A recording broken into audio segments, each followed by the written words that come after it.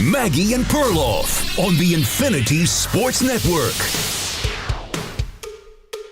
Cam Heyward of the Pittsburgh Steelers frustrated with Aaron Rodgers. Welcome to the show, Maggie. Great, Andrew Perloff. I don't know if Cam Heyward is understanding how this power dynamic is working this time around. The Steelers would love to have Aaron Rodgers.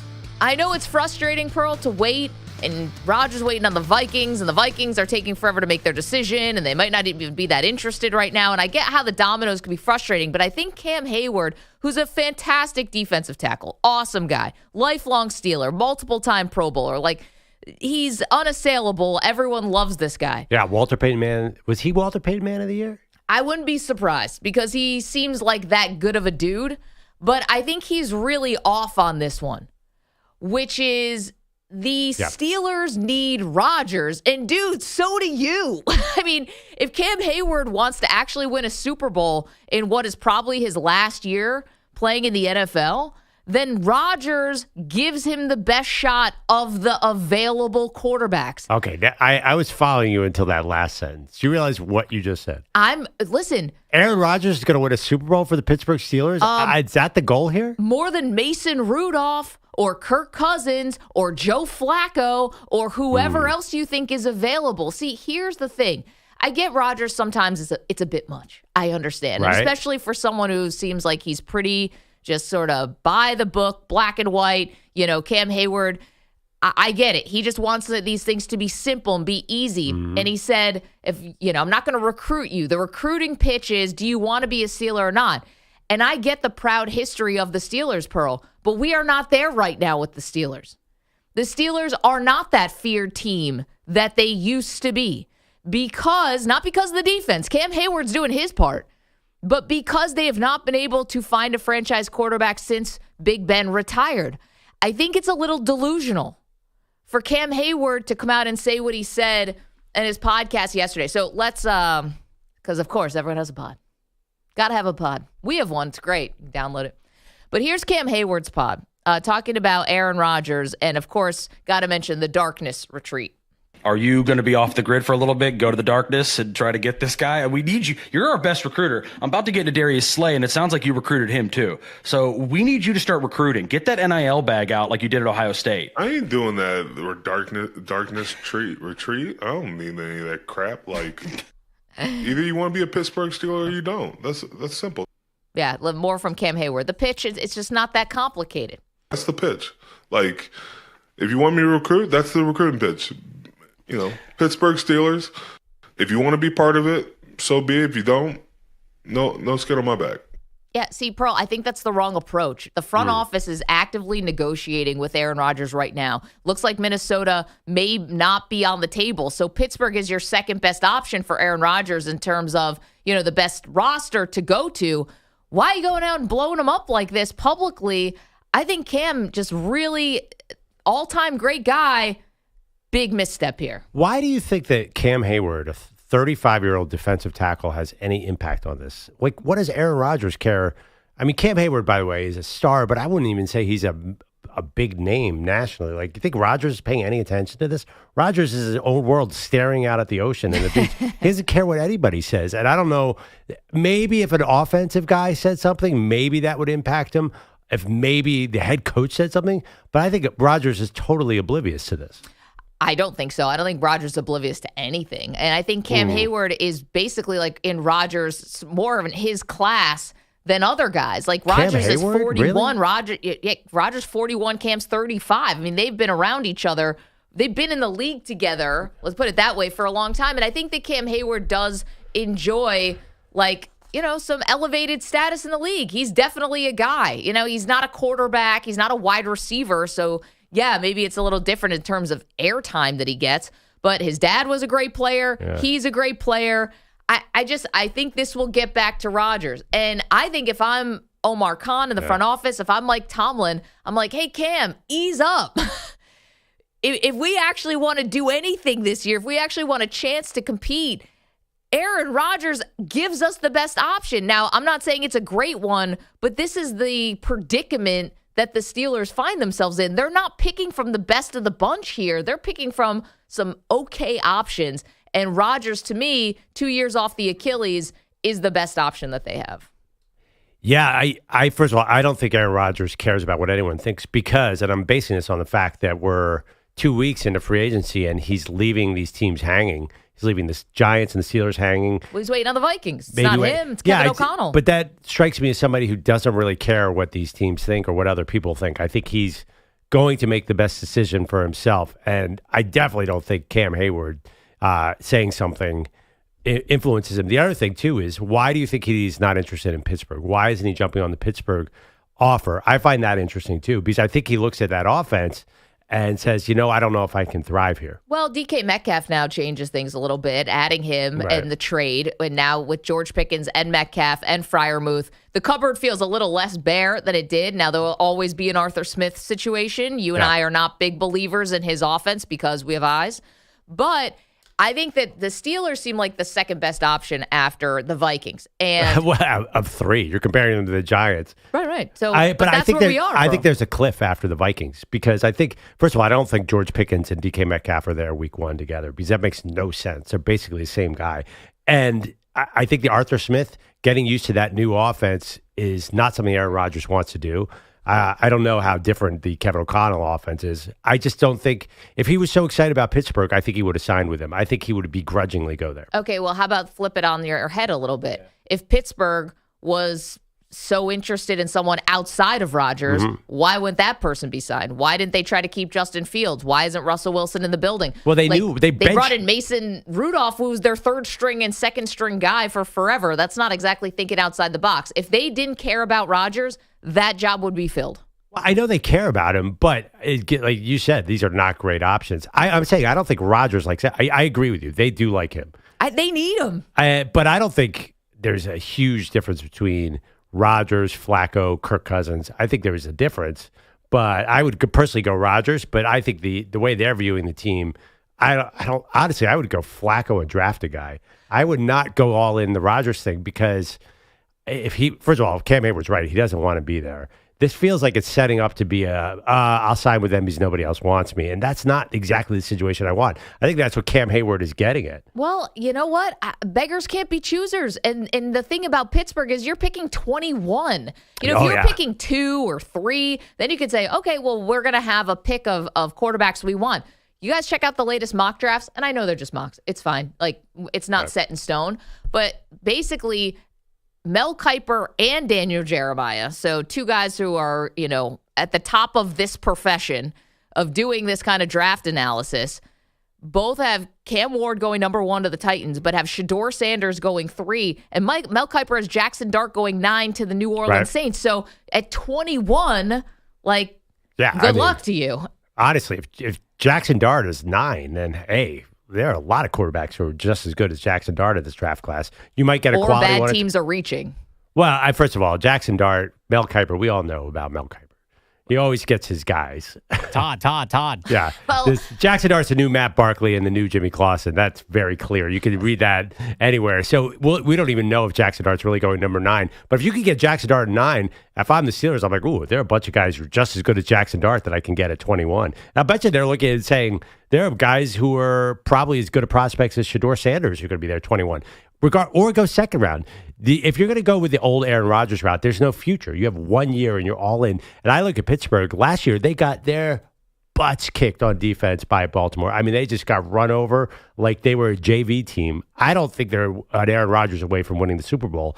And the issue is Rodgers is only there 1 year. I think everybody is aware of the situation. I think Rodgers looks at that team and says, I don't know. Am I going to win a Super Bowl there? Is it worth it to go there and have bad stats and not win?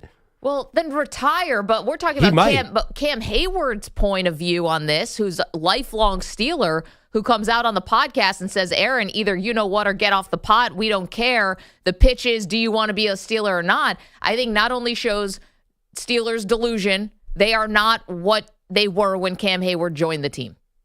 Okay? It's different. And I know that stinks to hear, I'm sure, from Steeler fans, but they'd probably be the first ones to tell you. We are not the feared franchise that we once were. And until you get a franchise quarterback, you're not going to be. Because you've had these great defenses, and what has it amounted to? First-round exits in the playoffs where you're not even really a viable threat to take down any of these bigger teams in the AFC. It's a stark piece of reality. And I get wanting to keep the mystique, and I understand all the Lombardi trophies. It's been a minute. And you're going to turn your nose up at Aaron Rodgers? He'd be the best thing that could happen to walk through the door, unless you really want to go with Joe Flacco and Mason Rudolph. Okay. And by the way, Kirk Cousins, the way that Atlanta's playing this thing is you're going to have to trade for him. So you want to give assets, any of them, away for Kirk Cousins? Come on. Can you Joe Flacco? Can you cut what Maggie just said? Aaron Rodgers would be the best thing that ever happened for the Steelers to walk through the door. I feel like that's not going to age well. I have a feeling a lot of people said the same thing about the Jets. It just feels like there's something about Aaron Rodgers that is tantalizing that feels risky to me. Obviously, we already have chemistry problems that he hasn't even signed there. Well, that's fair. Hey, listen, that's not his fault. He's got other people taking shots at him. It's just, he's 41, going to turn 42 during the season, coming off an Achilles. Obviously, there's a lot of physical risk. And the Steelers know this, the Giants know this, and the Vikings know this. So I just don't think it's so like, oh, man, we got to get Aaron Rodgers. It just doesn't feel like that's the scenario here. So, yeah, take your shots, Cam Heyward. What's the difference? Like, Aaron Rodgers is clearly not in a power position right now. To me, I feel like he's like, oh, I got two crappy options in the Vikings, and he's sitting on the beach. If it comes to the Steelers and the Giants, maybe he'll just retire because he hasn't said yes to either of them yet. Also, he doesn't have to move out of New York. Maybe the Giants can woo him away from Pittsburgh. Yeah, I don't see the power dynamic that way. You think that the Steelers hold the power. I think the Steelers have zero power here. They're the ones waiting on Rodgers. Again, if they wanted to move on, they would have moved on with Jameis Winston or whoever is the B tier of this. Or no, I didn't say that the Steelers had power. I said Rodgers is not super interested in either of those two teams. No, I know, but didn't you just say that Rodgers doesn't have a lot of power because he's picking between some bad options? The Steelers, though, would love it if he picked them. Well, I think that it's going to be a real option to retire if the Steelers and the Giants are there. Like, yeah, I don't think he has a lot of power to get to an offense he wants to get to. And it's not just about winning games, too. Aaron Rodgers wants to look good, I imagine. And I think he looks at Pittsburgh's offense and says, yeah, I don't know if this is going to happen here. 888-710-4ISN. We got a new phone number, guys. 888-710-4476. Save it in your phones. If you're our regular callers, we don't want you to go away. We just changed the number. New phone, who dis? We got a whole new phone system, so it should be working a lot better now. Manny's excited. This is big in your world. Oh, I'm just thrilled. Can't you tell by my voice? 888-710-4ISN. Let's make Manny work as hard as humanly possible. 888-710-4476. The manual they gave us for this new phone looks like a Bible. It's all these pages, all these directions. I'm like, oh gosh. There's an appendix. It's like, uh-oh. Table of contents. I'm like, no, you gotta be kidding me. Getting to know your new phone system. Your new phone system and you. Manny, this is good. Oh, yeah. It's a little spring cleaning for the show. It's wonderful. Oh, I'm so happy it happened. Let's put Manny to work. Again, 888-710-4ISN. That's the brand new phone number. I need more synonyms for happy. That's how happy I am right Joyful. now. It's elated. Over the moon. Yeah, you're just keen on this new phone system. You're good at this English thing, huh? Oh, Perloff's really the English major here. Can we break? I don't know what's happening right now, but Manny, your voice is bringing down America right now. Let's move on. We've got a lot to do today. We get started with basically a Steelers legendary player is probably going to be in the Ring of Honor for the Steelers. I mean, Cam Heyward is a dude there. Basically saying, Rodgers, what are we doing here? Is it smart to publicly chide him like that? I wouldn't have done it. And does he give the Steelers their best shot at actually winning? Let's go playoff games if you don't want to say Super Bowl. How about a playoff game, something they haven't done and closing in on a decade? 888-710-4ISN. We also have a new region of the Maggie Perloff movie sequels bracket to reveal to you today. We've got some results from yesterday as well. And you can still sign up for Pearl Jam Season 4. That's our men's bracket, just standard, run-of-the-mill, but you can compete against the show. You can go to our social channels everything. It's all right there. Just click the link and you're set. 888-710-4ISN. It's the Maggie Perloff Show. You're in a 5-minute break.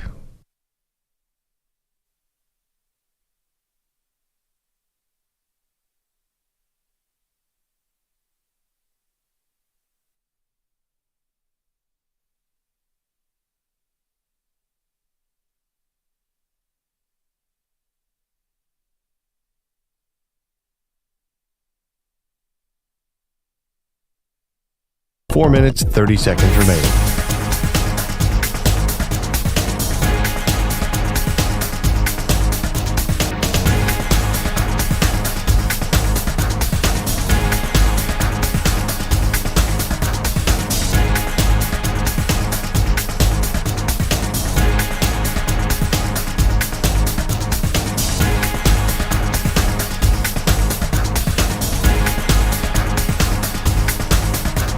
Four minutes remaining.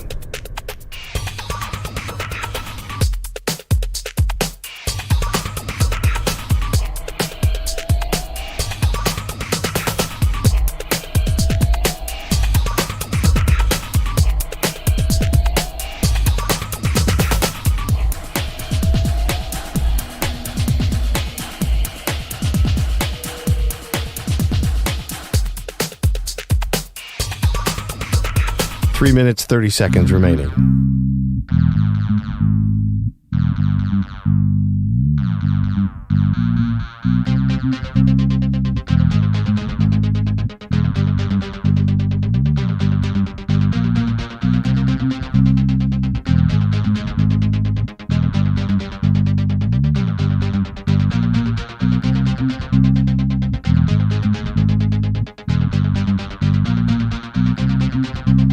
Three minutes remaining.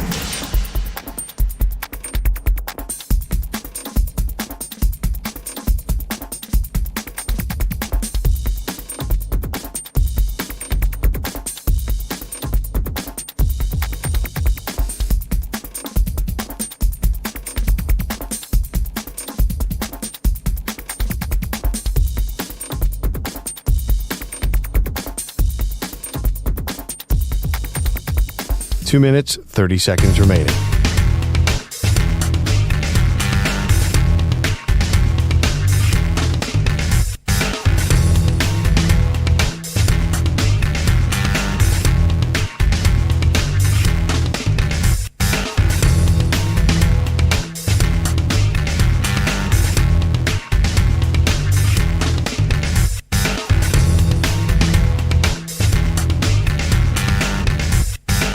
Two minutes remaining.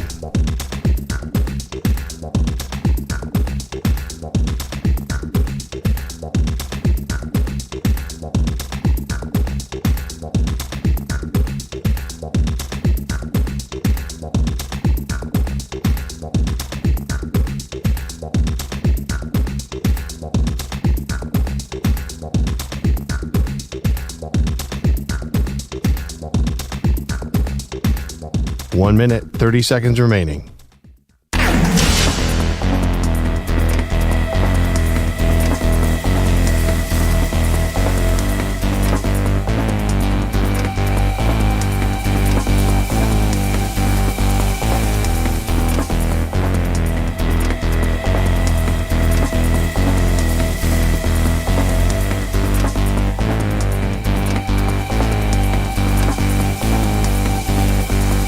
One minute remaining.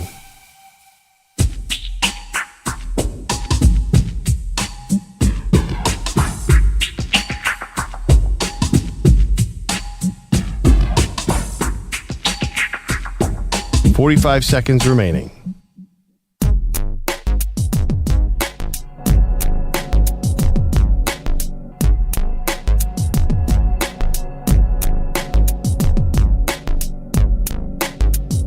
.30 seconds remaining.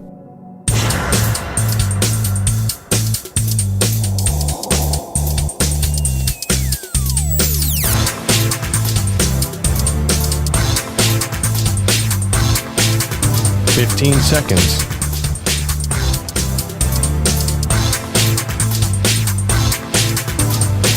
Break ends in 5 seconds.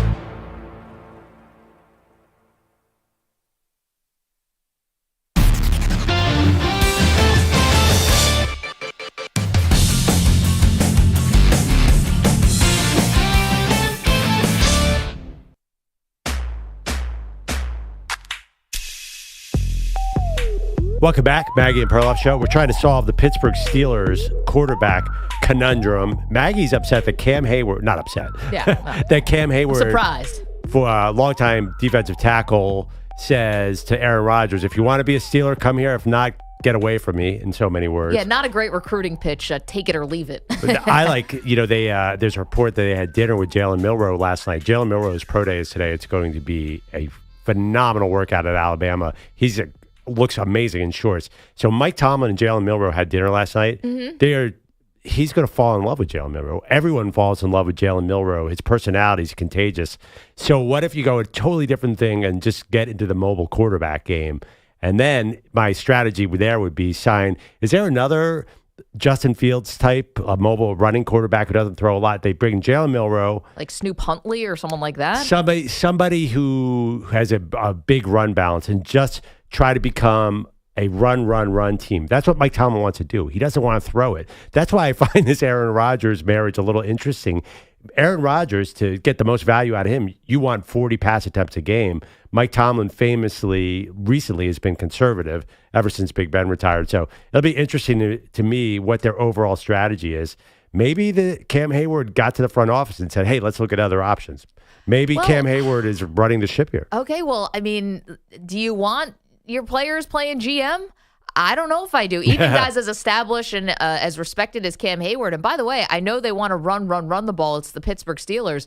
But you just traded a second-round pick for DK Metcalf and gave him $115 million. Yeah. So you might want to throw the ball a little bit too. So I guess what I'm saying here is, I wouldn't turn my nose up at Aaron Rodgers. And I understand wanting to stay true to your culture and who you are. And Cam Heyward has seen some really high highs with the Steelers, but also some lows.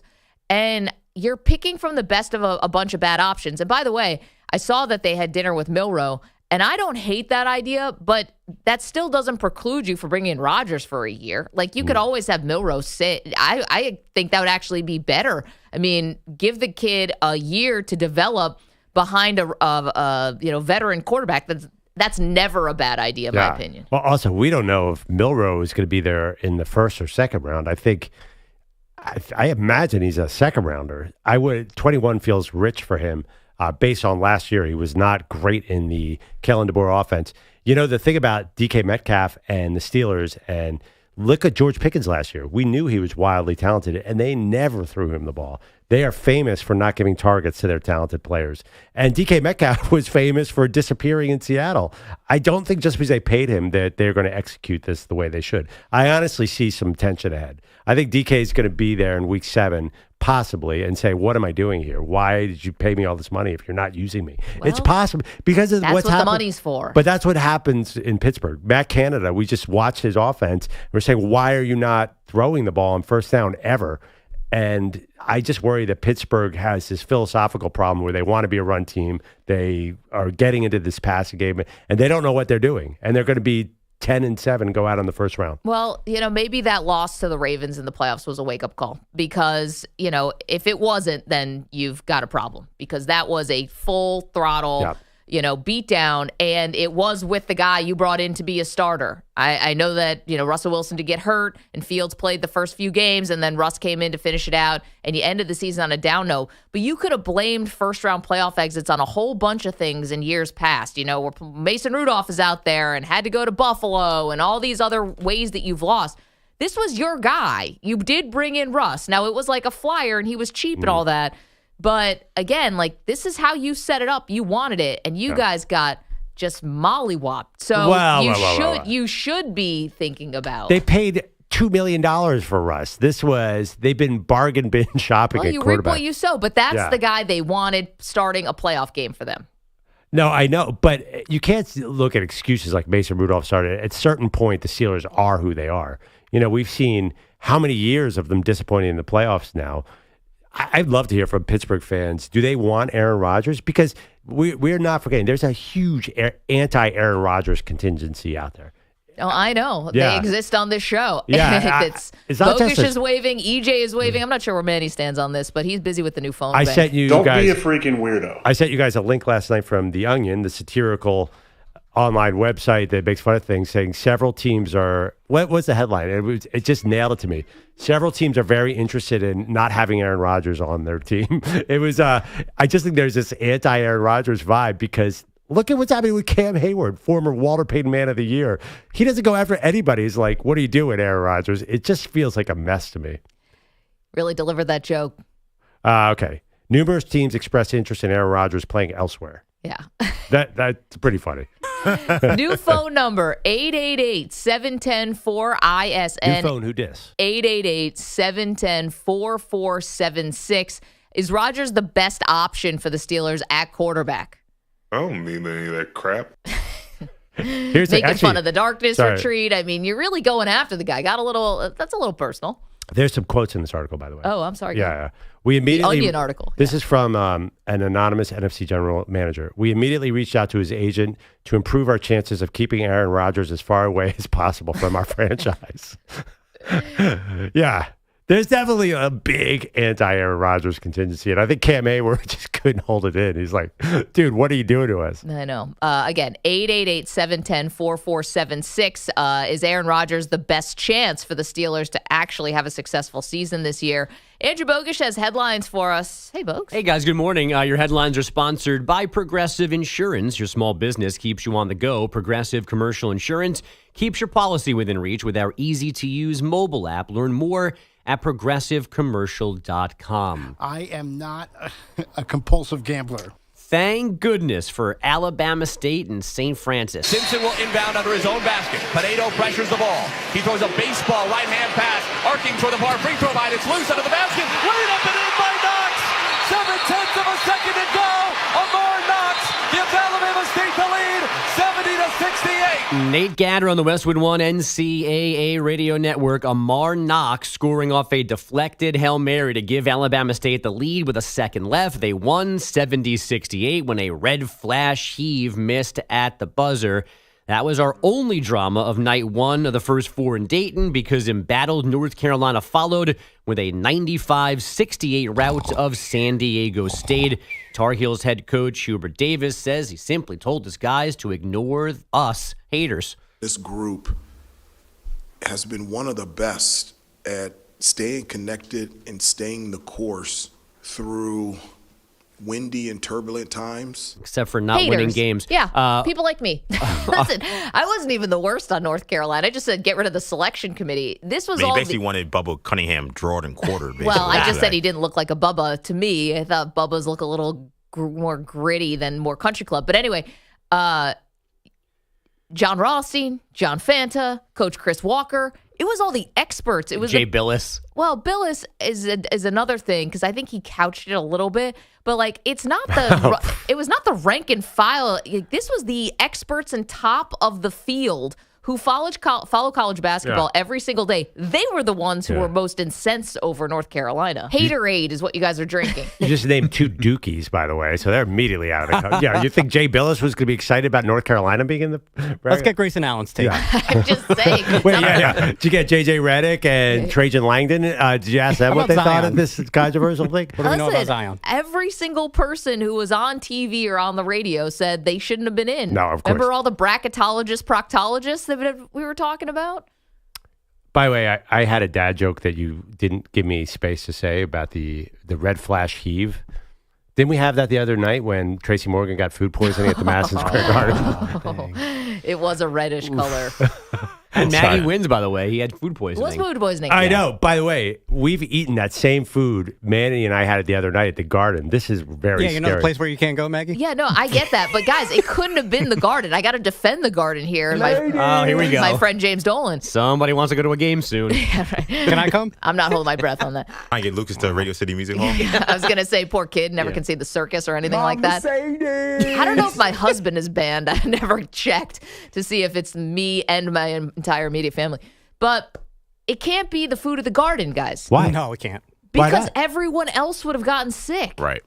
Is that how it works, though? A vomitorium in the front row of the Garden if it was like a bad sushi boat. That would be awesome. But can it be, I know nothing about this, can it be one bad piece of fish amongst many other good pieces of fish? It doesn't work like that because the Garden is making food in mass. I grew up in the catering business, guys. You got to trust me on this one. Okay. You're not doing individual orders there. They're cooking for 1,000 people, 500 people a night in those VIPs. More. It's not like there's not a chef back there like making everything to go to order. There's also a chance that Tracy is not eating the food at the Garden. Right. Definitely. Like he probably went out to dinner at something very expensive, someplace we can't get into. Right. Food's and good, though, he's Trace. just showing up for the game. Yeah. So think about it. Have you guys ever gotten food? It's the worst. No. I mean, Actually, by the not. way. I mean, probably, haven't. but we just call it throwing up in where I come from. Oh my gosh! I just even flash back to the time I got But whoever you eat with is also getting sick. Right. I have not experienced food poisoning that way because I got to tell you, I have an iron stomach, and I've been with my family when they've gotten upset stomachs out of food, and I'm fine. Good for you. Knock on wood too. It's like a superpower. I can avoid up until this point, but I have a pretty strong immune system. Like I've seen my family get sick a lot and not gotten sick. You realize you just did the equivalent of we haven't hit traffic yet. Okay. Yep. Yeah. Or name-checking an old man who's going to die the next 36 hours. That guy's made 50 free throws, and now about to brick one. This game's flying by in the 7th inning. Well, I've already gone by the 7th inning. I got to beat traffic. But I honestly think I could eat something that would give other people food poisoning, and I would not get it. I really do. Challenge accepted. How do we do this? I'm like, anyone got any rotted meat hanging around? I got to tell you, one time we went to this cheap Mexican place and everybody was dying. It was like Bridesmaids. I don't know if you guys have seen that movie. I was perfectly fine. I went back for seconds. Oh, no. No wonder he wants chicken sashimi. He thinks he can eat anything. Oh, yeah. Remember that? Perloff wants to eat raw chicken. I didn't say I wanted to eat raw chicken. You said you would. I would if I was paid to do so. You said it was prepared well, too, which I don't know what that means. That's a high-end dish. I don't know. Well, you're eating raw fish. Yeah, kind of gross too when you think about it. Yeah, you but eat raw steak all the time. People have been doing that for like generations. Have people been eating raw chicken forever? I don't think so. Yeah, no, chicken's texture is super gross, but it's a thing now. Chicken sashimi. But I love steak tartare. Raw steak is my favorite. I'm too afraid. Good luck with all that. You don't eat steak tartare? I know my Andrea gets upset that I won't eat. I'm too scared. Man, look at all these fancy palates you guys have. Your steak tartare, your chicken sashimi. They put mustard in it. Oh, it's so good. I think most people are more like well done as opposed to raw. Oh, actually, I mean, well done steaks are hated, right? But a lot of people do it, though. I think a lot of people do it. Nobody admits it. Oh. That's a crime against steak to well done steak. Put that poll up. That should be hate to group in our black folks, but a lot of black folks eat well done steaks. Oh, they do? And Really? I'm like, I don't. What are we Okay, doing? put out the poll. What's worse, raw steak tartare, or well done steak? What would you rather eat? How about that? Right. And I think also, BJ, I didn't know that was maybe a cultural thing, but also I think like an age thing, like my grandfather would only eat things that were well done. Like he's not going medium rare. It is also definitely a age thing too, because wait. The president eats well done steaks. No. I think it's the Great opposite. Depression. They were cooking things all the way through. My experience is the opposite. Grandparents always want raw meat. That's because how it was they grew in my up. family. Yeah. I think in the old times they didn't cook steak as much as they do now. Huh. Have you ever seen the movie Gangs in New York by any chance? Anyone seen it? Yeah, definitely. The butcher, Love it. he takes a steak and he grills it for 5 seconds on one side, 5 seconds on the other side, and eats it. That's the American tradition. Steak is never cooked through. I know, but my grandfather wasn't alive during the the Civil War. What is that? Revolutionary War or Civil War? Right. No, neither. My father-in-law is the same way. He wants raw meat, and I think meat's gotten more well done over the years. Yeah, my grandmother used to say "still mooing" when she ordered. Oh yeah, my grandparents too. That was some big meaty men slapping meat. But wasn't Gangs in New York like the 1800s? No, I think it was even But it was New York fighting. It was not like 1860s. against England. Okay. It's funny because my father-in-law, who's the older generation, boomers, like he loves raw steak. We always grill steak, and I like medium rare too, but I can't even deal with what he deals with. He just puts it on there for 3 seconds. He's like, it's done. Walk it through a warm room. So what do you order at say we go to a famous steakhouse? Medium rare. Okay, so that's rare too. Yeah. I mean, I didn't say it was me. I'll do it I'll eat it that way, but I'm not eating chicken sashimi.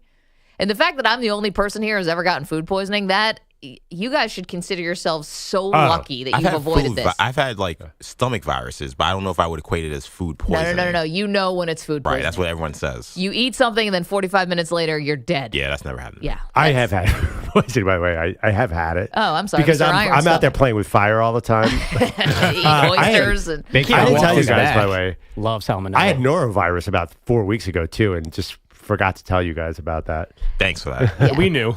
I was like, well, apparently it goes through your system. It's all sweeping the country. It takes 24 hours. I got it on a Saturday. I was throwing up all day. This is what you said. Your wife got it. Yes. Failed to mention that you got it. But I just remembered 5 seconds ago when you said you've had multiple times your family has gotten sick and you've avoided it because of this amazing immune system. But 4 weeks ago you got sick. But I got it, and it didn't affect my life in one way. I just did my day without it. I thought puking all day. Yeah, no, I played basketball. Yeah, I came home and I thought I was dehydrated because I was throwing up for about 3 hours. Sat on the couch, but by 5 o'clock I was up and ready to go. Iron stomach, baby. And not iron stomach, maybe iron will. Because you did throw up. Did you get hit in the head during the game? Like, are you sure you had norovirus? Well, I didn't think it was norovirus until everybody else got norovirus days later. Yeah. Good question, Bogusch. Was Perloff concussed? Yeah, possibly. A little dizzy. I don't remember the day before. Got an elbow from a Harvard grad. I'm willing to do some food experiments here. If you guys want to test me, I would even do, in the right circumstance, I would try chicken sashimi. And I admit it's the grossest thing ever. I don't think you can be in the room, Maggie. There's no way legal would allow this. No chance. Yeah, this is an Think of how many off-site project. emails that had to happen for you to eat a jar of peanut butter. What is that show where they would eat gross things? Fear Factor? Fear Factor. Yeah, Yes, Fear Factor. We used to do stuff like that. Joe Rogan's vehicle. But it wasn't like food, though. It'd be like, eat this snake or eat this cockroach. It wasn't like, eat like raw things. Why don't you just sit in this box with 1,000 snakes and 1,000 cockroaches? Yeah. That was a stupid show. I'm out. You were in, now you're out. That was You short-lived. pivoted on 3 different things. Well, I'm not sitting in a box of snakes. That's not a pivot. I never get sick. I was just sick. Well, you just said I'll really do that. sick. sit Never in a mind. box of snakes. I'll eat the snakes. I've eaten snake before. I mean, man's got to survive in the Amazon. But no, I'll eat steak. I won't sit in a box of live steaks. I think the real issue here is Maggie having to watch me eat these gross foods. I couldn't even watch you eat the Skyline chili. That was almost a bad situation here with no hands. You just had to eat it like a pie eating contest through the chili, and I was like out. I can make you turn green right now if I start talking about the tuna lime jello you had. Don't even, please. Don't Just bring it remember up. what the first bite was like. I actually was watching that recently. I Gonna don't know start trying why. anything. And I had to spit out like the first. Bleh. You were shaking. It was so gross. You were shaking. Yeah. No, I know. One of the most impressive physical feats I've ever seen in person. That you actually got through it. That I know. was impressive. Another thing, you said, I can eat this, and you spit it out within a nanosecond. This is Perloff's selective memory. All right, folks, what else? They're playing baseball again in the Tokyo Dome. fun. The Dodgers have a 2-0 lead on the Cubs after 2. They got their runs in the top half of the second on a pass ball and a sac fly. Roki Sasaki is making his Dodger debut on the mound in this one. The Celtics didn't have Jason Tatum or Jaylen Brown last night, so the Nets lost to Baylor Shireman. Shireman triggers the inbound. Into the corner. Porzingis throws back to Shireman. 3 in the air. Got it! There you go. There you go, young man. And Baylor Shireman blows a kiss to the crowd. Sean Grandy blows a kiss. said Maxwell, Celtics radio. That shot beat the third quarter buzzer. Shireman then scored 13 in the fourth for a career-high 20 in a 104-96 victory. Every time I step out on that court, I'm trying to go, 110% and play as hard as I can, regardless of the score or who we're playing, and just try to put my best foot forward every single time. That being said, Shireman doesn't step on the court all that often. He had scored 21 total points over his previous 11 appearances and he had 20 last night. Creighton on legend. the Nets. Creighton Yeah, legend. I feel like Baylor missed a real opportunity recruiting this guy. Well, I thought his name was Bailey up until right now. So He's definitely not blowing a kiss to you then. nope. Celtics just grab guys out of the stands and they hit 5 threes. Oh. It's so annoying. How can the Dallas Mavericks get Baylor Shireman before their next game? Good luck. I heard they might have to forfeit some games. Yes. Is that right? That's a real thing. Well, they Yeah. were down to 7 guys. I Yeah. saw that. Yeah. And also, there's like a salary cap issue too. Like they might not have enough salary eligible players. Like it's bad over there. This is unprecedented. We didn't think it what's could get happening in Dallas. worse. Yeah. Attaboy, Nico. Stay hot, kid. Man, and I listened to a bunch of NBA players yesterday on a pod talking about how the Jimmy Butler trade was worse than the Luka trade. Oh, no. I'm like, I respect that you guys played the game and we didn't, but respectfully, what are you talking about? And I get Miami is not good right now, but the Luka trade is maybe the worst ever. No, yeah. If somebody says that, you got to tell them not respectfully, disrespectfully, you are an idiot. Well, we'll see in August when Luca is knee deep in hookah, whatever. No, why am I blanking? Hoka sneakers. Yeah. I'm going to have a knee-high Hoka sneaker. Yeah. What is the other thing too? Hookah. And what's the other thing that they Beer. were? Beer. Yeah. These mythical things. Yeah. Pronounce this. Yeah. I don't know why I blanked on hookah. And also this weird thing that most of the country drinks every day. What is that called again? Oh, beer. Right. Still have the norovirus or no? I don't know. Hookah and beer sounds like a hip hop album. Yeah. Hookah and beer Definitely sounds could be an album. Hookah and beer sounds like a great idea right now. Sounds like a fun Friday. Sounds like a fun Wednesday morning. I think the Mavericks can now say, well, we did a full process in 8 weeks. It was an amazing. It took the Sixers 8 years to do this. And now, where are they in the lottery? This is like ludicrous speed. It's a pretty fascinating. I smoked a hookah the first time I was 13. Atta girl. What is going on in Binghamton? It wasn't in Binghamton. I was very lucky that Olean? when I was in Olean. Yeah. I was From visiting Poughkeepsie? the St. Bonaventure campus. I was lucky enough when I was that young to go to Egypt. And my brother was studying there. And in Egypt, obviously, hookah's like the thing. Oh, yeah, Everyone's smoking it. Wait, how much older Is than my you was your brother? brother? Yeah. He's 4 years older than me. He was in high school. Damn. And he was studying there. And my mom and I went over. My brother was there. And it was an unreal experience. And I would suggest it to anybody. Very, very lucky. What, smoking hookah? No, but everyone's smoking there, and I'm like, my brother smoked a little, my mom smoked a little. It's like when in Rome type of thing, and they just sort of passed it to me. I didn't even know really what to do, and I didn't like it. Oh, boo. I was 13, Manny. Yeah, well, grow up. You're going to boo me? Yes, absolutely. You were going to be no future Luka Doncic, that's for sure. We knew that, EJ. By the way, I've always had a question about that. I think I've done it once somewhere, but Go ahead. I want to. yeah, the germs. It's flavored. Oh, you have each person has their own individual cover. But I've seen. I feel like that's not always how it goes down. And also the way that you're supposed to cover the tip is you're supposed to cover it with your hand. Excuse It's me? kind of. I wouldn't Good act morning. this one out, Manny. So these in Egypt, I Never remember mind. these older guys just sitting there with the thing in their mouth, and they like don't even take it out. They'll just like blow the smoke out of the side, but the actual hookah thing never leaves their mouth, Oh, those guys sound cool. and it smells really good. Oh, yeah. It's all different flavors and stuff, but I didn't like the taste, but the smell was intoxicating. 75% of girls' Facebook profile pictures in 2009 were hookah smoking. Yeah. 2009 or 2019? For me, it was 1997, but Oh, sure, yeah. I was ahead of the trend. 97. I know, Manny. It wasn't the Stone Age. Manny, I To you- already knew my wife in 1997. I barely understood what breathing was in 97. I know. And you just found ABBA, which is cool. Wait, were you alive in '97? I was born in 97. Okay, so you Solid might year. not have been alive when. Perhaps, yeah. She Maybe might have not. been- I was there Maggie in February. knee deep in Oh, hookah. no, yeah. No, I was not. You're not alive I was yet. not alive. And when I was you were riding smoking hookah. I in was Cairo. riding a donkey to the Great Pyramids of Giza. Okay, 888-710-4ISN. I wish I was there. Okay, coming up next.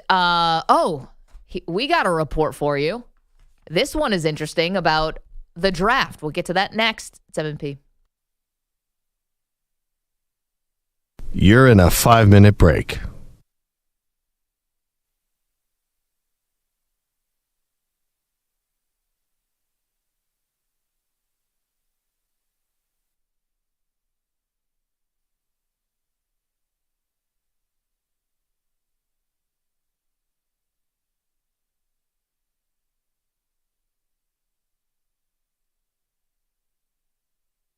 4 minutes, 30 seconds remaining.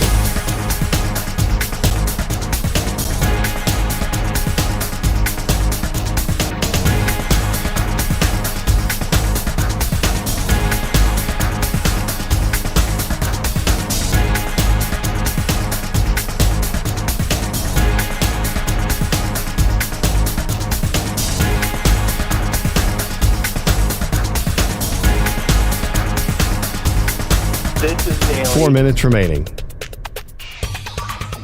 This is Daily.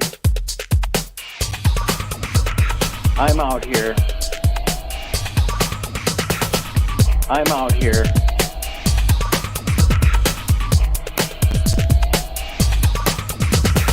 This is Daily.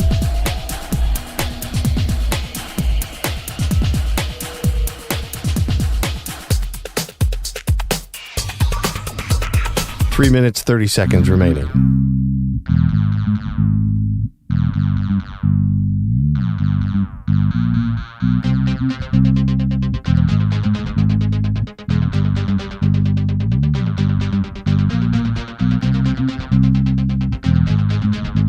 I'm sorry, Andrew Kaplan. I got a little out of control.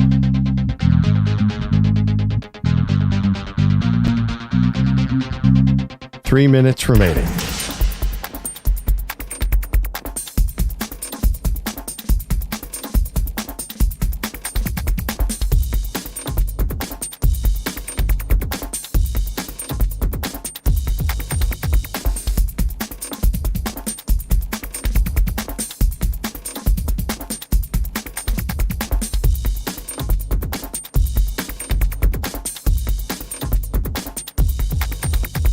Two minutes, 30 seconds remaining.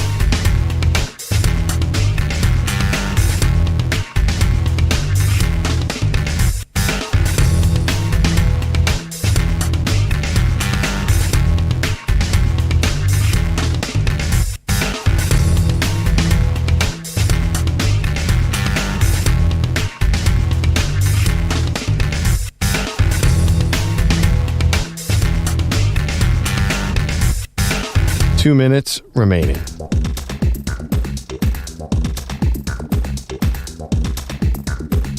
I'm sorry, Andrew Kaplan. I got a little out of control. I'm sorry, Andrew Kaplan.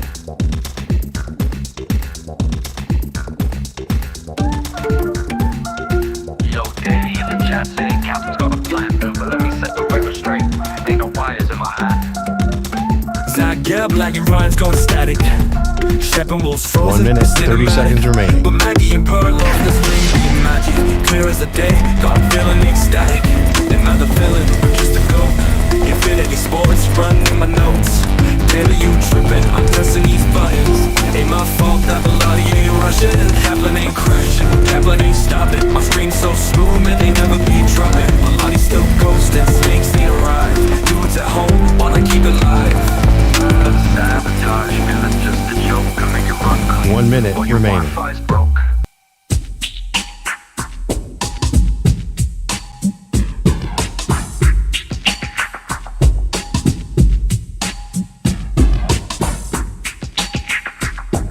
$45 seconds remaining.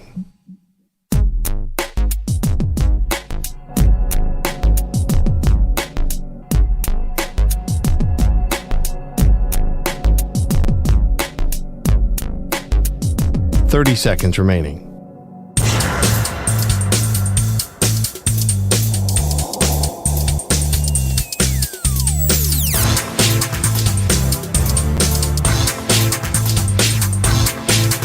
$15 seconds.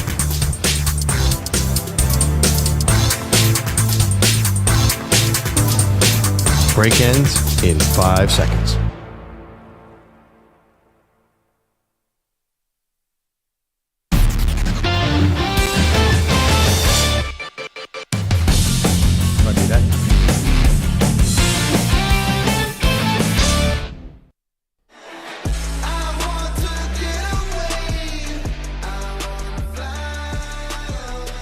All right, Uber Eats is delivering game day deals from hundreds of your local favorites all week. Order now on Uber Eats. Product availability varies by region. See app for details. Oh, getting me in the mood already. I am so excited. I know we all are for Thursday and Friday. What are you going to order? I don't really. I haven't even thought about my food plan. I just know that I am going to get the exact spot on my couch. Yep. And there's this little arm on the couch where I put the food. And this is the best part about doing a morning show. We are all in. We got 12 hours of basketball ahead of us. I will probably have to rip up my bracket by 2:30 p.m. Eastern on Thursday. But, and by the way, you were sort of half making fun of me of my anxiety of my breaking down this bracket here. I have important decisions ahead because I have not completed mine yet. And we have a serious challenge going on here. The, what's it called again? Pearl Jam 4? Pearl Jam 4. I have some very, very heavy decisions. I'm going back and forth. The West, the South. So I stayed up all night. I think it's a really hard year. Of course, every year is hard.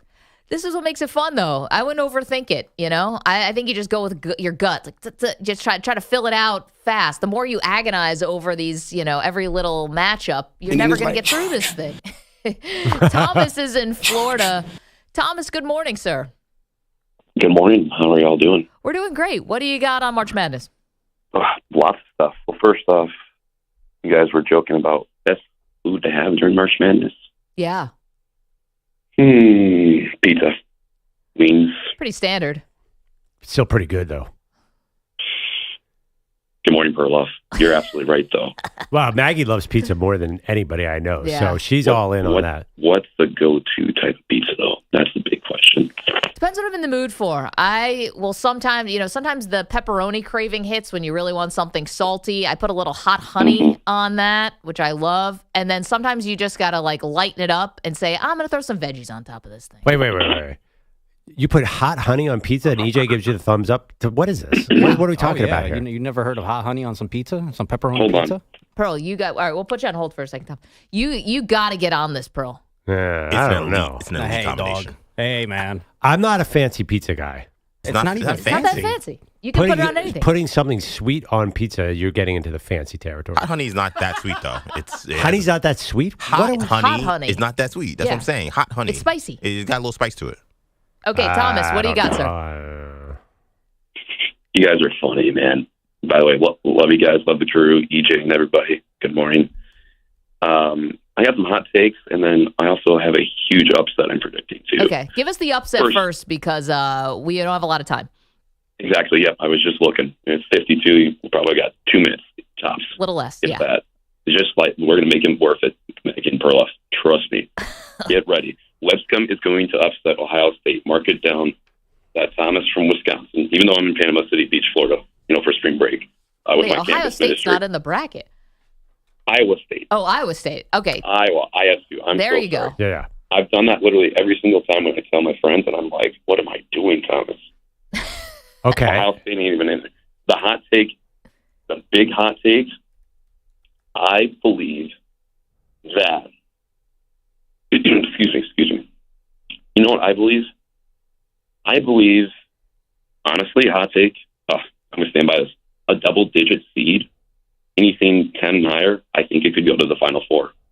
I think we're going to see real, but listen, before you push the button, Yeah. I believe we've seen Cinderella runs. That's what Madness in March is known for, right? But the seed that I could see doing it, 11 seed, probably 13 seed. I don't know about 16 over 1 this year. Okay, but you think a 13 Give us seed the is it Akron? Now Who's we're really out of time. Yeah, give us a team. We need the High team Point? here. Okay, can I pull up my... Grand Canyon? You're going to run out of time, Yale? Thomas. Yell out the team. Right now. I could see Grand Canyon, actually. There we go. Grand Canyon. All right, we got there. Thomas. By the way, I was nervous about that call. A lot of experts are really down on Iowa State because of the injuries, so that's possible. Lipscomb, what state? Nashville. Tennessee. Yeah. Oh, I'm sorry, I didn't know. Oh, is that where Trent Dilfer coaches? Yeah, that's where he did coach. Now he's at UAB. Okay. My brother works, though. All right, well, we finally got everything we needed out of that. Oh, yeah. I was a little nervous. I got a hot take for you. I'm like, uh-oh, here comes the F-bomb.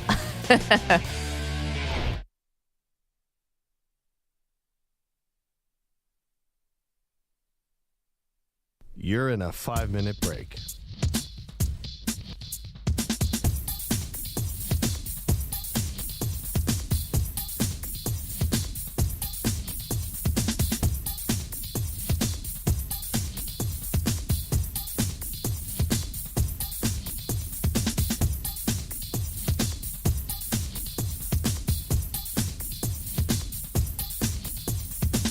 Four minutes, 30 seconds remaining.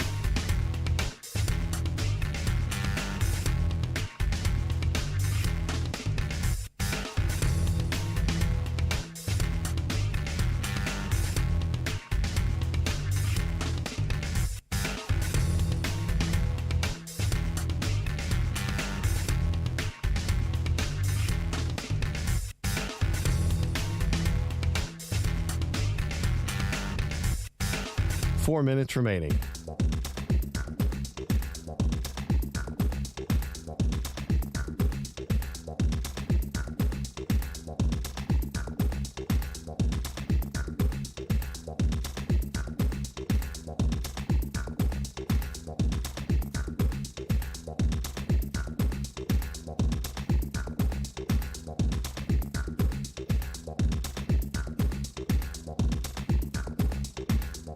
Three minutes, 30 seconds remaining.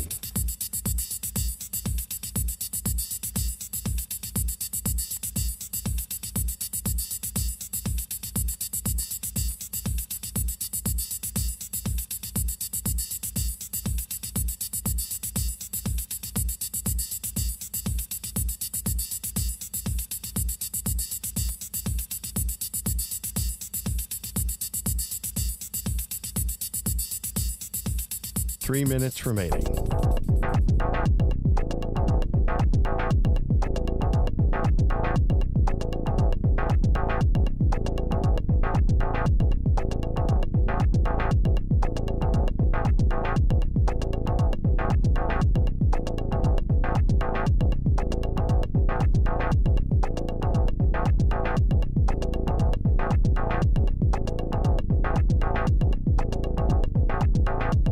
Two minutes, 30 seconds remaining.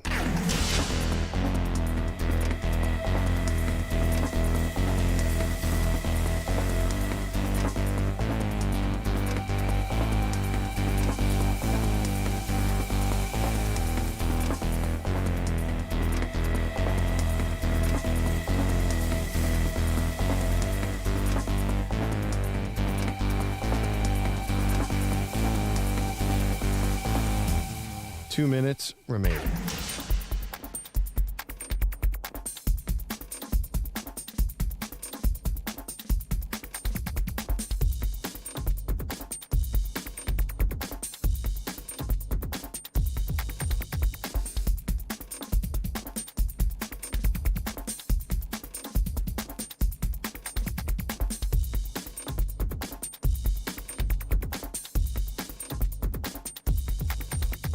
One minute, 30 seconds remaining.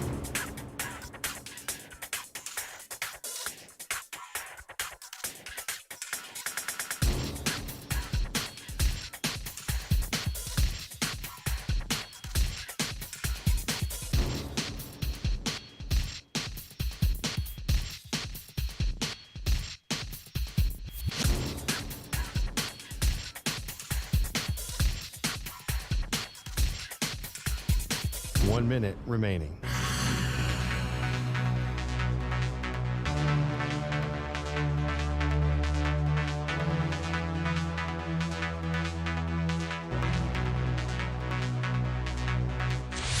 Five seconds remaining.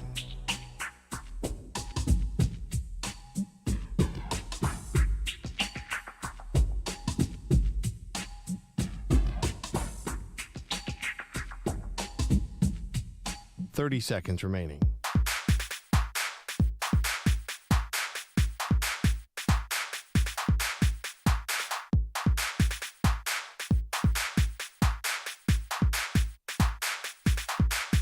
Fifteen seconds.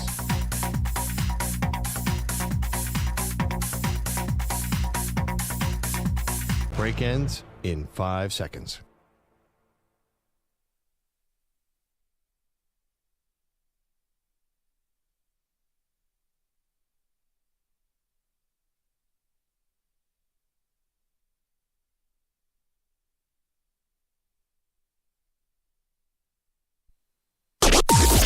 Maggie and Perloff on the Infinity Sports Network. Get back to March Madness in just a moment, but Pearl, I don't know if you've seen the latest failed recruiting pitch that was made during NFL free agency. And this one is kind of embarrassing. Welcome to the show, by the way. Did I introduce us? Maggie Gray, Andrew Perloff. It's the Maggie and Perloff show on Infinity Sports Network. But this one is embarrassing, the fact that it got out. And I'm not surprised that it did. But Adam Schefter has his own podcast, and he started talking about the Dallas Cowboys trying to land Cooper Kupp, who was introduced as the newest Seattle Seahawk yesterday, Pearl. Said that Dak Prescott and CeeDee Lamb wanted Kupp and tried to recruit him. These things are fluid. Like, things happen. The Cowboys did get in the mix on Cooper Kupp. They found out the price. They were not in the mix. But Dak Prescott, CeeDee Lamb, they wanted Cooper Kupp in the mix. And they had ideas about what it would have been like for him to be a Dallas Cowboy. Okay, so listen, part of it, price. So, gosh, Cowboy fans, stop me if you've heard this one before. Team doesn't want to spend. But you have Dak and CeeDee really wanting Cooper Kupp to be a part of the offense, and the team essentially said no. Now, listen, what does Cooper Kupp have left in the tank? I'm not sure, but it just goes to show there is whatever Cowboys mystique you thought existed or were glimmers of that or any kind of whatever the pixie dust of the Troy Aikman era, it is so gone. It is beyond gone. And Pearl, I know we know that. But even a guy like Cooper Kupp, who, again, signs with his hometown team of Seattle. He's from Yakima. I get it. But even Dak and CeeDee trying to put the full court press on and trying to recruit him to Dallas just could not move the needle. But what do you think happened here? The agent, he got a big deal, 3 years, $45 million, which surprised everybody. The agent said this is the price, and the front office said no. So I don't even see how Dak and CeeDee play into this. This was a front office decision, and by the way, clearly the right decision, because Cooper Kupp is turning 32 in June. I think most NFL experts think that he has lost his burst. This is not on paper a good signing. It's funny, the Rams paid almost the same amount for Davante Adams, who I think people think has a lot more left than Cooper Kupp. They're about the same age, but Davante Adams was productive at the end of last season.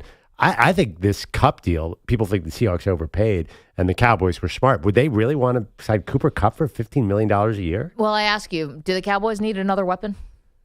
Yeah. Yes. Okay. And they obviously weren't trying to trade for DK Metcalf, and they couldn't pry away T. Higgins and some of these guys that came off the board. If you just want to go through the draft and you think that's the best way to do it, well, then we should stop mocking Ashton Jeanty to the Cowboys. And how are they going to find these weapons and really turn this offense into something that can compete with the likes of your Philadelphia Eagles, reigning Super Bowl champs, and now suddenly hot Commanders who look like they're going to have this dynamic offense? So I get not wanting to overpay in free agency. Yeah. I understand that. But I also look at a team that is desperate for another playmaker outside of CeeDee Lamb. But don't they need speed? I think they need everything. They already have possession. CeeDee Lamb, by the way, can beat you long, but he's already their possession guy. They need Brandon Cooks, but an effective Brandon. They need somebody like that. They need Xavier Worthy. I feel like they need another real threat. Cooper Kupp's a 10-yard guy. I don't think he fits exactly what they need. I think they need a playmaker. To me, Kupp at this point, he's kind of a older possession guy. I like Cooper Kupp as a player, but I thought the Seahawks contract was a little weird. I thought that was an overpay because the Rams, who are a very smart team, said we don't want to pay you much of anything. This was the right move by the Cowboys, even if Dak and CeeDee got in there. No? I think it just shows you how desperate these two guys were for a little bit of help. I see that. And the fact that, listen, players know players, right? Don't we think? Players know players. Think they have a sense of who's got what left in the tank. This is two NFC teams, so it's not like it's, different conference and you see each other once every 4 years or whatever it is. You understand, and I think guys understand what's what. And they wanted Cooper Kupp. I don't think guys understand the way the older receivers fall off a cliff. I think they know Cooper Kupp for what he's been, not what he's going to be. I think that would be a common fallacy that players. I think Dak's like, yeah, I want Cooper Kupp, but I think he's thinking of Cooper Kupp from 2 years ago. I don't think he's aware of where Cooper Kupp's going in the next 2 years. I'm going to disagree. I think that they're closer to that. I think Dak Prescott also knows, like, who am I throwing to? Because you said it yourself, and your Philadelphia Eagles play the Cowboys twice a year. Double CeeDee. Yeah. No, it's been a consistent problem. But this was I think Schefter nailed it. Schefter put out the tweet that the Cowboys are down the road with Cooper Kupp. Mm-hmm. And then he got burned. I think that's why he was. Then he signed with the Seahawks. So I think Schefter nailed it. The price is way out of what the Cowboys want to spend. And I think that in this case, it makes sense. Derrick Henry was a massive mistake. $8 million. But $15 million for Cooper Kupp at 32? That doesn't strike you as crazy? I don't care if Dak wants him. I would not do it. So here's the thing, though. You have Dak Prescott, who is also on the other side of 30. Right, who just got paid. He's making $60 million per year. Yeah. It's more than Josh Allen. It's more than Patrick Mahomes on an average annual basis. You paid CeeDee. We think you're going to pay Micah Parsons at some point, probably 2 days before the season starts. Newsflash for the Cowboys. Newsflash. You're an all-in team. You're an all-in team. What are you? You're not rebuilding. And if you're trying to do something in the middle, then you're sunk. All in. You paying the quarterback at the highest part of the market. You're paying your wide receiver at the highest part of the market, and you're going to pay your pass rusher at the highest part of the market. Hello, you're an all-in team. So I get not wanting to overpay for Kupp, but when are they going to? You got at some point. You're half in the pool and half out of the pool, and it's going to do nothing for you. So when they realize, the sooner they realize, hey, we may have backed into this thing, but we keep waiting to pay our guys, so we're paying at the top of the absolute tippy top of the marketplace. That's what all-in teams do. Okay. Not rebuilding teams. Rebuilding teams would trade Micah Parsons. Rebuilding teams would, have gotten CeeDee Lamb done a year before he got done. And Dak Prescott, he would have said goodbye to Prescott if you're a rebuilding team. Why not? Okay, if you're going to, instead of doing 3 years, $45 million, I know that's not really what that's Cooper not what got, it is. but he got a big guaranteed money. I don't have it in front of me. Why not do 1 year, $8 million for Stephon Diggs, or 1 year, $6 million for Amari Cooper, or 1 year, $9 million for Keenan Allen? Do something less than what Cooper Kupp is. Those guys are all pretty much the same. Well, Stephon Diggs coming off of an injury, and is he going to have the same type of, ability to cut? Is he going to have the same kind of speed? I mean, he's now an older wide receiver coming off an ACL. Right. I mean, Kupp's coming off about 1,000 different injuries, too. Oh. I just think that in this particular instance, I understand what you're saying. They should go all in for a number 2 receiver. I get what Dallas was saying. It got really expensive, and also it's his hometown. Cooper Kupp with Yakima? I don't think anything that CeeDee and Dak said about, hey, come play in Frisco and be in the star. Like, what does he care? He's a Washington State guy. This is perfect for him. Did you say he showed it up with the Pearl Jam shirt yesterday? No, I didn't see that. Little on the nose.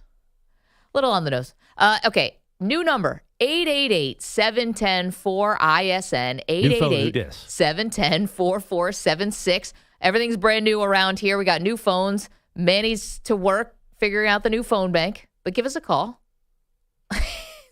Staring at a landline. What is this device? Let us know what you think. It's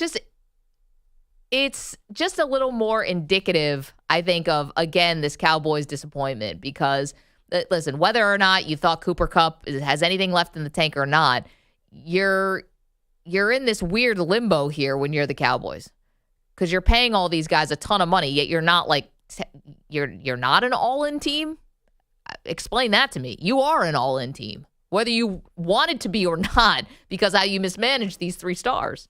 Yeah, I mean, it's the dichotomy of the Cowboys. They actually are an incredibly, they have all this hype and pizzazz, and then they do smart team-building things like drafting linemen every year, which is, they're a draft and develop team, which is really good. I think the Eagles are, for the most part, a draft and develop team. You got to be selectively aggressive. Is that what Steven says? You got to get a couple signings in here. You know how I feel about free agency. I mean, This is loser town USA. These are bad signings left and right. Everyone knows when a guy gets a free agency, you're going to overpay get less value. So I don't hate them for not going all in, but they got to do something. You're right. They got to do something. They got to take a risk somewhere, bring in somebody sometime at any point. Although I do you and I differ on their draft strategy. Bring in the running back, Ashton baby. Jeanty? Or Marion Hampton. I saw that yesterday. The Kuiper has it. Yes. Them taking a running back. That's a dumb move, but I like that. They need help on defense. They still can't stop the run. Oh, yeah. But Omarion Hampton, he can help the defense by keeping the ball away from the opposing quarterback. That's a strategy. So you're welcome to weigh in on the Cowboys. Again, 888-710-4ISN, our new number, 888-710-4476. Just rolls off the tongue. Speaking of running backs getting taken in the first round, we did get a report yesterday that the Raiders, Pearl, are all in on Ashton Jeanty. Yeah. And that could be a good spot for him. Raiders! This one made me a little nervous for Tom Brady. Because you know what I think. I think Tom Brady's running the show here. Yeah. What?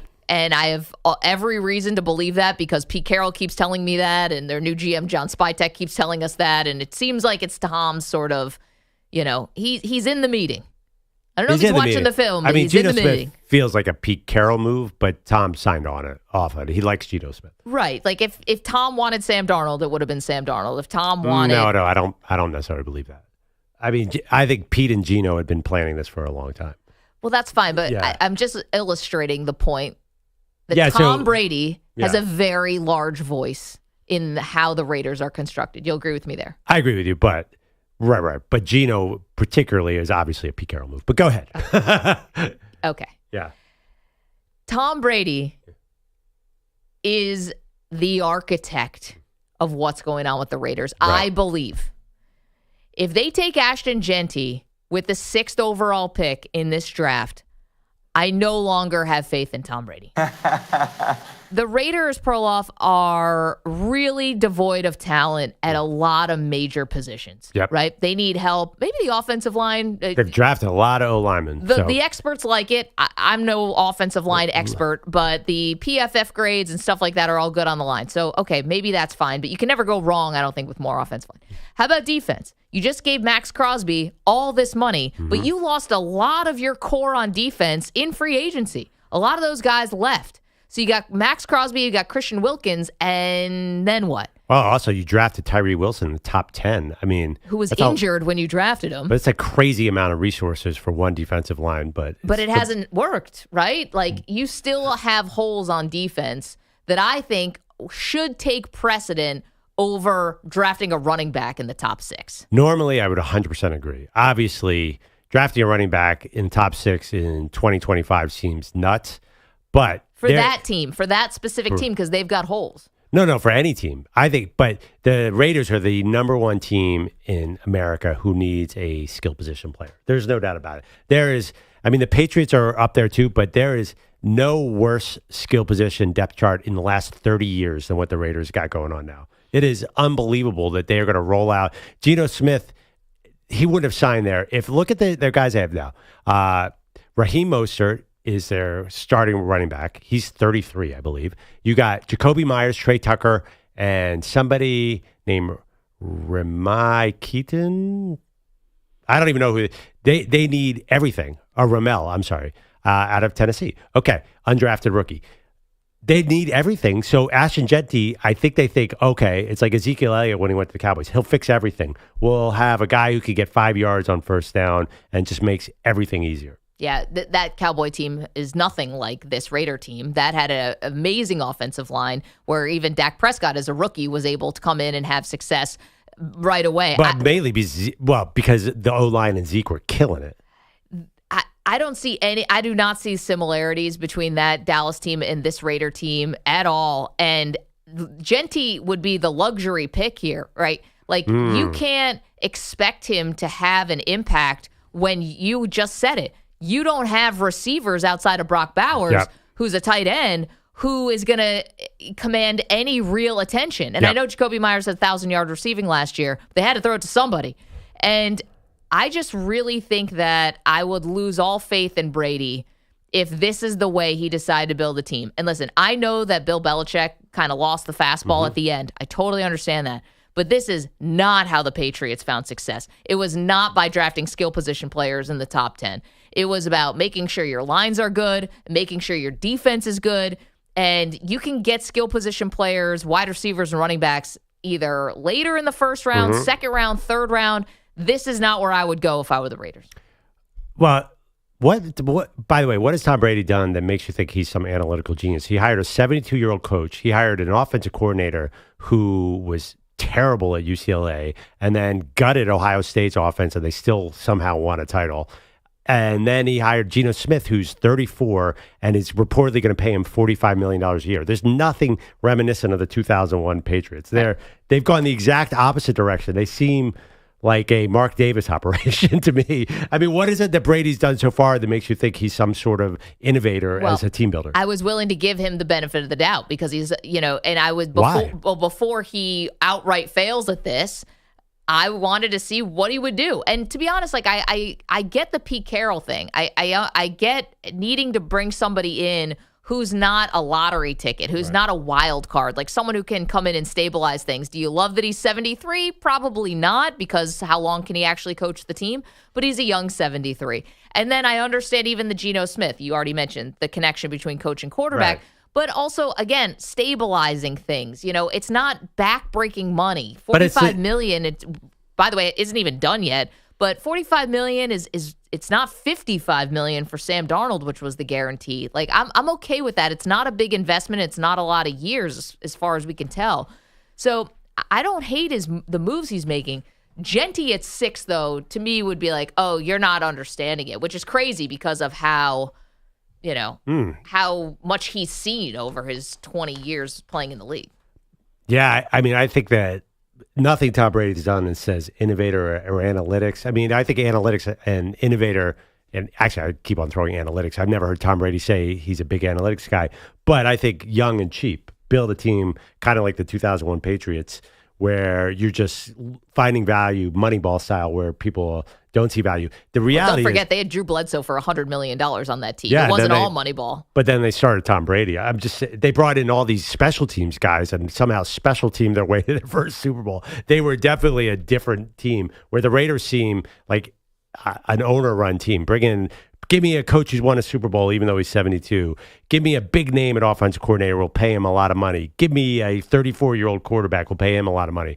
The thing about Ashton Jeanty, though, the running back situation has definitely changed in the NFL. Last year was an eye-opener. All these pass teams, there were a lot of carries to primary running backs. I think Derrick Henry and Saquon Barkley both challenged for 2,000 yards. I think the NFL's made a statement last year that running backs are back, and the running game is now equally important in the passing game. I think you can't ignore that. I'll agree with you, but those guys were proven commodities. And I'm not saying, I don't know if Jeanty is going to be a great pro or not. He wouldn't be going to a great situation. I mean, Derrick Henry was going to a fantastic situation because of the running attack with him and Lamar. Yeah, but and Saquon Barkley was behind one of the best lines in football. Yeah, I mean, the thing about it, Jahmyr Gibbs in Detroit is another great line.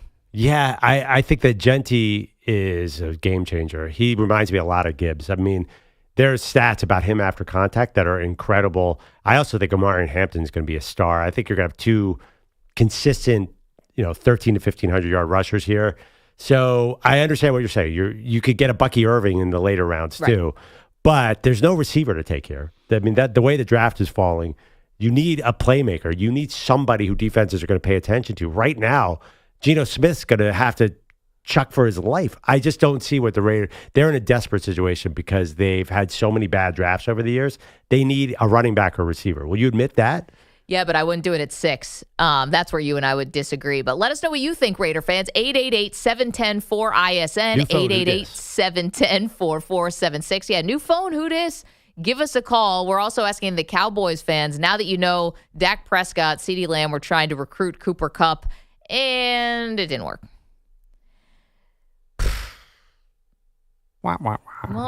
Is this not all in for the Cowboys? You're paying everybody lots and lots of money. That feels like an all-in team. Feels selectively aggressive, if you ask me. Yeah, I don't even know if we're getting selectively. We're getting non-aggressive. 888-710-4ISN. Coming up, we will update you on the Maggie and Perloff movie sequels bracket. And quickly, can I just say, you still have time to sign up for Pearl Jam Season 4. Go to our social channels. You can find the link to our men's bracket. Click the link. Fill out your bracket. See if you can beat all of us on the show. It's M&P. You're in a 5-minute break.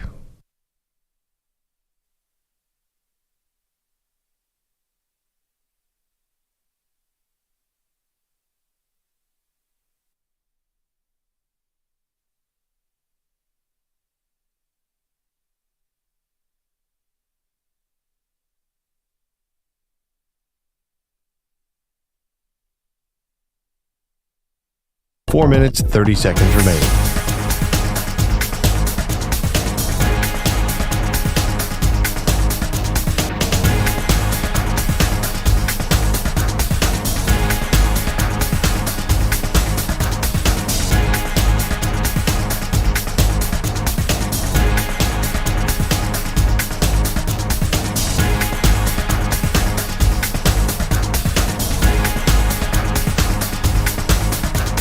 Four minutes remaining.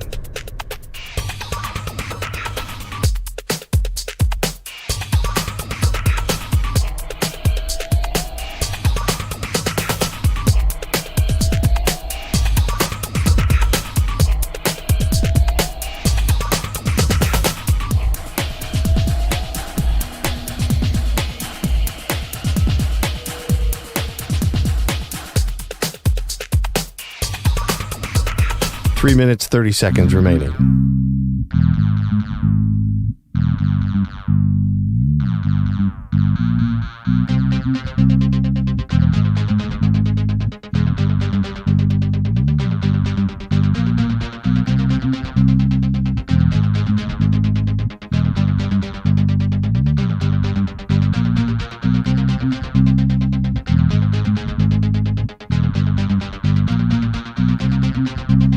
Three minutes remaining.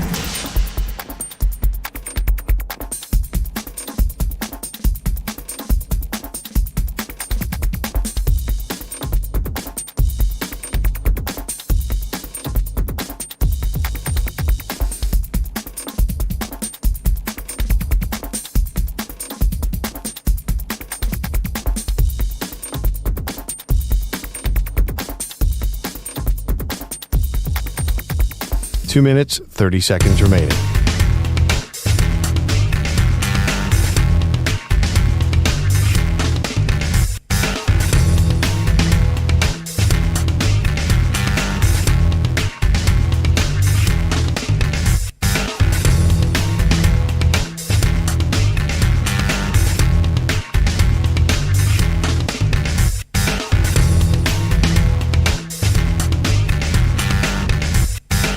Two minutes remaining.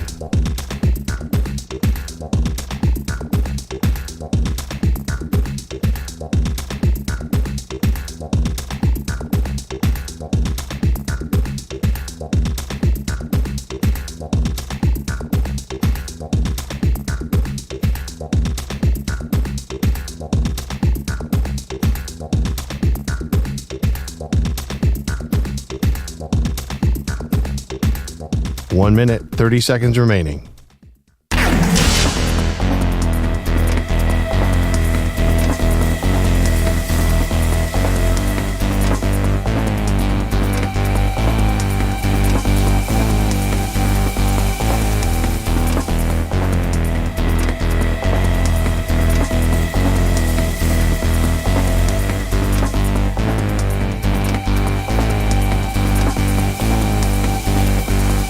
One minute remaining.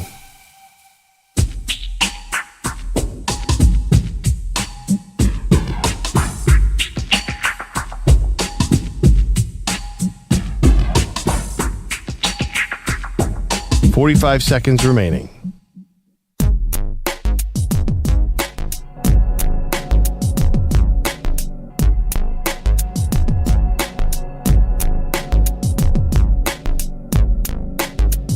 .30 seconds remaining.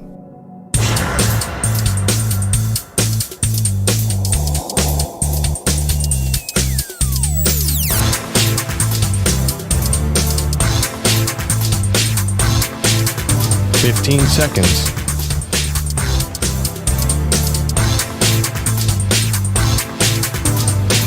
Break ends in 5 seconds.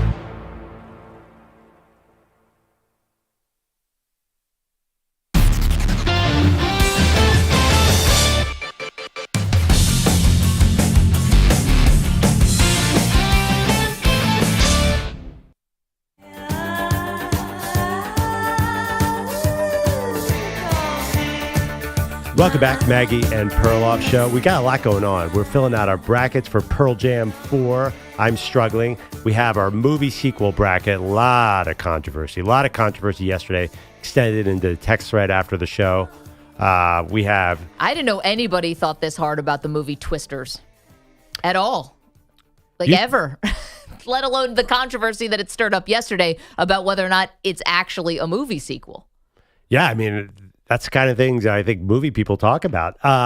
Twisters, by the way, there was a lot of criticism. It's a pretty good movie. I think everybody's got to go see it this weekend.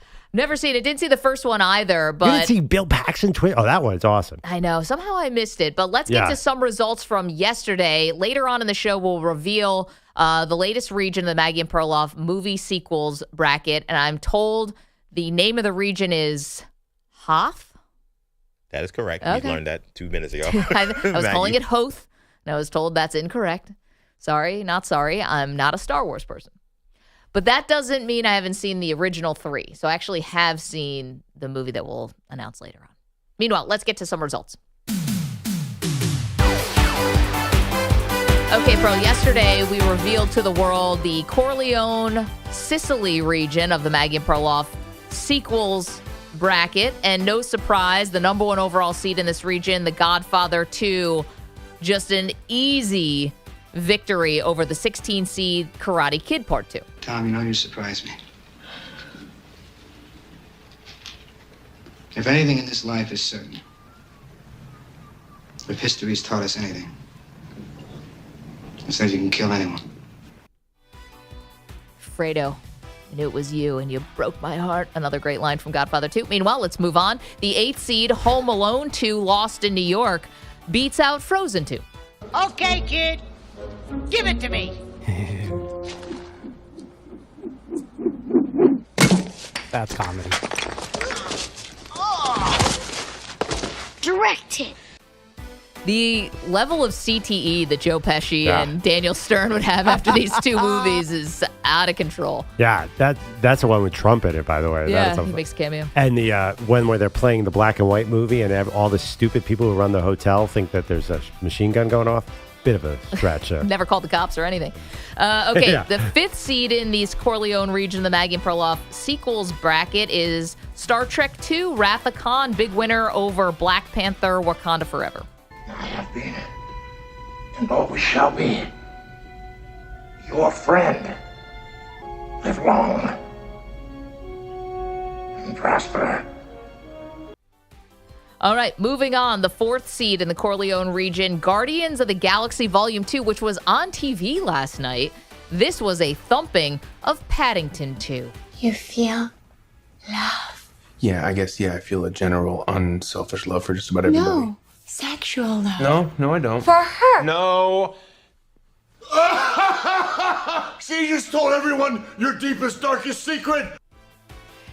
Okay, our only upset in this region was the 11th seed over the 6th. Congratulations, Lethal Weapon 2. You've taken out Harry Potter and the Chamber of Secrets. 1, 2, 3. Oh. I know that scene. That's when he's sitting on the toilet, right? Yeah. Oh, that's a great one. By the way, Lethal Weapon 2 is sick. That's the South African bad guy who wraps his whole office in plastic. Never walk into an office that's wrapped in plastic. Yeah, there's You're a couple about to get movies. shot. There's a couple movies that taught you that one. You walk in, you see plastic. That's the last thing you're seeing. Okay, the 3rd seed in this Corleone region, the Maggie and Perloff movie sequels bracket, Top Gun Maverick. This one was not close at all. Takes out next Friday. What the enemy doesn't know is your limits.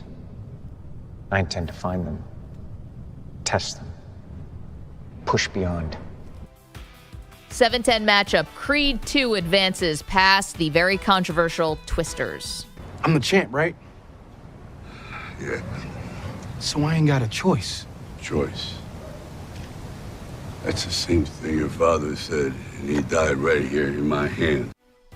And finally, the 2nd seed in this Corleone region, Maggie and Perloff movie sequel bracket, The Lord of the Rings, The Two Towers, advances past Mamma Mia. Here we go again. Horn of Helm Hammerhand shall sound in the deep. one last time. Yes! Okay, so there you have it. That's the Corleone, Sicily region. The Maggie Perloff sequels bracket will reveal the Hoth region later today. You know, I was just thinking as we do this, could Top Gun Maverick take out Godfather 2? That's a highly grossing movie. Recency bias? I doubt it, but that is going to be that's like Florida St. John's in the West. That is two hot teams. I was wondering about Lord of the Rings because, first of all, how can you tell the difference between any of the movies and the sequels? They're all the same to me. That is one of the issues that's happening with the sequels bracket is I can't remember what's a 2, what's a 3. Some of these, if you can't remember exactly what happened in 2, I think you downgrade that sequel. For example, if you don't remember who the bad guy is in Lethal Weapon 2, then I don't think you should vote for it. Well, that was the big upset here. Lethal Weapon 2 beat Harry Potter Chamber of Secrets. I think Harry Potter might be one of those, there's so many of them. Do you even remember the first one from the second one? No, I've seen them all many times. Now, I do know that they switched directors midway through, and they got a lot better. I think 3 and 4 are considered the classics. But my daughters are big into these movies, obviously. I've seen them all.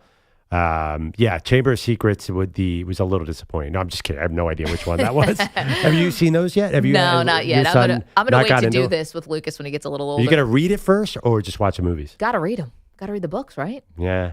I don't know how to read, so. Well, Manny, maybe we'll read you Harry Potter. When I start with Lucas, you can come over to the house and snuggle up next to Lucas in his race car bed, and I'll read Harry Potter to both Uncle of you. Manny's here. Play date. And then you got to go.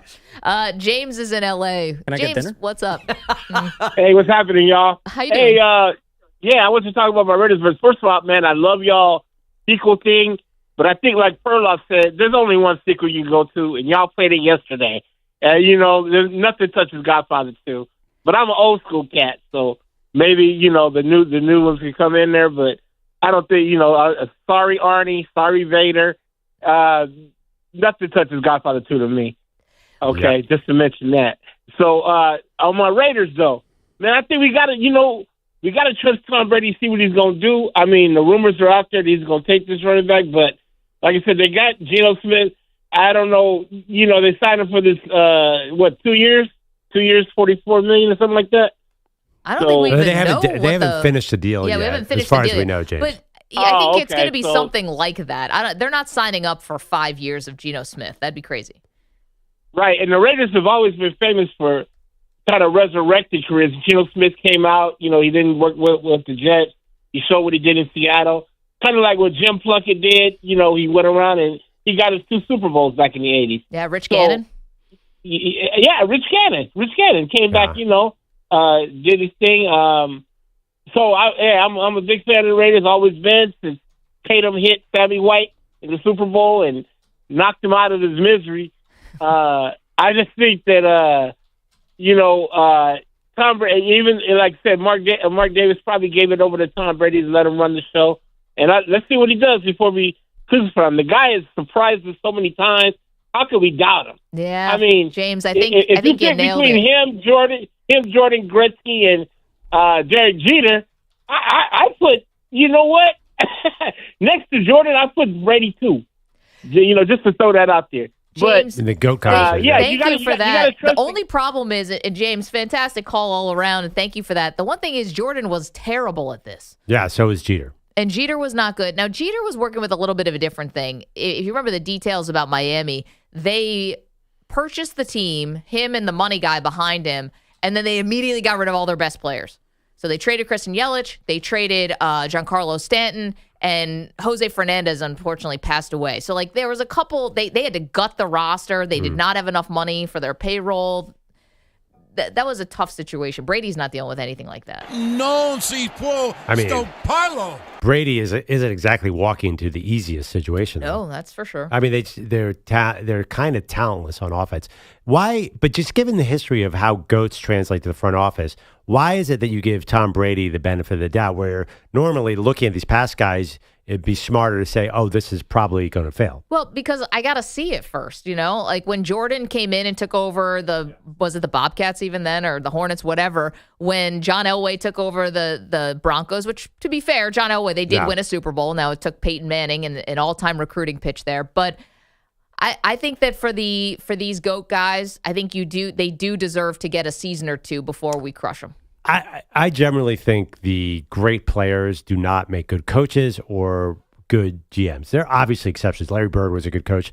But generally, if you don't tell me who the names are, and you say this Hall of Famer wants to be a coach or a GM, I would say, oh, well, that's probably not going to work. I just think, so we should maybe lean against Tom Brady. And so far, Tom Brady is looking pretty conventional. I don't see it. I can't wait for it. I hope they draft Ashton Jeanty. I just want to see how far your love for Tom Brady, the executive, could go. Okay, so James also said number one seed that he thinks is going to win our movie sequels bracket is Godfather 2, which we revealed in the Corleone region yesterday. Dark Knight is the number one overall seed, and we have not revealed the last two regions yet. Yeah. But these are good number ones. I know James says Godfather 2 is going to win. Should be the number one overall seed. We've got very strong number one seeds in the other two brackets. Come on, the other two man. regions, excuse me. Yeah, Don't count it out, guys. Again, if I ask anybody on the street what's the most famous sequel of all time, most of them would answer the same thing, I think. I agree with you. It could be an age thing, though, because EJ's generation might be more Dark Knight, where you and I would be Godfather. There's two others in these regions who I think are going to have something to say about this. I think the structure of Dark Knight, the fact that it's the sixth Batman movie and it's not called Batman 2, I think you might say I just think it says Godfather 2. It screams sequel, where Dark Knight is, you could argue, is part of a series. That's what? That makes no sense. That's a technicality you're talking about. What do you mean? I know exactly what you're saying, Pearl. Of course, everybody thinks that. I have no idea what EJ's saying. It was Batman Returns. Adam West is exactly like Ben Affleck. Like, what are we talking about here? This makes no sense. This is ridiculous. There's been a lot of swings at the Batman pie. Godfather 2. Yeah, the fact that they didn't call it Godfather Goes to Sicily or whatever. And it wasn't the ninth time trying to do the same mob movie. Right, but Empire Strikes Back also isn't Star Wars 2, and everybody knows that's a great But it's sequel. still the second movie of the whole thing. Oh, my God. The fact that the Dark Knight, there's also, I would argue, a standalone feel to Dark Knight because it was so singular, whereas Godfather 1 and Godfather 2 are much more connected. How is it singular? Because of Heath Ledger. Was he in the first one? But Bale and Kane, and they switch actresses, but the Rachel character is also in the first one. She's just played by a different person.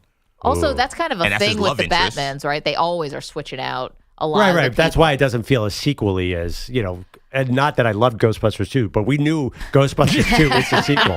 See, he's coming around. Back to that. That's why he's in the first one. He's in the second one. What are we talking about? I think putting the 2 after a movie screams sequel to me. Okay, so we actually have, I'm telling you, before this thing is all said and done, there is another number one seed in this bracket that we have not revealed yet that is a 2.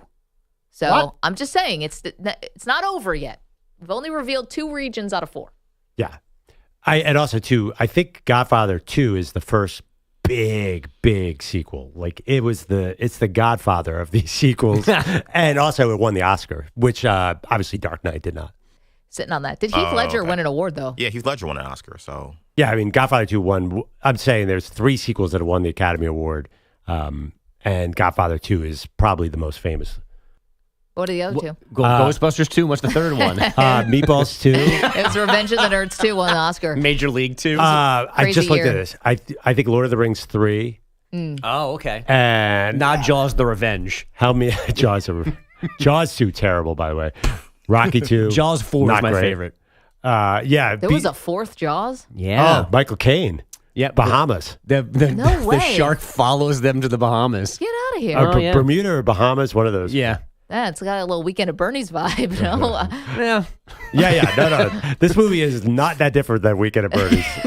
Is the shark there? They do voodoo, and that's when the shark comes alive again?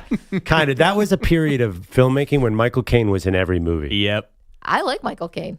Oh, everybody does. He's also in Dark Knight, is he not? Right, exactly. He's in the first butler. one because it's a sequel, unlike whatever Perloff is saying. There's a famous Dennis Miller joke where he says, I was looking at my wedding video and there's Michael Caine. He appeared in about 400 films from 1980 to 1990. The best is Dirty Rotten Scoundrels. Never had a sequel to that. Bogusch has updates you for sure us. about that? There's a Dirty Rotten Scoundrels 2? No. I got to check that. But that feels like there should have been. Feels like there should have been a sequel to that. But you could be right. Guys, while you search that, maybe we were mad at the wrong team for being included in men's March Madness. Cadeau with 5 on the timer. Starts right. Zigzag back left. 3 to shoot in 2. Kicks out Davis. 30-footer. Right wing. It's good!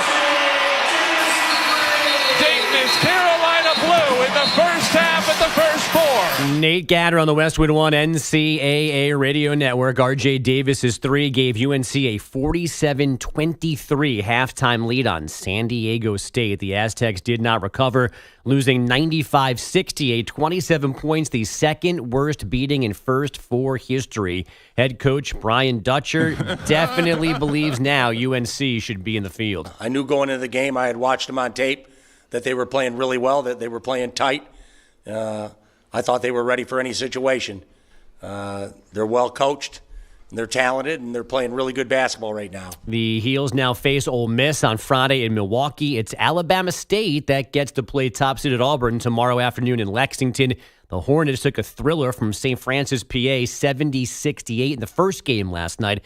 The deciding points coming with 1 second left off a full-court pass that multiple players got their hands on before the ball found Amar Knox for a lay-in, and the first ever tournament win in program history. Away from the madness, Indiana is hiring Darren DeVries away from West Virginia to replace Mike Woodson as head coach, and it's the second and final game in Tokyo for the Dodgers and Cubs. LA has a 6-3 lead now in the bottom of the 5th inning. 3 Dodger home runs in this one, the last of which from Shohei Ohtani. Guys, back to you. Bogusch, thanks so much. Coming up, lots more to do. We want your thoughts on the Raiders, the idea they would draft Ashton Jeanty. Good idea, bad idea? 888-710-4ISN, 888-710-4476. Of course, the talented running back and Heisman Trophy runner-up from Boise State. We also have the latest, where's one quarterback mocked in 2 different experts mock drafts. Get to that next. It's M&P. New phone, who dis?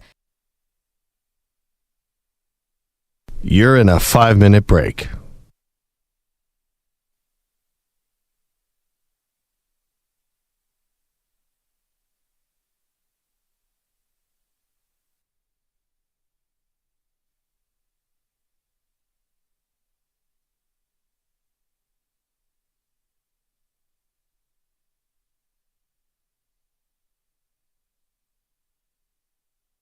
Four minutes, 30 seconds remaining.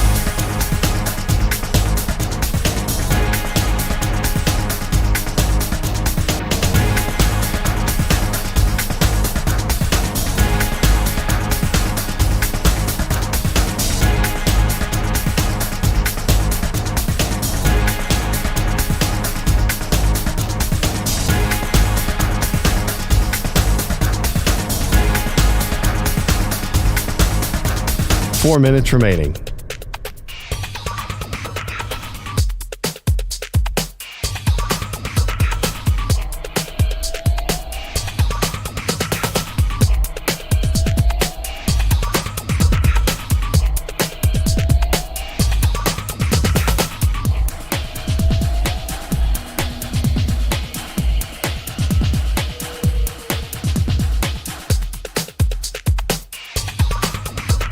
Three minutes, 30 seconds remaining.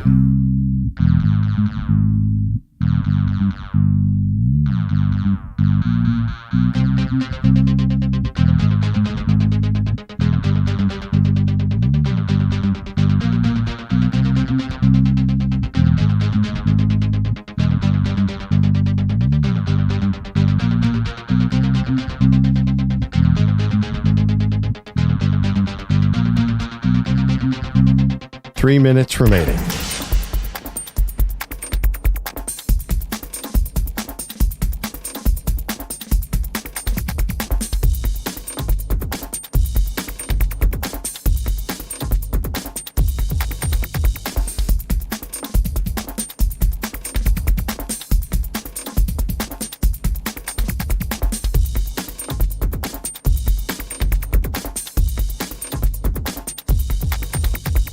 Two minutes, 30 seconds remaining.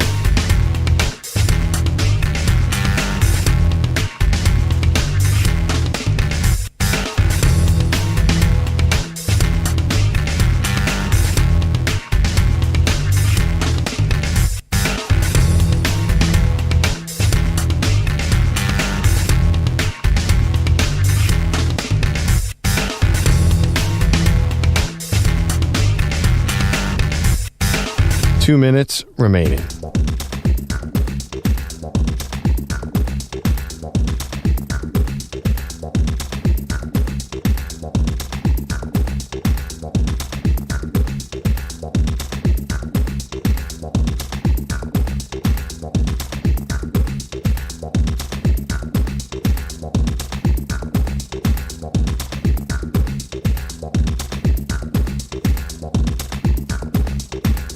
One minute, 30 seconds remaining.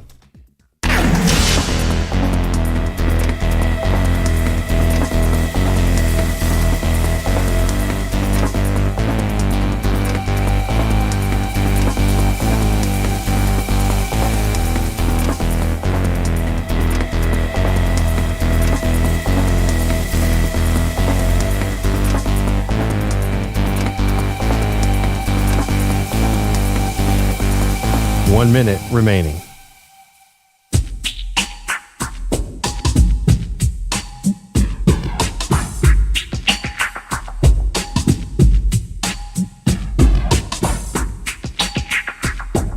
$45 seconds remaining.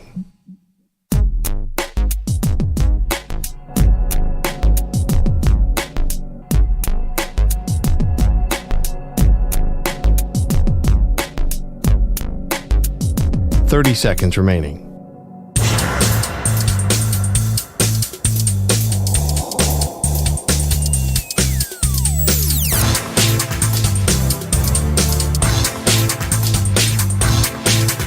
$15 seconds.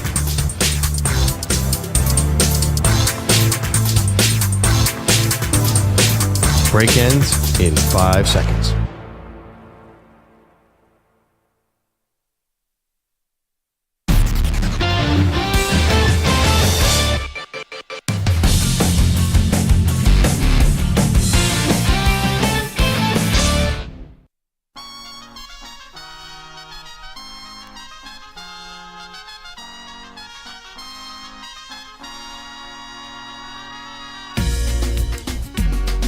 Welcome back.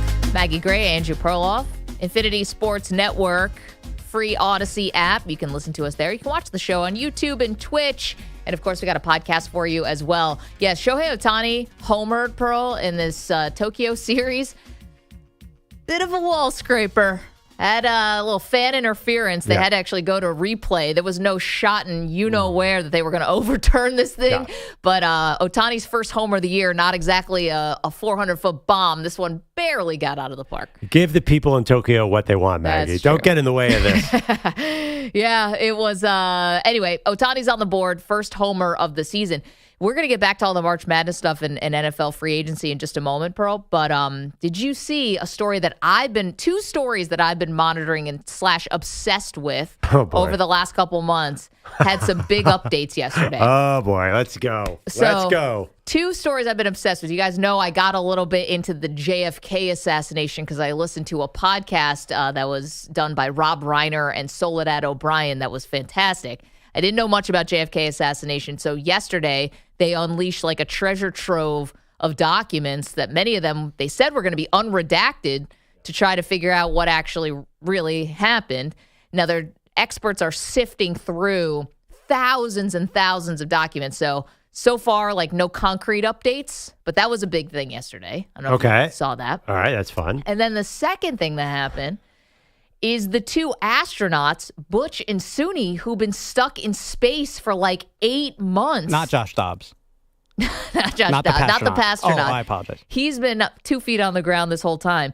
The NASA astronauts, Pearl, were supposed to go to space for 8 days and ended up being up there for 8 months. Yeah. Finally splashed down to Earth yesterday. They actually had to get rescued by like a reconnaissance mission, I think with some cosmonauts on it. It was a whole big deal. Wow. Butch and Suni returned to Earth totally fine yesterday, unharmed. So there you go. That's question amazing. Is, did they? Yeah. Did they get it on? We're all thinking it. Are they married to other people? Yeah. Yes. 8 months that they were up there. They thought they were going for 8 days. My other question is, will they even speak to each other for the rest of their lives? Like, they're forever linked. I imagine they go on a speaking circuit. Maybe they write a book. I don't know. But do you think they can't stand each other at this point? I think actually there was a period up there where they got sick of each other, but then you got through that period and they adjusted. Right. That's my theory based on nothing. So like start off good, then you get sick of each other, Yeah. then maybe you fall in love, then maybe you fall out of love, and now you're here. Like I don't know all the stages that these two people have gone you through. fall out of space, whatever. Right, into the water. But they're always on camera, so I don't know if they could have had, right? I assume you're always on camera up there based on the movies that I've seen about space. That's scientific. Yeah. Because you're watching the movies. They need cameras. Isn't Houston always monitoring what's going on there? So I could picture, hey, guys, come on in. They're getting intimate. Let's all watch, sitting there with popcorn. You voyeur. No, I mean, I honestly, I don't know if there's privacy up there. I wonder if you could also say, well, listen, we had to do this as like an experiment. It's like what happens when you get it on in space. Now we're just doing science. Do you guys ever watch the show Naked and Afraid or Naked and Alone? Naked and Afraid. No, I've never Naked watched and Alone. So they take people who are married to other people often, and they put them out in the wilderness, and they're not allowed to wear clothes. Yeah. And they have to survive for as many days as possible. And I got to tell you, those people never fall in love. Ever. Because that's not that sexy. There's nothing to the imagination. Everyone's just hanging out. Well, I don't think being in a space station is super sexy either. But at least you got clothes on. There's a little like a theater of the mind, a little like imaginative something, like what's under that spacesuit when you're out in the wild just digging a ditch. No thanks. I think the survival instinct is a little overwhelming. And Naked and Alone, they're just, how do we get through this? Maybe that's going on up in space. I don't know how much downtime what are they doing up there? I don't know.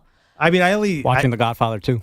Most of what I know about this is from the Tom Hanks movie when they're up there and they're trying to figure. But that was 50 years ago. You mean the Houston We Have a Problem? Houston We Have a Problem. What's that called? Apollo? Yeah, Apollo 13. And then there's the George Clooney, Anne Hathaway movie.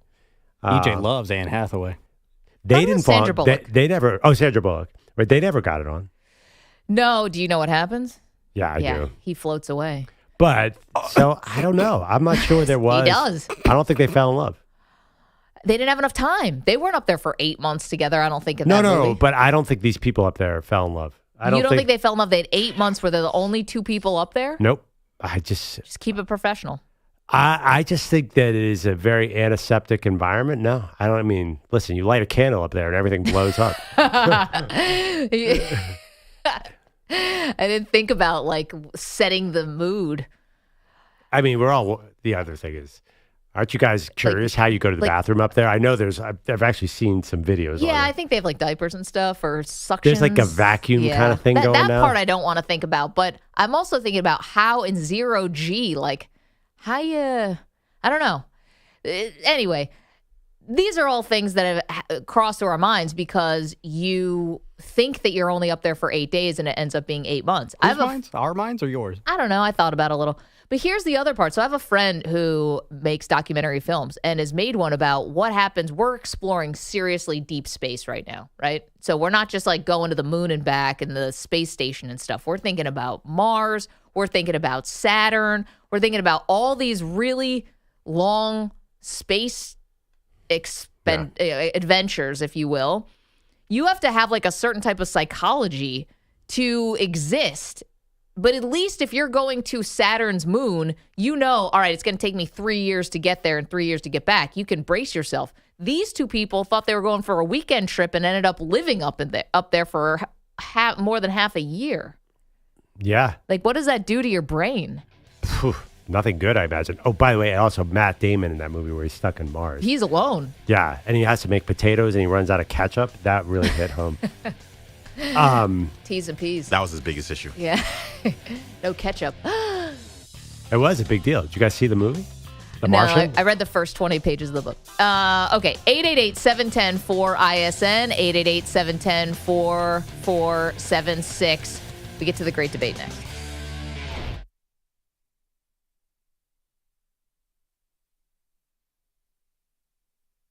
You're in a 5-minute break.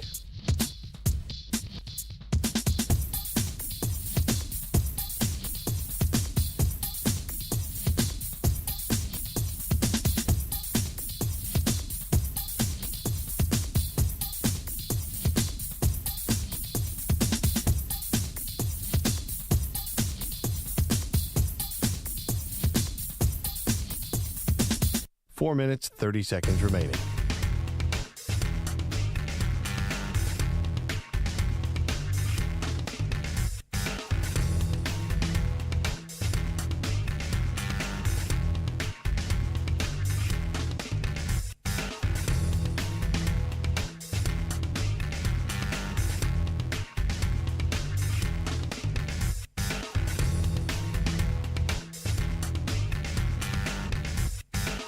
4 minutes remaining.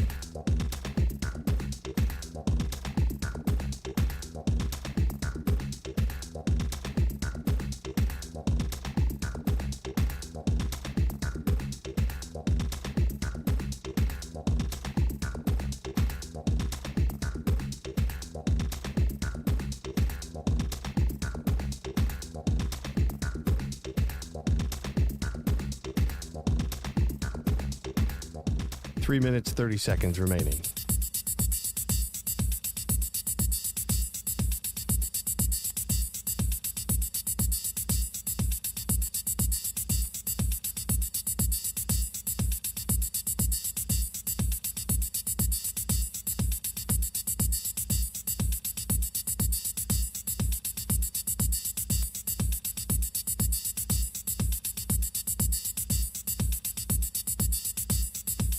Three minutes remaining.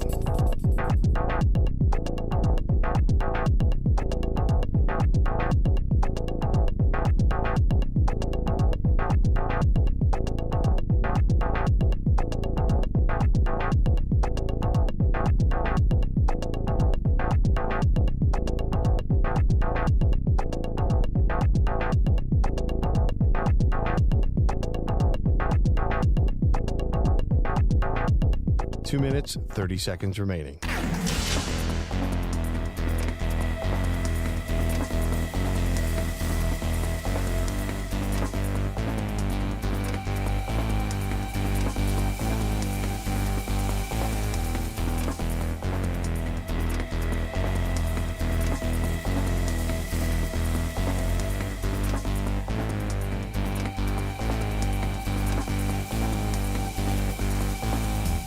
Two minutes remaining.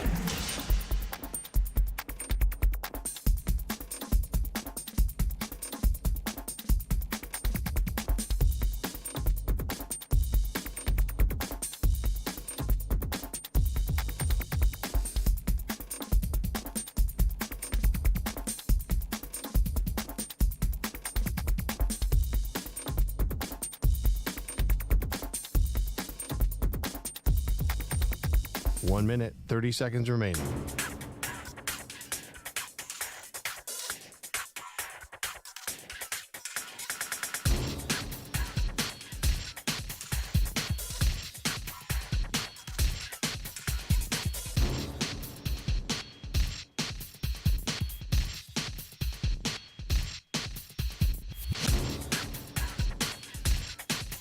This is Daly.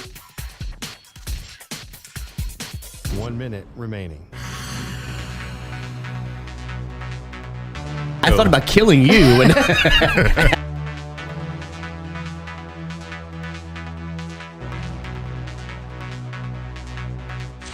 Kennedy with 5. Step back, Jay! Yes!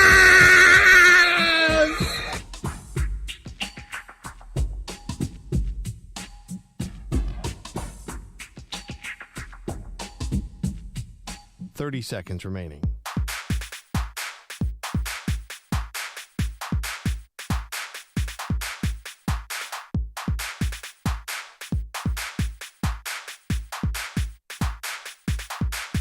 Fifteen seconds.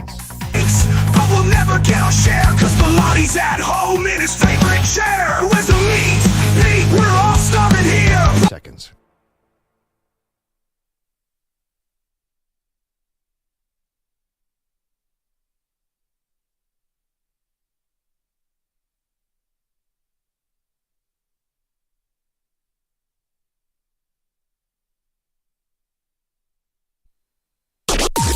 Maggie and Perloff on the Infinity Sports Network. All that complaining about North Carolina getting into the field of 68, and they were dominant last night. So, Pearl, North Carolina beat San Diego State. They face now Ole Miss. That is going to be in Denver in the South region. And there's always been one of the first four teams that at least wins two games in the tournament. Now, you got Texas and Xavier tonight. Winner of that matchup moves on. Could be one of those teams too. But North Carolina looking really, really strong yesterday. Clearly chip on their shoulder with all the experts saying they should have never been in the bracket. I mean, we did see an elite North Carolina team in the second half against Duke. We know they're talented. No Cooper Flag, though, in that game. Yeah, but I mean, again, that Duke team was still good without Cooper Flag, and North Carolina got hot, which we saw last night, R.J. Davis going off. Obviously, you eyeball North Carolina, and I think it might be the powder blue. It might just be knowing, like, that is not a bad basketball team. So I think that the committee, at the end of the day, said, you know what, this team's probably not as – they probably didn't deserve to be there, but I could see where the committee said, well, they could probably be a dangerous team. Well, we'll see, because if they can go on an all-time run, well, they turn from controversy to iconic. And with that, we get to our great debate.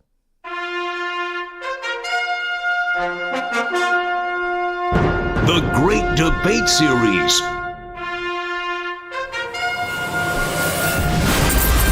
Okay, we do this every Wednesday at this time on the Maggie and Perloff Show. Mm-hmm. And it's always loosely based on the news. This one is a little bit more on the nose. We're asking you, what is the greatest individual run in NCAA tournament history? The greatest individual tournament. We're talking about a specific player here, not a team. So if RJ Davis, who was perfect from 3-point last night, if he goes on and North Carolina wins the title, he could be a candidate for this great debate. Yeah, I mean, that would be something. Really would. All right, can I start off here? Go ahead. So you got to go old school when college basketball was more challenging in my mind. So back in the day when guys didn't leave after 1 year, to get through a tournament, you had to go through a million pros. Danny Manning took a number 6 seed, unranked in the AP poll, Kansas, and went through a gauntlet to win the title. Danny and the Miracles in the final game, they beat Oklahoma. Now, you don't think of Oklahoma as a basketball powerhouse. This team had Mookie Blaylock, Harvey Grant, and Stacey King.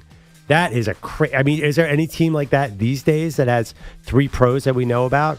Yeah, probably. But anyway, Rutgers, they didn't even make the tournament. He beat Mitch Richmond. He beat Will Perdue. He beat Tyrone Hill, who former Xavier star. He beat so many guys en route to this title. Nobody thought Kansas was going to do it that year, and they had nobody except Danny Manning.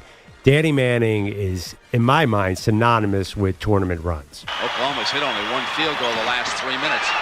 4 of their starters have played the entire game. Manning turns in a jump hook for the lead. Yeah, Danny Manning was in a era of giants in college basketball. He was the David who slayed Goliath over and over again. He was awesome. Not quite as great as we thought he might be in the pros, but Danny Manning to me is the answer here. Today's great debate. We're asking, what's the greatest individual NCAA tournament run in history? Hi, folks. There is a Danny Manning final game connection from there to this show and the Pearl Jam bracket. Do you know it? No idea. So they beat Oklahoma in the final. Mookie Blaylock was playing for Oklahoma, I believe. And Mookie Blaylock was the original name of Pearl Jam. Yeah. Oh, That's okay. true. And there you go. By the way, he also beat Mitch Richmond. I had that in my notes. You said Mitch Richmond. I did say Mitch Richmond? Yeah. Okay. Yeah. Kansas State. Gotcha. Okay.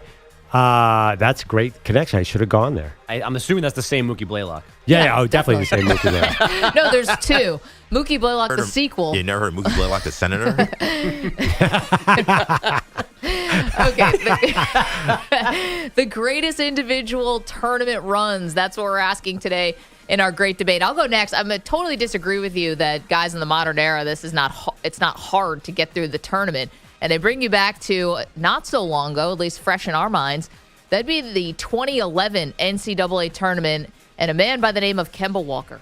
Many players can carry teams during championship runs, and you're looking at one of the great players in the college game, Kemba Walker of the Connecticut Huskies. Shot clock at 10. Walker, fade away. Oh, goodness! How about that step back jack? And this is under duress.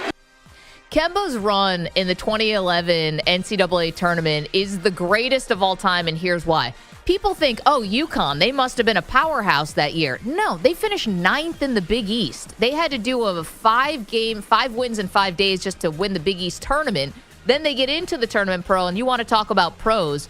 Kemba Walker's UConn team beat Kawhi Leonard in the Sweet 16 with San Diego State. Derek Williams' Arizona team in the Elite Eight, Kentucky with John Wall, Boogie Cousins, Eric Bledsoe, Patrick Peterson. I could go on in the Final Four. And then they got a Butler team that was hell-bent on revenge in the final that was coached by Brad Stevens. The only other pro on Kemba's UConn team was Jeremy Lamb. I mean, he did this himself. It's the greatest individual run in NCAA tournament history. You had me with all those names until that Butler team was god-awful. Listen, you got blame Florida because Florida lost to Butler and in overtime. So that's really a Gators situation. You should take it up with Billy Donovan. But no, you play who you play. It was a gauntlet for Kemba to get through the tournament. And again, that was not a great UConn team. It was an out-of-nowhere UConn team. Okay, EJ. Okay, so when we think about March Madness, we don't think about the big dogs. We think about the underdogs, right? So when we're talking about Cinderella runs, who had a better individual Cinderella run than one Stephen Curry?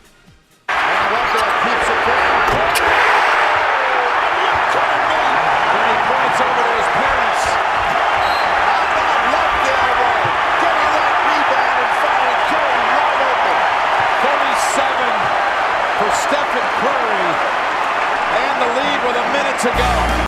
That was Stephen Curry's big shot over Gonzaga in the first round. Shows you how unbiased I am. That's him beating my Zags.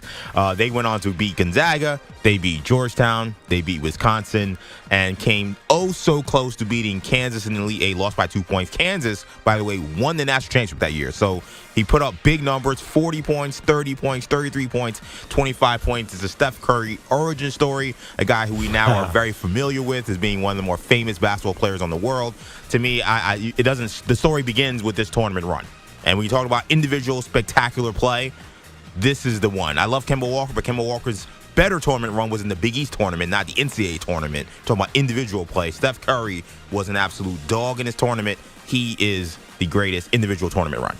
Okay, Manny, it's our great debate today. The greatest individual tournament runs. What is it? I will see your unbiased opinion here, EJ. I will go with Dante DiVincenzo, 2018 national champion, or 2018 tournament. Dante in that final game. Get your Nick emotions in check. Dante, he's not a Nick anymore. So he was, and that's why he's in this 5 category. 3-pointers for Dante. He had an incredible run, 31 points in the championship game. All of this off of the bench as well. He also recorded, he had 18 points in a game against Alabama. He also scored 12 against Texas Tech in the Elite Eight, and in the semifinal, he scored 15. Again, all of this off the bench. Dante DiVincenzo. Nice job. None of us had a game. Oh, look at this. Yes, Sheds. Oh, that is not real. How did that go? Who needs Brunson? Wow. He has scored Villanova's last 9 points. He's in a different zone. He also won the MOP that year. Most outstanding player. Dante DiVincenzo. All right. Interesting submission. Didn't have Dante DiVincenzo on my bingo card, but Manny, that's why we love you. Okay, greatest individual tournament run in history is who, Bogusch? Well, my guy has the saying go, he walked, so Dante DiVincenzo could run. This is the late 70s. It's arguably the most famous game in college basketball history. 7 points, Spartan lead, trying to run out that clock now. And here goes Johnson. And the foul is on number 30 of Indiana State, Bob Heaton. He can't believe it. Oh, poor Bob Heaton getting dunked on by Magic Johnson in the title game of 1979. Magic versus Bird. Magic was better that day. He was phenomenal the entire run for Sparty. He averaged 22 points, 9 rebounds, 10 assists, multiple triple-doubles in one of the most historic origin stories. There's Magic's. He's the guy. And who did they beat in the Final Four? I think that's a big part of this story. Before Bird? I actually don't know. I think that was your Pennsylvania Quakers, the last Ivy League team to make the Final Four was 1970. I believe that was the same year. It might not have been. But, yeah, Michigan State beat Penn, which is a lot harder Then Burden. Did anybody here think you said this guy walked so Dante DiVincenzo could run? I thought you were going Larry Bird. Meaning, I thought you were going to do Josh Hart. I didn't know what was going on. Yeah. This guy walked. That was on I the thought you were fly. going to go white star from the 70s, so Dante DiVincenzo could be a white star from the 2010s. like- I had no idea what you meant by that. Like, was there another great basketball player from Delaware? I exactly. didn't know what you were doing there. Guys, I didn't know he was picking Dante DiVincenzo. So I was trying to come off of that. Good point. Okay, Yeah, sorry, pivot the pretty quick, historical right? reference didn't work. I mean, Manny thinks history started in 2015. So, That only involves Knicks. If you had gone Larry Bird over Magic Johnson, now that would have been a pick. That would have been something to see. I would have liked to see the reaction there. All right, there you go. This is our great debate today. The greatest individual tournament runs in history. New number. 888-710-4ISN. 888-710-4476. New phone, who dis? Penn made the Final Four that year against Michigan State. The final score of the game was 101-67. They lost to Magic Johnson. That doesn't sound too good. That sounds like what Matt Johnson should do to a bunch of Ivy League. Yeah. Magic Johnson, they had a guy, Greg Kelser. I saw a video on this team. They were ridiculous. Matt Johnson probably just dunked it on some future Supreme Court justice. You know who was Crossed also them up. Isaiah at Indiana had a pretty good run too. Awesome 76. I think we did. Maybe callers could correct us. We might have neglected the old school guys. I saw Oscar Robinson scored like 40 points a game. Kareem was pretty good. Yeah. Speaking of those old basketball players, Anthony Davis. I mean, he had a hell of a run as well. I know that old man. Just dust off the record books. We are seeing a little. Shabazz Napier also had a really good run at UConn. Under Kevin Ollie. And then I'm seeing also, where'd it go here? Oh, David in the chat. Miles Simon, 97 Arizona, in terms of individual runs. I feel like him and Bibby were like a tandem now. It's hard to do one without the other, right? I think they were in the SI cover together. Yeah. But Miles Simon, he was awesome though. I have a critique of yours. If Steph Curry didn't go on to be one of the top 15 NBA players of all time, would you have picked that run? Because you said it was an origin story. So that means that he has to have the NBA success afterwards. So I downgrade it. No, not at all. Are you kidding me? You saw that he was put up 40 and 33. They beat a 2-seed Georgetown. Yeah, he almost beat the national champions. Is Davidson? Yeah. He'd be Jimmer Fredette if he didn't go on to have an NBA career. Jimmer Fredette never went this far in the tournament. The only thing is he's the only one who didn't win the title of all of our picks. Yep. You know? So we're doing greatest individual tournament runs. Steph was fantastic, and he had two great tournaments, actually, but fantastic, but didn't win it all. Do you have to win it all to be an all-time great run? I think with March Madness is the one tournament where winning it all is not the entire point. We literally do one shining moment, showing all of the moments with equal value throughout the entire run. Like, well, it is not equal value. The winner gets the last couple shots. I mean, but like it's not like it's like, oh, the winner gets to 1 minute and then the rest of the teams get 5 seconds. It's like they cut it at the end of the game. Yeah, so, but like Ali Farouk Aminu, I forgot the guy's name. Farouk Manesh. Farouk Manesh, thank you. Like there's some guys who are like that, and it's like great run. I think Steph is obviously a step above that because he went on to have this incredible pro career, but there's darlings that happen all the time. Like Cameron Krutwig from Loyola Chicago, who's now playing in Japan or something like that. guy. Yeah. And Jimmer played one less game. They lost in the Sweet 16. Right. Than, so two, than yeah, Steph but they won't see what they. Oh, that I don't know. Like a Buddy Hield would also had a great run. Like BYU, for example, I don't think they were 10 seed. I think they were higher than that. They beat Gonzaga in the second round. Like BYU was good when Jimmer Fredette was there. That was not a Cinderella. Davidson came out of nowhere. They were a 10 seed.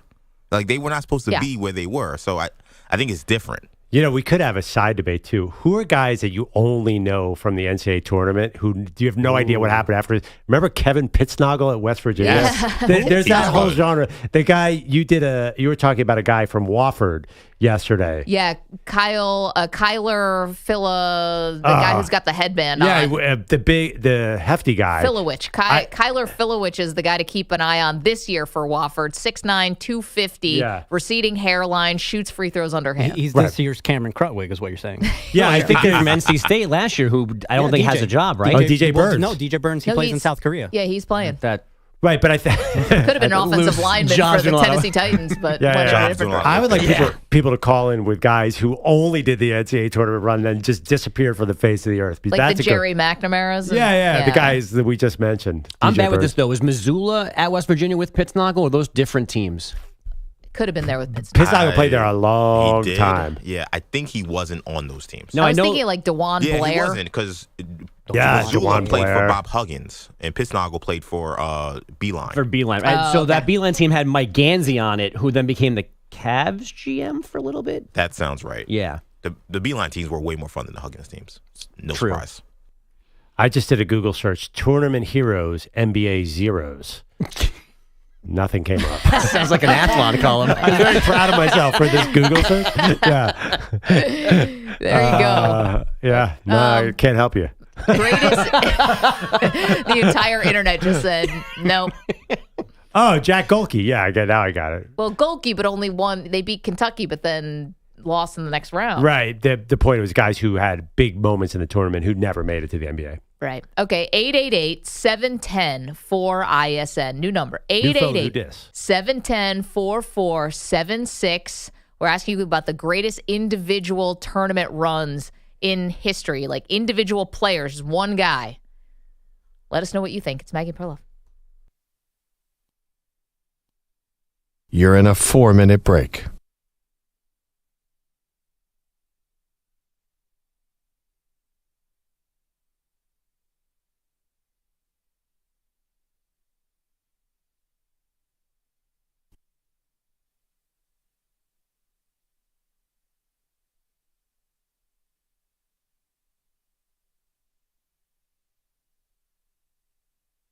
Three minutes, 30 seconds remaining.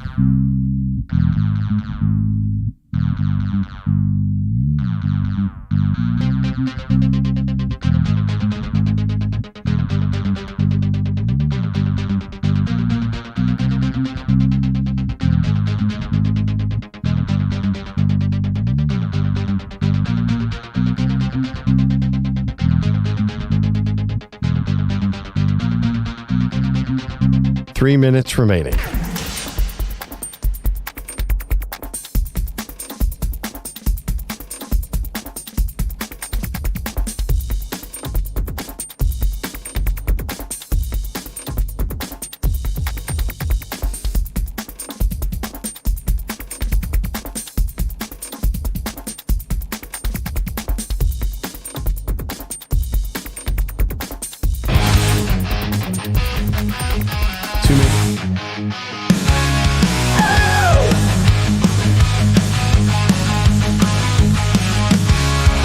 Packers won the game, Malik Willis led the way, throwing downs and running fast, made defenders pay. But we all know the real story ain't the win or play, it's Bellotti Steak, Black Tail, dodge another day with the meat.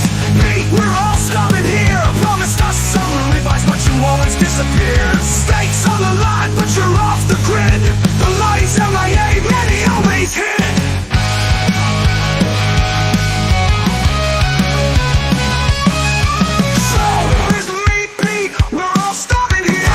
Some ribeyes, but you always disappear. Stakes on the line, but you're off the grid. The Lowry's MIA, many always hit.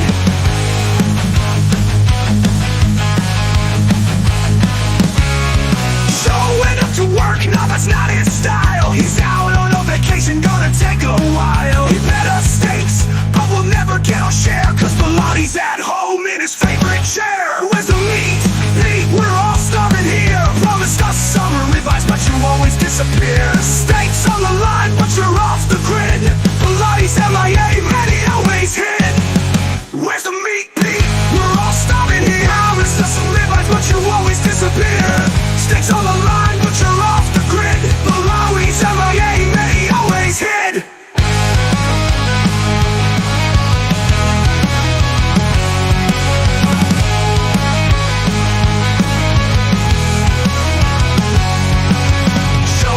To work, now that's not his style. He's out on a vacation, gonna take a while. He bet us stakes, but we'll never get our share, cause Bellotti's at home in his favorite chair. Where's the meat? Pete, we're all starving here. Promised us some ribeyes, but you always disappear. Stakes on the line, but you're off the grid. Bellotti's MIA, many always hit. Packers won, but we won't win this fight. Bellotti's stakes, I'll never see the light.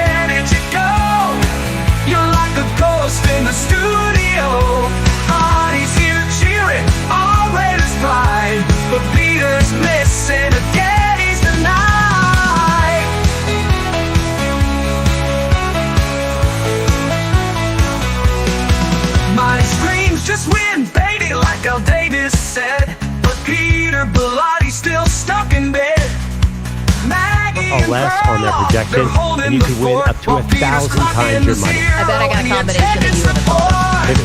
How about Colin Smalls, who plays for American University, part of the first 4 tonight. 11.5 points, rebounds, assists. You can go more than. And can I interest you in pairing that with Austin Matthews, more than 3.5 shots on goal? You would have never come up with that combination, but you can on Prize Picks. That's why we love it. It's America's #1 daily fantasy sports app. It's available in more than 40 states, including California and Texas, and it's so easy to use. You just download the Prize Picks app today. Use the code M&P. Have some fun. Get $50 in bonus promo funds instantly when you play just $5. That's code M&P on Prize Picks to get $50 in bonus promo funds instantly when you play $5. Win or lose, you get $50 bonus credit for just playing, guaranteed. This is the time of year you want $50 in bonus credits. Prize Picks. Run your game. Must be present in certain states. Visit prizepicks.com for restrictions and details. Mand P.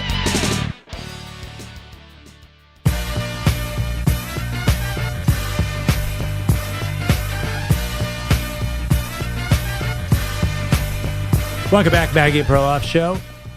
We have a fun, great debate today for the NCAA tournament. We're doing the best tournament runs by an individual player of all time. I went with Danny Manning. Maggie has Kemba Walker. EJ went with Steph Curry. Manny, Dante DiVincenzo. Okay. Sorry. And Bogusch went with Magic Johnson. We did, again, if you want to call in with old school people, we're skewed a little modern in this one. But there's so many great choices. I can't wait to hear everybody's. New phone number, 888-710-4ISN, 888-710-4476. Timothy is in Michigan, has a good one. Good morning, Tim. Good morning. Modern for me goes back to 1950s. What are you talking about? Well, mine is our own Michigan's Glenn Rice, who set the tournament record at 184 points in 6 games. And remember the drama created when Bo Schembechler fired Bill Frieder, the coach, just before the tournament?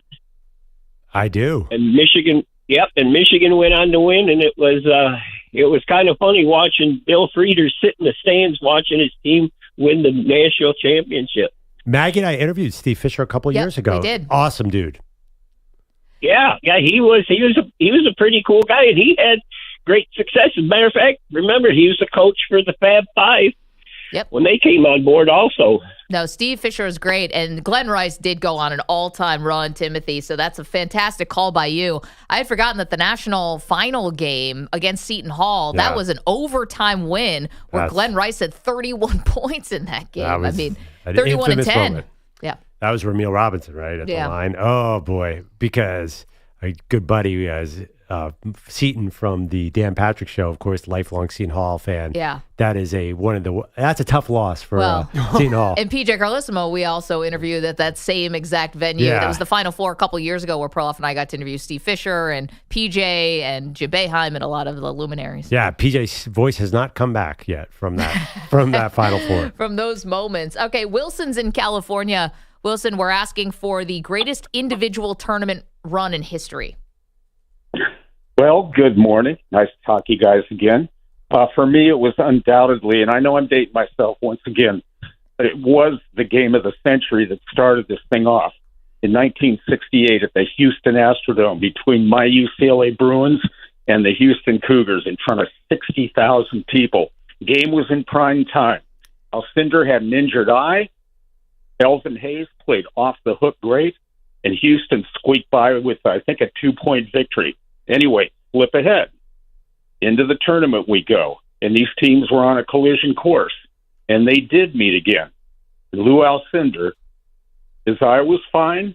He played lights out, and the Bruins smoked the Cougars in the tournament and went on to win the national title. And they were playing with some other players in that tournament by the likes of Pete Maravich and Bob Lanier. You had Elvin Hayes. I mean, they had to run the gauntlet. There were some great players back then. But I remember it like it was yesterday because my best friend and I had to help my dad insulate the attic of the house And I don't even think we got more than $20 a piece for that weekend's work. It was a different time, Wilson. $20 could go a long way, much longer than today. Thank you for that. Kareem Abdul-Jabbar, Lou Alcindor, it's, there's so many runs because he won 3 straight national titles, right? So they beat Dayton in his first ever NCAA tournament. They beat Houston, and then North Carolina is what Wilson is talking about. And then they beat Purdue the next year, and obviously freshmen couldn't play varsity at that point. So Kareem only got 3 bites of the apple. It's like, which one do you pick? But that's a great one. That's a great one that Wilson picked. Yeah, I mean, it's almost you have to keep some of those old school guys out of this. They're so dominant. Like we talked about Bill Walton. I just pulled up Kareem's numbers. They're insane. Bill Walton. Bill Russell was insanely dominant. Didn't he win a title? One or two at San Francisco, who did nothing. Honestly, I could see if you don't want to play in that sandbox, I totally get it. Let's go to Adrian, who's in Maryland's got a good one. Hey, Adrian. Hey guys, I can't go with Kareem and them because what they have, like 16 teams started in the Sweet 16 tournament. Yeah. So I'm gonna go. I go with Dwayne Wade. He took Marquette to the Final Four, and you probably couldn't name another player on that team. I got to think about it. I think my guy Steve Novak was on that team. Oh, really? No way. I think he might have been. Wow. Yeah, that was Dwayne Wade's team though. That was a great run. Yep, Novak and my guy Travis Diener too, also on that team. Diener, that's the name I couldn't remember. Yeah, that was a guy I couldn't remember, but I remember Novak. Novak was a freshman. I mean, they lose in the national. So they beat Kentucky, they beat Pitt, and then they beat Kentucky. Lost in the Final Four to Kansas. EJ was talking about how Steph Curry's run with Davidson was like an origin story. I mean, Dwayne Wade, same. Absolutely, no question. He was not like on the national radar. I think with casual fans, then they go on that run, and then he's getting taken 5th overall in the draft that year. 4th? I mean, in some ways, it felt like a precursor. Bosch was 4th. Was Wade 5th? I don't remember. Wade was 5. Yeah. Adrian, thank you. Fantastic contribution. I was just gonna say, Dwayne Wade. In some ways, it felt like a preview of what he did in the finals against the Mavs. It was kind of the same thing where it was just like he got to these playoff run and he just took over. I mean, they couldn't beat Kansas. Kansas was a dominant team that year, but that first through Elite 8 run was crazy. So you mean to tell me D. Wade used this performance in the tournament to bolster his draft stock? Why, are you trying to Sounds like Dante DiVincenzo to me. That's about where the comps between Dwayne Wade and Dante DiVincenzo end. Where was Dante picked? I think he was a late 18? lottery 17, pick. I think. Yeah, 18 or something. So it didn't bolster him that much. No, it did. But I mean, he wasn't. Do you remember Dante DiVincenzo, the sophomore? I do. I remember Dante DiVincenzo was a big deal in our area. Well, okay. Well, yeah, because you're in area. the Delco area. That's why. No, but going into that year, I mean, Dante DiVincenzo, he nowhere rose their stock from a tournament and combine performance. And Dante, he was not really a first-round guy at all. He was like a fringe second-round guy, and he was great in that run, no question. God, we have really hit our Knicks quota in all this discussion. Yeah. Steve Novak, Yeah. Kemba Walker. I mean, geez. Kemba had a run there, right? Yes, he did. Kemba was, in fact, a Knick. Yeah. Who needs Brunson? He asked a question. I answered. Steve Novak was on the team, and it was a correct answer, sir. KJ is in Milwaukee. We're asking for the greatest individual tournament runs of all time. Hey, KJ. Hey, good morning, folks. Thanks for taking my call. How you doing? I'm doing well. Hey, I'm going to go with the late, great Hank Gathers from Loyola Marymount. He was one of only 2 players to lead the country in scoring and rebounding. And he had a really great run before his untimely death. So I really liked watching him play.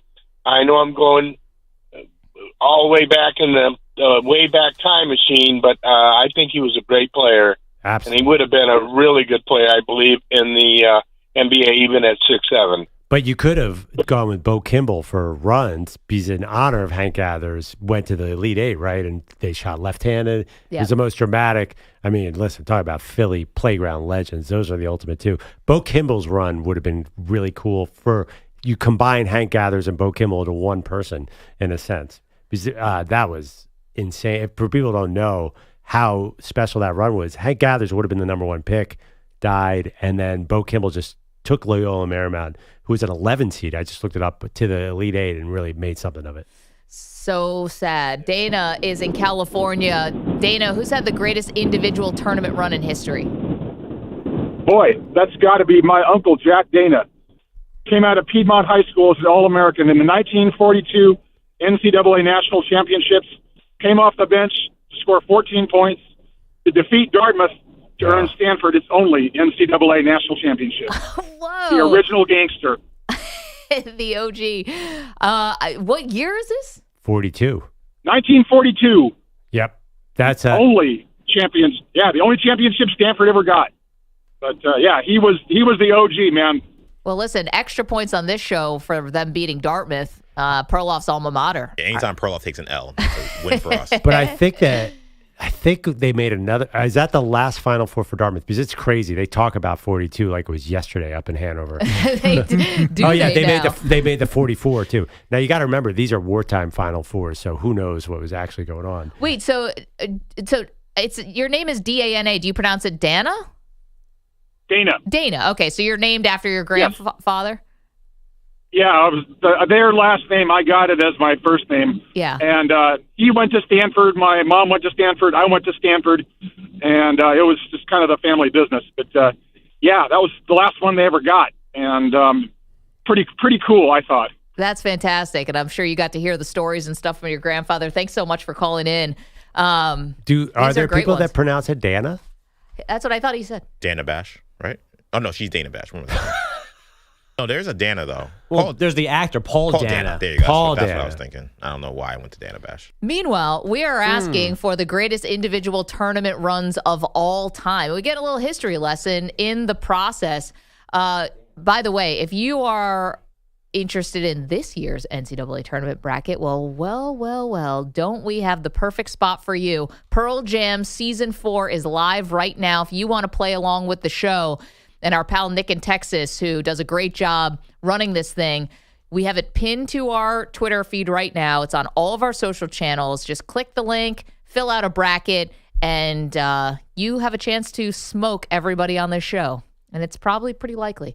Bogusch has headlines. What's up? And we've got an Aaron Rodgers update this morning. NFL Network saying the Vikings are not pursuing Rodgers at this point. J.J. McCarthy's QB1, and they're turning away teams who have called about trading for McCarthy. Huh? Wow. Yes, that's a Tom Pelissero tweet from about, 20 minutes ago. Whoa. Pelissero's very tied into the Vikings. Yeah, he's from there, right? Yeah, he's very tied in. If he's saying that, then that's gospel. Yeah, Aaron Rodgers, you are a New York Giant. Schefter said the same thing yesterday, that the Vikings are not doing Rodgers. I wonder what happened, though. Like, what was the big change? What's the big sea change? Rodgers hasn't done anything. So McCarthy's knee magically, they have more confidence in it now than a week ago? I think that they turned on that Jets tape and saw what I saw. I'm going to keep saying that. Well, I mean, they played Rodgers last year. Right, and they picked him off 3 times and he had a pick 6. Yeah. I think that's why Cam Heyward's not that crazy about it. Is that bad? Yeah. I don't know. I think also they really wanted their whole thing. They drafted a quarterback so they could build a super team around him. And I think that they want to get back to that formula, right? Okay, but why did it take them this long to get there? Like, if you're that confident in McCarthy, again, was there a doctor's appointment or something that, did he pass some kind of test that made you more confident over the last 48 hours? Because this was not the story over the weekend. No, I mean, if I had to guess, they probably turned on the tape, weren't as negative as EJ was with Rodgers, so they thought about it. They gave it a legitimate contemplation whether they wanted to go down 1 year of Aaron Rodgers and let JJ learn 1 more year or just go to him right now. Do you think that needed a week's worth of conversations? Well, we don't know what actually happened in the building. They might have already decided and said, hey, we're not going to tell the reporters yet. It could have also started as them trying to, in some way, like negotiate through the media or, just try to push somebody in some direction while they're making up their mind. Or was it maybe they wanted Rodgers super cheap? Right. There might have been a price where they would have gone to Rodgers. I wonder and we've talked about this. Isn't there a report that Rodgers wants Sam Darnold's contract, $33 million a year or something to that effect? They offered 1 year, $14 million to Daniel Jones. I'm sure they were thinking, hey, Aaron Rodgers, 1 year, $12 to $14 million. And I'll bet you Rodgers said nah to that. Don't you think it's a money? It's ultimately money. I want a little more info here. I want what was the tipping point for Kevin O'Connell, who is allegedly the one making this decision? Is it a money thing? Was it a turned on the tape thing? Was it a JJ McCarthy, we suddenly believe in you thing? Like, what actually was it? I want to see a little more. I think you'll never get the real story. Well, Rodgers will tell us from his point of view at some point. Yeah, again, you'll never get the real story. All right, we'll unpack that a little bit. What else you got? The first half of the first four broke even. A thriller, then a blowout. Alabama State broke St. Francis hearts with a 70-68 win in Dayton last night. The game was tied at 68 with just over 3 seconds left. That's when the Hornets threw a full court pass from out of bounds. The ball pinballed off a few hands, then found Amar Knox for a lay-in with 1 second to go. Alabama State head coach Tony Madlock not surprised his team found itself in such a situation. March Madness. Again, I think I've talked about this with all of the media, is that all of our games end just like this. It is the first tourney win in program history. Meanwhile, St. Francis keeps teams with losing records winless in the Big Dance. They are now 0-19. The blowout authored by North Carolina, 95-68 over San Diego State. R.J. Davis scored 26, hitting all 6 threes he took. We got on transition. We shared the ball, and that's what got us going. We shared the wealth around the ball. Everyone contributed in so many ways, and I just think our defense really set the tone for the remainder of the game. The Heels led by 24 the first half. They won by 27, setting up a Friday meeting with Ole Miss in Milwaukee. Tonight's schedule in Dayton is Mount St. Mary's and American, then Xavier and Texas. Darren DeVries is the new head coach at Indiana, leaving West Virginia after 1 season to replace Mike Woodson. His buyout reportedly $6.1 million. The Dodgers now have a 6-3 lead, top 9 on the Cubs in the Tokyo Dome. This is the second and final game for them across the Pacific. Shohei Ohtani has gone deep in this one, but at least Maggie thinks it should have been a double for fan interference, Listen, not an me. actual home run. The broadcaster said the same thing, but there was, I don't even know what a greater chance of anything happening than that home run getting overturned. No shot. Not in the Tokyo Dome. And quite frankly, not anywhere in Major League Baseball probably either. Shohei is it. Maggie, don't be a wet blanket. It was a home run. Barely. I noticed, by the way, I just saw the highlight again. Shohei walked out of the box. He did not run it out, so it easily could have hit the wall. We would have had an embarrassing Shohei moment. Uh-oh. Could have been dogging. He Controversy. thought it was an out. I think Shohei has had more embarrassing moments. What, Ipe? Yeah. I'm not sure if you heard the translator kind of stole my I think it's a little crazy that this dude was holding one shoulder in his arm. That was 5 months ago, and now he's already on fire this season. He's a fast healer. Again, not accusing him of anything. It's just, why didn't he have a shoulder surgery and go away for a while? Why does this guy keep coming back and hitting home runs? Dude's a cyborg, man. Yeah, because he's freaking awesome. Elite athlete. As promised. Right. And elite athletes in baseball always play a lot of games. What are you talking about? Everybody in baseball. Mike Trout goes down for 150 games at a time. But we don't want him to go away, though, Pro. He's up to bat right now with 2 on. No, I'm just saying, I think it's miraculous that he comes back so fast from his injuries. But go ahead. It's like you've just discovered doctors and medicine. Mike Trout. October was a long time ago. This is baseball. He didn't need to have surgery. He had his shoulder popped out. They put it back in, rest and rehab, and here we go. This is baseball. Half the guys who signed off-season contracts are already hurt. Every pitcher is gone. He's already missed a whole year. He's had multiple elbow surgeries. He's done his time. I'm just saying, it strikes me as weird. I'm sorry. I obviously I was way off on that. Like, of course, Shohei's literally holding an arm up in the World Series 7 weeks ago, and now he's hitting home runs. Definitely wasn't 7 weeks ago. Was not. It was yesterday. It was 2 hours ago. I have shoulders of steel. It was late November, right around Thanksgiving. The Dodgers won the World Series at 7 a.m. this morning, and then And played he's against back. the Cubs. He's already homered. As promised, the Warriors gave an exhausted Steph Curry last night off, so Jimmy Butler was in charge against the Bucks. Butler turns low with the ball. Porter Jr. takes a dribble, pump fake, goes up, got fouled, hit the shot at the 3, count it, and put him on the line. Tim Roy on Warriors Radio. Butler, 24 points, 8 rebounds, 10 assists, and a 104-93 win over those Bucks, who might stink. Golden State is now 5-1 on this 7-game homestand. Guys, back to you. Bogusch, thanks so much. Okay, we'll dive into the Vikings saying big no thank you and see you later to Aaron Rodgers.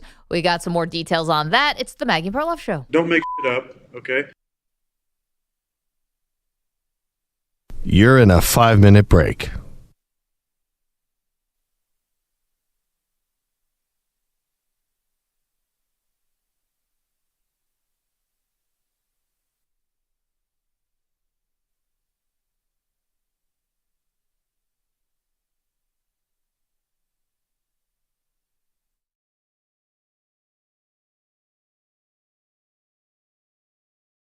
With the slippers on his feet.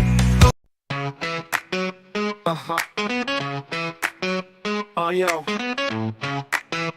L-O. Man, he's got a wiffle bat swinging with flair. Behind the glass, he's waving it in the air. Now that's bright yellow, could do some harm. If he's not careful, it'll raise the alarm. EJ sitting close, looking a bit tense. He knows one wrong move could be at his expense. Man, he swings wild like he's aiming to score. EJ's ducking low, getting ready to hit the floor. Oh, maybe put that bat away. Someone's bound to get hurt today. Peter Velotti's missing again. So much for counting on our old friends. Man, he's in the zone like he's up in the plate. But one wrong swing and it could seal EJ's fate. The yellow bat's twirling, it's like a storm. EJ's leaning back trying to keep warm. Where's Peter Vellotti? Not a soul knows. He's skipping work as the legend goes, leaving Manny in his bat to take the stage. While Peter's off the grid, who knows what age. Oh, Manny, put that bat away. Someone's bound to get hurt today. Peter Velotti's missing again. So much for counting on our old friends. Man, he's in the zone like he's up at the plate. But one wrong swing and it could seal EJ's fate. The yellow bat's twirling, it's like a storm. EJ's leaning back trying to keep warm. Where's Peter Vellotti? Not a soul knows. He's skipping.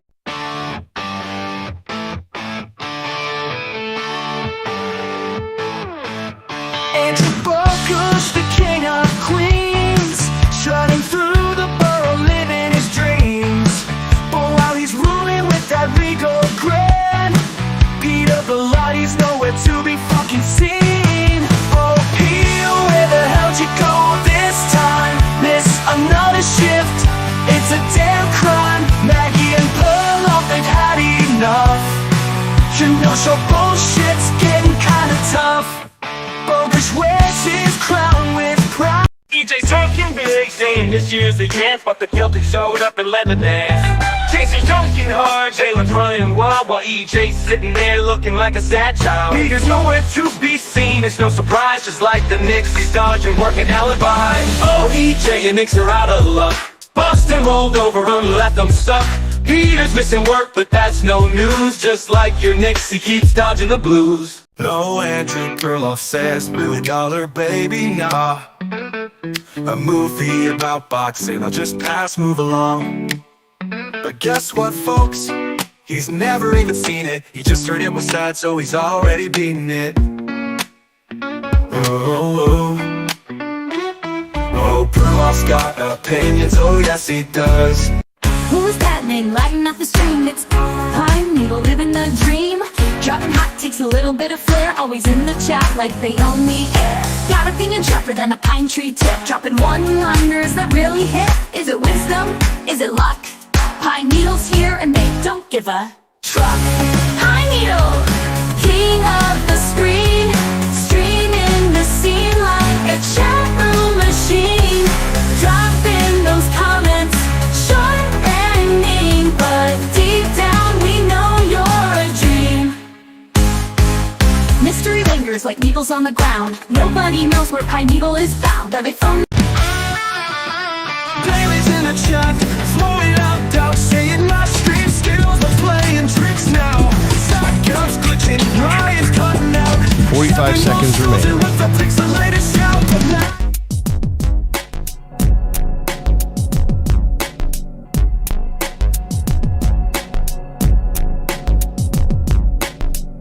of his sneakers. 30 seconds He's guarded remaining. by Lawson. Play in action. Carbuccia gets the screen from Ratliff. Carbuccia driving. Finds Ratliff. Free throw line. Jay. Yes!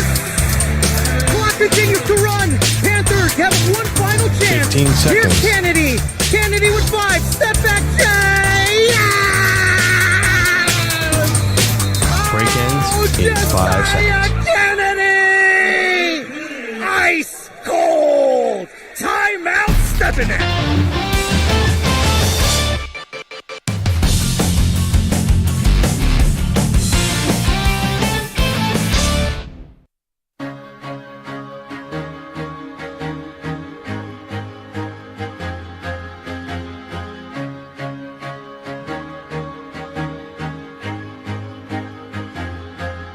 Manny is playing violin along to Coldplay. In the chat, they're saying Manny's playing a violin wiffle bat in a butcher's jacket. You are wearing some kind of butcher's coat. You look phenomenal. Is that a look? Like on purpose? The white coat? White coat, white hat. I kind of like the look. Thank you, Perloff. And that Knicks hat is, I'm not a Knicks fan, but that's a nice Knicks hat. It was a very expensive Knicks hat as well. You kind of look like you're now taking order 3. Order 3. Speaking of which, can I mention something? I said this to you before. We'll get back to the sports in just a moment. I bought a sandwich yesterday. Veggie sandwich, all right? Trying to keep it healthy. Add a little cheese to it. The hell's a veggie sandwich? You know, like vegetables on it. And steamed? It cost me $15.50. Oh! Hell no. When he said the number, like they'd already made the sandwich. Did you get a sub? It was like a mini sub, though. It wasn't like a full 12, like an a foot 8 long. More like an 8-inch. Less. Oh, no. $15, Maggie. You got finessed. But here's the thing. They had already made the sandwich, so I can't be like, and I customized it a little because I put on some cheese. I can't be like, no thanks. $15 per for a veggie sandwich. It's not like I'm ordering the shrimp cocktail. I think they figure if you order a veggie sandwich, you're probably pretty bougie and you're going to pay $15. I mean, obviously. $15. Ham and cheese. I thought it was going to cost me $7. Dude, the ham Chicken and tender cheese sub. would have cost me $30. No, I think they probably, I'm serious, they probably charge more for veggie because that's for fancy people. Like no normal Joe orders a veggie sandwich. For fancy people. Where'd you go? Definitely. Did you go like to Rouse or something? Towels, whatever it's called? I went to some place around here. And I get it, it's New York City, but have you guys noticed this? Is there one thing you bought lately that you're just like, whoa? No, I didn't buy it. Gas. Well, gas is crazy. We use ground Starbucks coffee for the coffee maker, and it went from $10.99 2 years ago to $17.99 now. I mean, it's been going Probably up. same thing. They figure if you're drinking Starbucks, you're fancy. Well, actually, the thing is, there's no other cheap options. I tried to get a cheaper option. All the coffee is $15.99. Now, I wonder, not to get into this, it could be a little bump because of tariffs from somewhere. I don't even know where Starbucks. Yeah, Starbucks comes from Costa Rica, I think. A lot of it does. Anyway. You should have loaded up on coffee when you were in Costa So Rica. what happened was we went to Costa Rica, and my wife now is addicted to fresh Costa Rican coffee. I get it. Yeah, there's actually a Puerto Rican coffee place down the street from us. I go there all the time. Puerto Rican Trading Company. Is it legit? This place. Good coffee is worth it. You walk in, it smells like awesome. But there's just been some things lately where I'm just like, I'm sorry, what did you just say that cost? Lately, I mean. Yeah, probably more than lately. But last 15 years, maybe. $15.50 for a sandwich that's just veggies and some cheese. I was like, you gotta be joking. I mean, as long as we're talking about this, I have to grocery shop at Costco and Trader Joe's just because I have everywhere. 2 kids.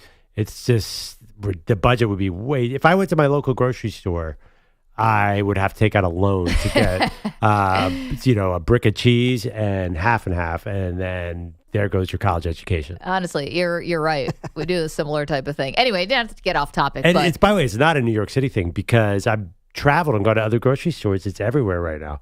Sorry, Manny's butcher coat reminded me of my yesterday sandwich debacle. Oh, but Manny, I'm right. Only fancy people order Brussels sprouts or whatever. No, it was like alfalfa sprouts and carrots on your sandwich. This was a Bruce Wayne sandwich, if you ask me. Yes, vegetable sandwich, right? They saw you first. Eggplant, guys, and some tomatoes. Chicken cutlet sub with some, some of that hot chipotle sauce. Yeah, Manny, that would have cost me upwards of $20. I think. There's so many weird. Ludicrous. I can't Absolutely believe. ludicrous. You guys were all yelling at me because I haven't tried hot honey on pepperoni pizza. Well, yeah, that's asinine. Well, you're too. just missing out. We feel bad for And you. you're also saying it's not good, which is ridiculous. Bananas. I'm not a huge pepperoni fan, but here's the thing. What? You guys are saying it like it is the most common order now, and you could be right, but I was not aware that, basically if you go to a pizza store, you're going to get hot honey on your pizza, because I don't think they have that in my local joint. No, I bought hot honey, and we have it now in our home because we make a lot of pizzas. Like it's fun to do with my kid, and I put the hot honey on. It was actually the cheapest thing I bought recently. Pizza dough? Well, the pizza dough and the hot honey. It's a good thing to have around, guys. Oh yeah, it's one. We always keep one in our apartment too. Andre makes pizza for fresh, so it's awesome. Perloff, you're not making fresh pizza with the girls? No. I'm not ordering a vegetable sandwich. I'm putting hot honey on anything. I'm old school. Yeah, just give him the chicken sashimi and let him do his work. That's as old school as it gets. Raw chicken, like Middle Ages. I once said that I would try it on a dare. I've never even eaten chicken sashimi. I mean, come on. Honestly, I don't. If we're going to order a vegetable sandwich, I don't even want to be with you, Maggie. This is way too new agey. What is in a vegetable sandwich? I'm It genuinely was like delicious. steamed broccoli. No, guys. It was an Italian place, so it was like eggplant, tomatoes. It had spicy peppers on it. it's very European. Yeah. Like this is something that Alfred would make for Bruce Wayne. He loves cucumber sandwiches. Wait, hold on, EJ. You're backing me up here. No. No cucumbers. It wasn't like that. It wasn't a salad on a some pieces of bread. Yeah, no, it wasn't a salad on a sandwich. It was roasted vegetables with mozzarella and some balsamic vinegar. Chicken tender stuff. You guys, come on. Well, if you're putting mozzarella on it, now it's not really a vegetable sandwich. It's more of a cheese sandwich. Well, I mean, I needed a little protein. I know that. Yeah. It does sound good. But you could have also got one of those sick Italian sandwiches. Yeah, it's a little heavy for the middle of the day. I was trying to lighten it up a little. Anyway, $15. $15. I've lived in New York City for a long time, so I don't have a lot of sticker shock. Actually, but sheesh. Now that you're saying there's mozzarella and eggplant, and that's actually might be worth $15. I'm not sure. It definitely wasn't. It was like 10 cents worth of food. Brandy, what do you get for lunch? What do I get for lunch? Yeah. Air. That's what I do. You don't eat lunch? Ice. I just munch on some ice. That's lunch. Huh. Keeping it streamlined. Oh, yeah, 100%. You get hydrated like that as well. I know what I'm doing. It's not just a hat rack, my friend. Listen, we're all going to be eating ice for lunch if the prices keep going like this. And ice might get too expensive. It's crazy. Actually, so we went to the Garden, Tracy Morgan style, and they have this wonderful buffet before the game. Yeah, that's right. And Manny disappeared. We all went to the shrimp and sushi. Mm-hmm. What did you go for? I went to go get some rib at first. I went to go get that prime rib stuff at first, and then afterwards, first intermission, I went to go get some of that sushi. But the thing about Manny was, we were all going for the food. He was already 3 beers in by the time he got to the first food tray. I was already 3 whiskeys. I thought he said double Jack and Coke. Yeah. I know. He kept walking off to the bar. I'm like, I didn't even know there was a bar here. And Manny found it. So that explains why you're not eating lunch. Manny knows all the bars at Madison Square Garden. Manny's having a liquid lunch. What are they? The old school 3 martini lunch. That was back in the day. Call it a fast. There you go. Well, it's good. We need a real drinker on this show, I think. I think we found him. Yeah. Because EJ doesn't really drink.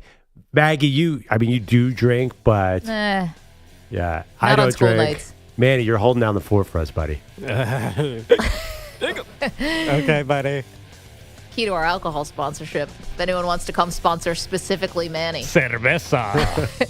888-710-4ISN. Manny will be like, you can just pay me in product. Yes. 888-710-4476. The Maggie Perloff movie sequels bracket.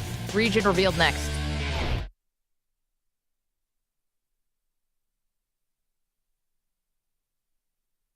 You're in a 5-minute break.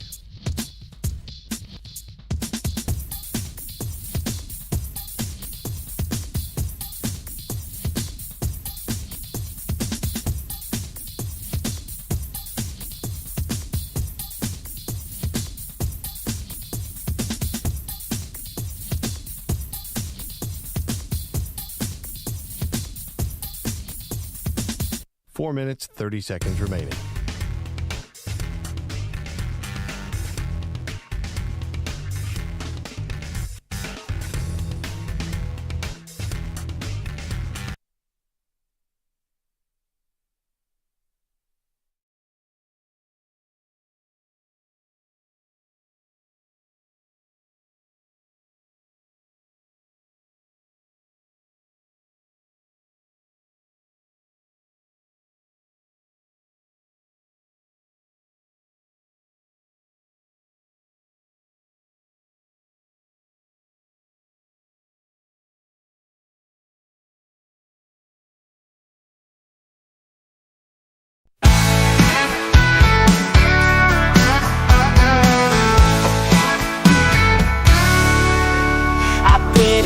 In the game for 37 years, making beats, rocking shows, facing all my fears. Now I'm here, dropping knowledge for the crew. Got a feeling, break music that'll blow right through. I'll write a theme 10 times, better you'll see. Catchy hooks and rhythm, it's guaranteed. But there's one thing that's always getting to me. Beat of the light, where's he been? No guarantee. On the realist, putting tracks on fire, spitting bars that'll take you higher and higher. Been in the studio while Peter's been gone. Now I'm here dropping beats all night long. I'll write a few 10 times, better you'll see. Catchy hooks and rhythm, it's guaranteed. But there's one thing that's always getting to me. Beat of the light, where's he been? No guarantee. I'm the realist, yeah, that's my name. Got hits for days and I'm changing the game. While Peter's still ghosting, missing the show, I'm out here shining, watching my thing grow. The realist, got the touch so smooth. I'm the one with the moves, making grooves. 37 years in the business, no breaks. I got the sound that makes the earth shake. I'm the realist, it's what they call me. While the light is somewhere missing in a scene, I'm turning up the heat, making sure it's known. While he's out there acting like he's never shown.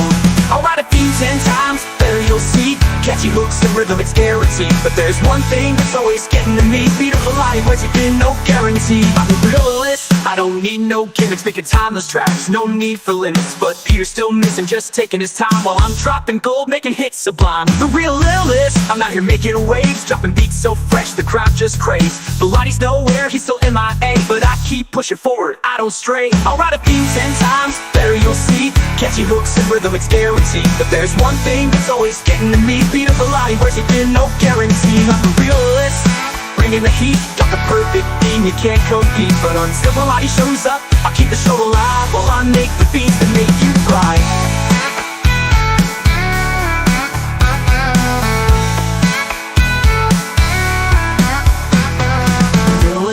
I'm out here making waves, dropping beats so fresh the crowd just craves. The lighty's nowhere, he's still MIA, but I keep pushing forward, I don't stray. The realist, yeah, that's my name. Got the perfect theme, you can't compete. But until the lighty shows up, I'll keep the show alive. While I make the beats that make you thrive.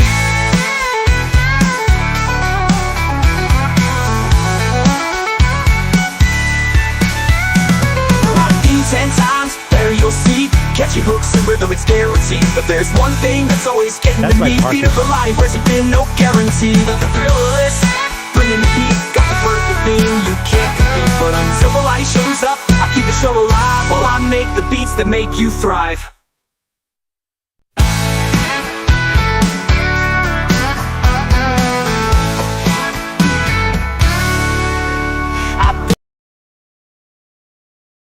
Probably not, but that doesn't make beating North Carolina any easier now. Your love lifted me higher than I've ever been lifted before. So keep it up, quench my desire, and I'll be at your side forever. 15 seconds.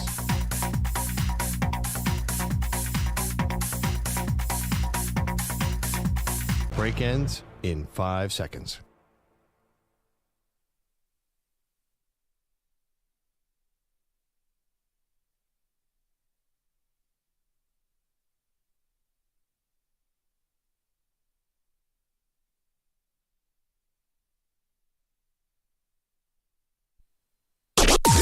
Maggie and Perloff on the Infinity Sports Network. Any shot of Aaron Rodgers going to the Minnesota Vikings this offseason look officially dead. Welcome to the show, Maggie Gray, Andrew Perloff, getting updates this morning from insiders, including Tom Pelissero, Pearl of NFL Network. Very plugged in with the Vikings. Said the team does plan to add a veteran, but they're not pursuing Aaron Rodgers at this time. McCarthy will now be the starter. Now, they are trying to explore options for a veteran to add, but it is not going to be Aaron Rodgers. So now, meanwhile, Rodgers' options now focused on the Steelers and the Giants, according to Tom Pelissero. But my question here is, listen, you want to go with J.J. McCarthy. That's fine. I get that. He was a top 10 pick. You traded up a spot to get him. You clearly had a lot of confidence in him until the knee got hurt. But what changed with McCarthy's knee between 4 days ago and now that all of a sudden you're just out on Rodgers when, according to the insiders like Mike Silver and Diana Rossini, 72 hours ago, you were having internal conversations and really mulling whether or not to bring Rodgers in the building? A couple options. Maybe the money didn't align with what Rodgers wanted and what they wanted. They probably really lowballed him. I would imagine 1 year, $14 million. Same thing they offered Daniel Jones. Or maybe they decided a few days ago and sort of just are starting to let it leak now. Possible. We never know behind the scenes. But here's the thing about that is, everyone's so anxious for this information. I'm not just talking about us, the fans. Yeah, I'm Rodgers. talking about other teams. Like Cam Heyward, the longtime Pittsburgh Steeler, the lifelong Pittsburgh Steeler, came out and said, Rodgers, come on. Like, you know what, or get off the pot already. Either you want to be a Steeler or you don't. And not to mention Russell Wilson and some of the other veteran quarterbacks. I just imagine if you're Rodgers' agent, you want to get this out there because you probably have other clients who may be waiting on this decision as well. Like, why drag it out? Anyway, I don't think, I don't know. I'm not sure it's the other client situation. There are not that many quarterback spots open anymore. I can tell you there is, beyond Russell Wilson, beyond, you now have the Jameis Winstons and the Carson Wentzes and whatever's going to happen with Kirk Cousins. And you have, there are some interested parties here. They're not the biggest names and biggest stars, but there are a lot of dominoes that still have to fall. Welcome to the Aaron Rodgers experience. You know what he cares about any of those people? Not a lick. He cares about, and actually I don't even blame him. It's his career. He should do whatever he wants. But I do get the sense that Aaron Rodgers is setting his own timetable on all this. It wasn't him. It was the Vikings. Rodgers, we have to take Rodgers off the hook a little bit on this one. I think it's easy to blame him, but all the reports were the Vikings were the ones who were deciding. Right, but also he could have said, hey, I need to make a decision with the Steelers or Giants. Decide right now or I'm going to move on to this other team. But he doesn't seem like he's in a rush. And I kind of get that because it's March 19th. I feel like everyone's putting pressure on all this to get solved pretty quickly. Even Cam Heyward said for the Steelers, decide now. Am I crazy? Or 5 years ago, we would go into late March or April and not know all the quarterback spots. Now it all gets done. So I think people are rushing a little bit. They don't play a game for another 6 months. I get it, but it's also the most important position on the field. Yeah. And it's, one, you want to start trying to get chemistry with the wide receivers. You don't have nearly the practice time that you used to have. There's no two-a-days. There's not, all that stuff is out the window. And, if you actually are bringing in an Aaron Rodgers, it's not because you want to win 4 games, right? Like that wasn't the plan for the Jets. They thought they'd be a Super Bowl contender with him, and that's what the Steelers have to be thinking at the least. Well, I'm not sure about the Giants, but at least the Steelers, if you're thinking about Rodgers, it's not to come in and fart around. It's to come in and try to finally win some playoff games. By the way, you think you're getting Rodgers in April to work out with these receivers? You'd be lucky if you see him in June for the OTAs. Tom Brady signed with the Bucs on March 20th, which would be tomorrow. So, but here's the other thing about Brady. Let's not forget we were at the very beginnings of the pandemic at that point. Like things were a little bit dicey, and then he did end up going to Tampa and immediately started working out with his new teammates. So, but it did take a couple weeks. I do remember that it wasn't immediate. I think he was mulling, even like talking retirement a little bit. Hey, that could be in the cards for Rodgers. Might not know if he wants to play. And now that Minnesota is gone. It's interesting. I know we could get to more. What do you think is a front runner with Pittsburgh and New York? I mean, I have to imagine that Pittsburgh is the front runner because the roster may be a little bit further along, but I'm kind of not with the crowd on the New York Giants. I know we like to make fun of Manny and Bogusch, and there are Giants fans here, and the Giants have stunk, but I take a look at their roster. I don't think they're as far away from being a fringe playoff team as other people. Now, I don't know if Rodgers has the ability to really raise everyone up like that anymore, but to me they're not as pathetic and sad as some other franchises. And by the way, they've got the 3rd overall pick, so whether that's Shedeur or whether that's another really talented player, Travis Hunter, the Giants are not, to me, like the worst franchise in the league. Aren't they the losingest franchise over the last 10 years? I'm talking about this iteration, like this roster. Yeah, I hear what you're saying, but I do think they're like them and the Raiders are pretty much the bottom of the heap. I do think that matters. Yeah, they had a good run 2 years ago, but a fringe playoff team. Rodgers got 1 year or 2 years left. You can't do a fringe playoff team. Also, you are a little pinned in by Washington and Philly in that division. Same thing with AFC North. Man, this is a tough choice for Rodgers. He's definitely doesn't have exactly the choices you want. Tom Brady found a sleeping giant in Tampa Bay. Yep. I could see what you're saying about the Giants. Absolutely. They have Malik Neighbors. But there's not a Tampa Bay situation where you have talent all over the roster. You're in an easy division. Yep. It's going to be hard in either place. And I'll bet you retirement's on the table. I'll bet you he's thinking, why? Why do I want to get beat up on these two teams? I think we're talking about Aaron Rodgers now, and Tom Pelissero is reporting this morning that the Vikings are out. They're going to go with J.J. McCarthy and some other veteran, and Rodgers now can maybe have his pick between the Giants and the Pittsburgh Steelers. I do think there's a lot of ego with Aaron Rodgers and a lot of great players. I don't think he wants to go out as a 4-5 win on a 5-win Jets team that end up becoming a punchline, like most things that happen with the Jets lately. And I think he wants to erase that bad taste from his legacy and try to recapture a little bit of glory. I'm not saying he's going to ride off into the sunset like Peyton Manning, but just back to respectability. Didn't he have that his last game he had 4 touchdowns. That was not the worst game. No one's going to remember the details. No, I know, but it's not going to affect his legacy one way or the other. The Jets thing, I think it's a 0. Nobody cares that Joe Namath ended as a. What team did he end up? Rams? Because now we've got 40 years between that and more. I'm sorry, that was mid-70s. Brady's last year was terrible. Favre's last year was terrible. Peyton's last year they won a Super Bowl, but he was god-awful. He the worst season of his life by 20-fold. Yeah, but Doesn't Rodgers matter. was particularly dramatic in the sense of the tearing the Achilles, which is not his fault, but tearing the Achilles, which begat the I might be a vice presidential candidate to here's a Netflix documentary that I made where you watch me taking hallucinogenic drugs. Also, the Lombardis are lonely here. Like he laid it there. Yeah, I just don't think anybody cares about where Emmitt Smith ended as a Cardinal. Time will erase all that. And he also had pretty good numbers, which is so bizarre in New York. 28 touchdowns, 11 picks. It always happens. You always forget the last team. I think. All right. Well, the question is, the Vikings being out on Aaron Rodgers now, is this a decision they will regret?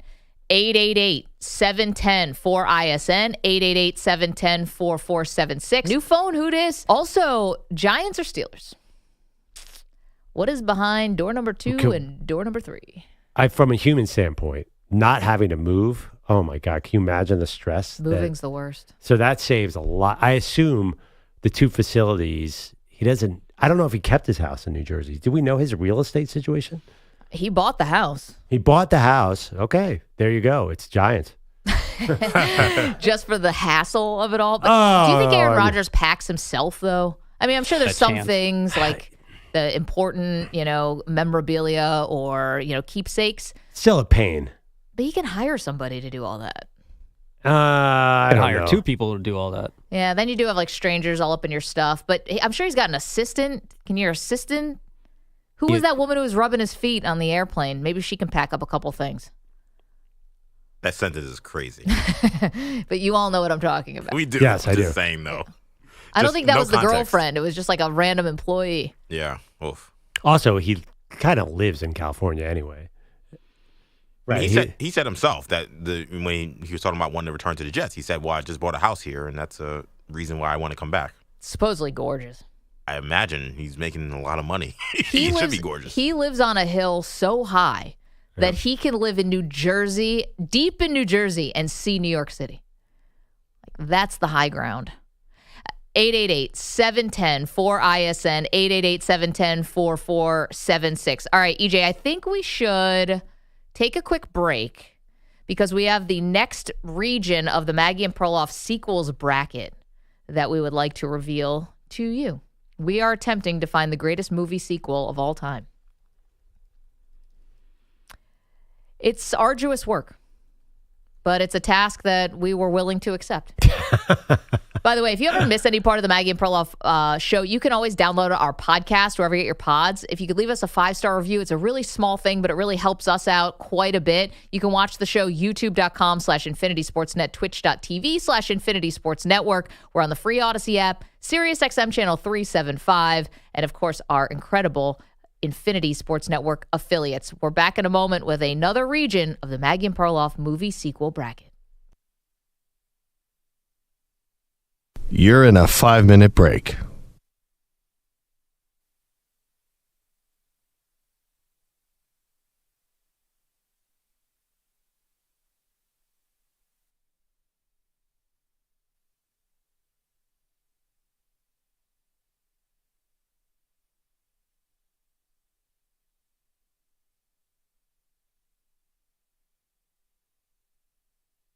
Four minutes, 30 seconds remaining.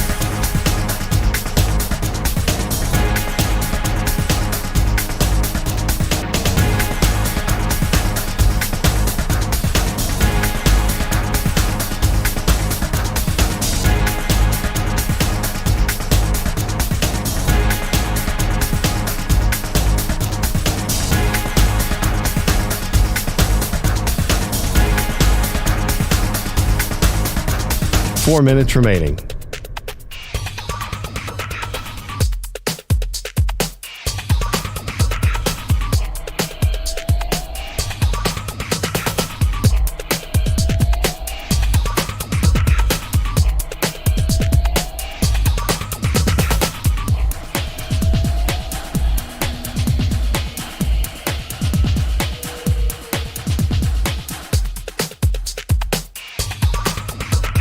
Three minutes, 30 seconds remaining.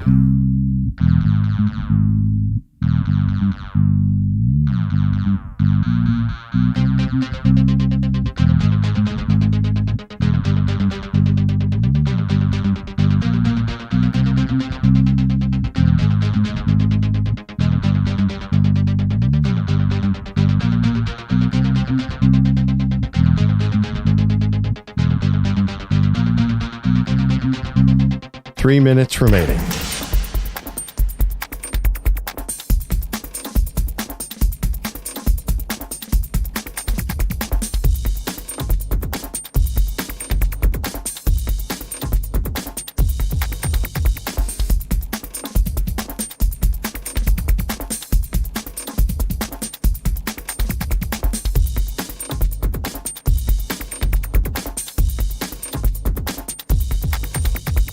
Two minutes, 30 seconds remaining.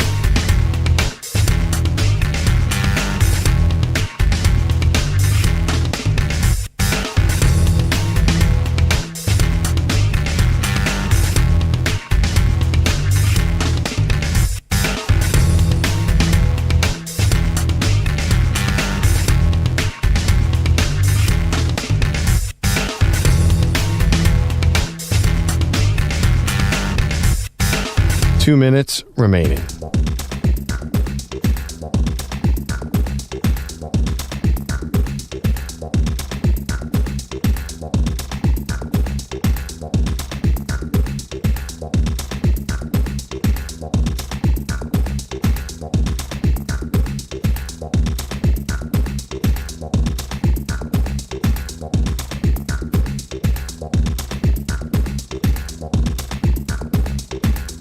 One minute, 30 seconds remaining.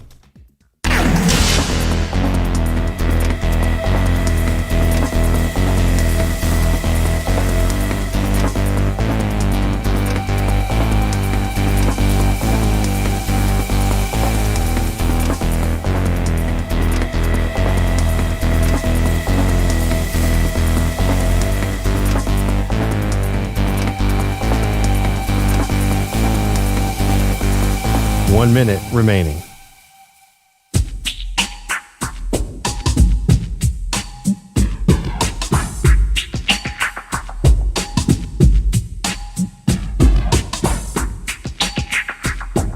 $45 seconds remaining.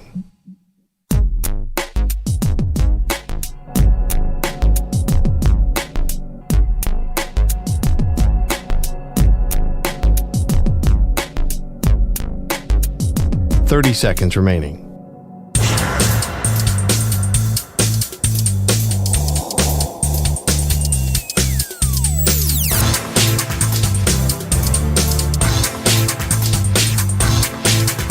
$15 seconds.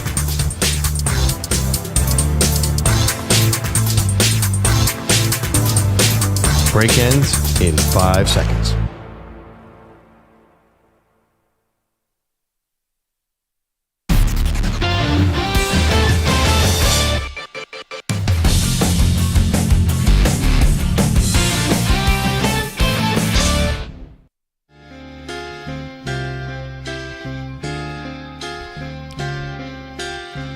Okay, get ready for controversy here on the Maggie and Perloff Show. It starts with the name of this region in our greatest sequel ever bracket.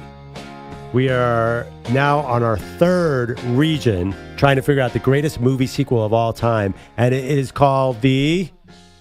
Hoth? Of course, we're talking about the frozen planet of Hoth, I believe. Hoth. All right, The let me make a greatest note. scenes of all time when Han Solo has to... Luke has to rip open the tauntaun to keep warm and rest inside the guts of this weird space animal. You said the TomTom, the GPS system? Tauntaun. It's a tauntaun, right? Oh, I thought it was TomTom. Don't tell me you haven't seen Empire. I haven't man. seen any of the Star Wars, no. What? All right, Manny and I are going to be in lockstep here. Now, I actually have seen the original three. So you've seen this one. With Mark Hamill, right? And Yeah, so you saw this one. I did see this one. But anyway, let's get to it. The third of four regions in the Maggie Perloff movie sequel bracket. And no shock here, the number one overall seed in this region, the number one seed, is Star Wars Empire Strikes Back. Never told you what happened to your father. He told me enough. He told me you killed him. No. I am your father. No.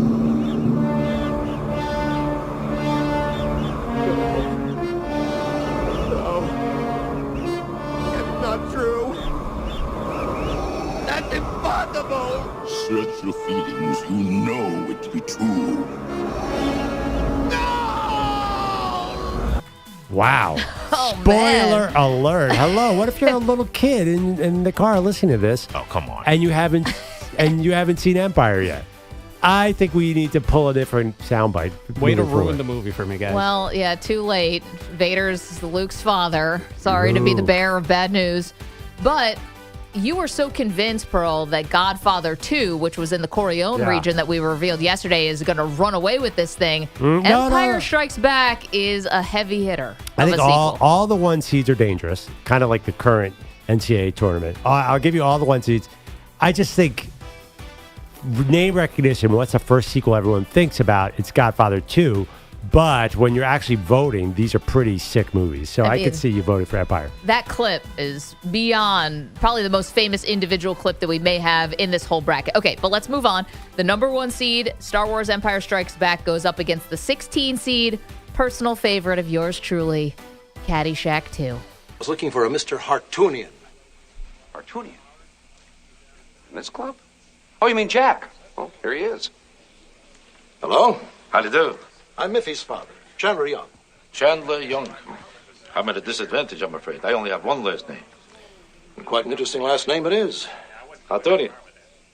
What is your background? My background? Oh, my father was Armenian.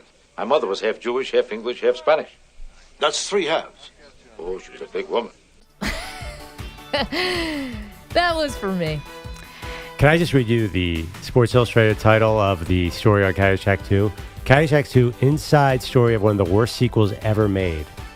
That's your opinion. Those are fighting words. I was reading a headline from Sports Illustrated who calls their opinion. Caddyshack one of the great movies of all time. As a Perloff byline, by the way. Chris Nashawati, who wrote the famous book on Caddyshack. Sports Illustrated, you say? Yeah. Never heard of him. Where'd you use the word? No, Sports this was Illustrated. a guy wrote a book about how Caddyshack is a incredible movie, and then he said Caddyshack 2. Come on, they went from Rodney Dangerfield to Jackie Mason. There are so many problems with this movie, but I love that you love it. Caddyshack 2 is my favorite. Okay, well, hands full with Star Wars Empire Strikes Back. Maggie and Perloff movie sequel bracket continues. The 8th seed in this region, Shrek 2. Are you up for a little quest, donkey? All right, that's more like it. Shrek and Donkey on another whirlwind adventure. Ain't no stopping us now. Woo! We're on the move. Stop, Auger. I have misjudged you. Join the club. We've got jackets. On my honor, I am obliged to accompany you until you have saved your life, as you have spared me mine. I'm sorry, the position of annoying talking animal has already been taken. Let's go, Shrek! Shrek 2 goes up against another Eddie Murphy vehicle, the 9th seed, Pearl, Beverly Hills Cop 2. I have the money and I do want to do business, but with you, I ain't doing nothing in front of this dude because this dude is a cop. I know when I can smell a pig inside the room. I used to be a Muslim, man, and I know that's pork over here. And then, yes, pork. It's definitely pork. I ain't doing around this dude, man. You want to do business? You know where to find me. You, man. Allahu Akbar. Axel Foley, an all-time character. Okay, so that's a good 8-9 matchup. The 5th seed in this Maggie Perloff movie sequel region is Dune Part 2. How can you be so sure the great houses are here for me? They may be curious to hear my side of the story, don't you think? I am Paul Atreides, son of Leto Atreides, Duke of Arrakis. Gurney. My lord. Send a warning to all ships. If the great houses attack, our atomics will obliterate all spice fields. You're out of your mind. He's bluffing. Consider what you're about to do, Paul Atreides. Silence! Wow. Then he immediately broke into a Bob Dylan song, which was crazy. The answer is blowing in the wind. At what point in your life do you hope to yell out the word silence? Yeah. Anyway, Dune Part 2 goes up against the 12th seed in the movie sequels bracket, Incredibles 2. Did we do something wrong? No. We didn't do anything wrong. Superheroes are illegal. Whether it's fair or not, that's the law. The law should be fair. What are we teaching our kids? To respect the law. Even when the law is disrespectful? If laws are unjust, there are laws to change them. Otherwise, it's chaos. Which is exactly what we have. I just thought it was kind of cool. What was? Fighting crime as a family. It was cool, but it's over.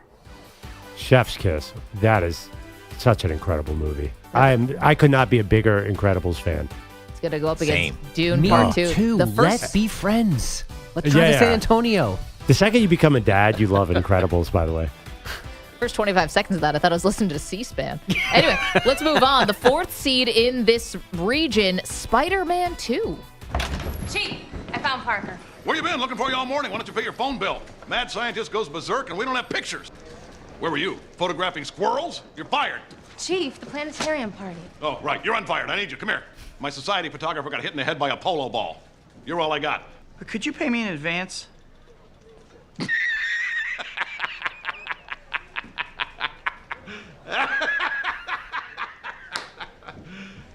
You serious? Pay you for what? Standing there? This is the Tobey Maguire? Yes. Yeah, Doc Ock, right? That's Stu. Good bad guy. The 4th seed in the Maggie Perloff sequels bracket goes against the 13 seed Ace Ventura 2 When Nature Calls. Ifamaje. He said, sorry, white devil, but he must kill you now. I'll have you know I have the reflexes of a cat and the speed of a mongoose. Throw it. I dare ya.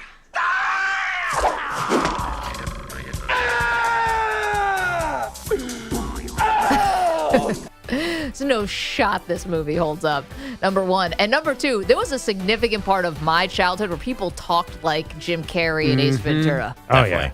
Ace Ventura, I think more of one, but yeah, Ace talking Ventura, with your butt was a big joke for a while. Alrighty then. Yes. Manny, you even go. you got that one.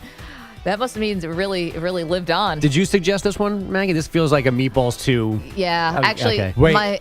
Is this a fall off? Was this not considered a good one? Like Meatballs too? And I'm said the person who likes Caddyshack 2. I think Ace Ventura 2 was a bit of a... Because it got a good Rotten Tomatoes score, which is I funny. see 21% though. No? Am I looking at the wrong? About 72% on the popcorn meter. My husband and I, whenever we walk into like a room or something and it's hot, it's like kind of hot in this rhino. It's just like a shorthand that we say to each other. Anyway, inside joke. Why are you guys such nerds? Seed. Watch the scene. The 6th seed, Maggie Perloff sequels bracket is the Hunger Games Catching Fire. Where's Peter? He still has his tracker in his arm. Joanna cut yours out. Where is he? In the Capitol. They got him and Joanna. You son of a bitch! You son of a... You promised me that you would save him over me! You promised me! You're a liar! You're a liar! Oh, remember when LeBron James was reading these books in the locker room? Always on the first page. Always on the first page. By the way, every 9-year-old girl on earth has a crush on PETA. He was a big deal in our household. He was a hunk. Josh Hutcherson. Yeah, big deal. The sequel, The Hunger Games Catching Fire, faces off against the 11th seed, Too Fast, Too Furious. I thought you was dead, man. Yeah, me too. They should save my ass, bro. What are you doing, Brian? I don't know, but if Barone sees a helicopter or customs boat, she's dead. Boat, car, boat. You're not gonna do what I think you're gonna do. Yeah, I think so. You got my back, bro? Yeah. All right, man, put on the seatbelt. Show off some real Dukes of Hazzard. We're gonna do this big. Hold on, Rome. Hold on. Action movie. Does just that play under the entire movie? Kinda. I assume. The third seed in this region, another Batman.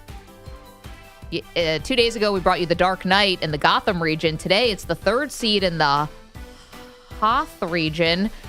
Batman Returns. You don't really think you'll win, do you? Things change.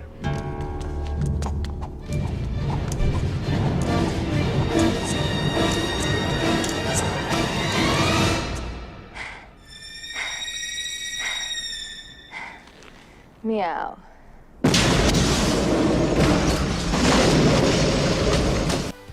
I love that one. Is that Michelle Pfeiffer? Oh, yeah. Mm-hmm. Super Okay. hot in that movie. Danny DeVito is the Penguin, and you Also guys... super hot. You guys Who's know the, I love Michael Keaton. Oh, it's a Michael Keaton. I had to place that. You mean the guy from the Jersey Mike Subs commercial? Yeah. He was in movies and everything. Oh. Batman Returns is the third seed. The 14 seed that they'll face is Major League 2. Oh my God, it's him. Crank it, Jerry.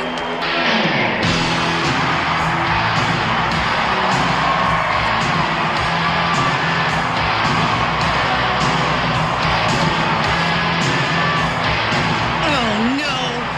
Not the damn song again!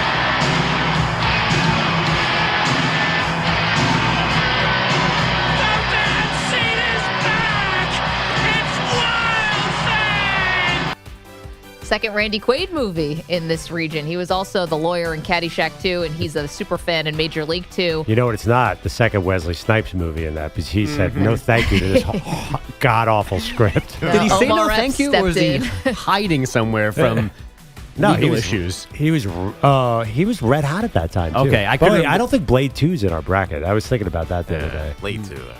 Anyway.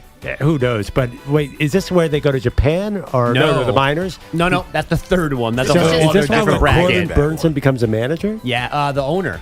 Yeah. This is just all they're famous and rich now, and they've got to deal with that. Yes. Oh, This one's okay. not as terrible as 3. No, 3 is inexcusable. Right, exactly. Yeah. 3's unwatchable. Back to the minors. With Scott Bakula. I think that was Yeah. a TV movie, though, to be fair. No, that was a real movie, I think. Oh. So that's your 3-14 match. We got 2 more for you in the Maggie Perloff movie sequel bracket. In this region, the 7th seed is Rush Hour 2. Rookie 10, where is he? I don't know. He killed a detective today. Where is he? Who got killed, man? Connor! Who died, Lee? You! Detective, you? Not you, you! Who? You! Who? Do you understand the words that are coming out of my mouth? Don't nobody understand the words that are coming out of your mouth, man. Oh, It's amazing. the many notes of Chris Tucker. I love this. This is the best trilogy, in my opinion. Wearing my T-shirt. This is my sentimental favorite. Please advance Rush Hour 2. I love the Rush Hours. So good. It's You have basically to- who's on first, but just like, Jackie Chan. You have to vote for that. You have to tell me the plot differences between all the Rush Hours. Oh, I can do that. You probably can.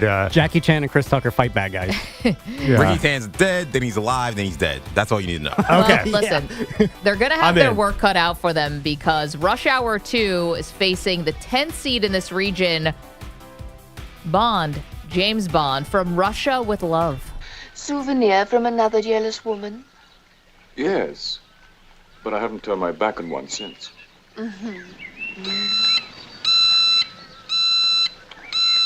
Excuse me. What?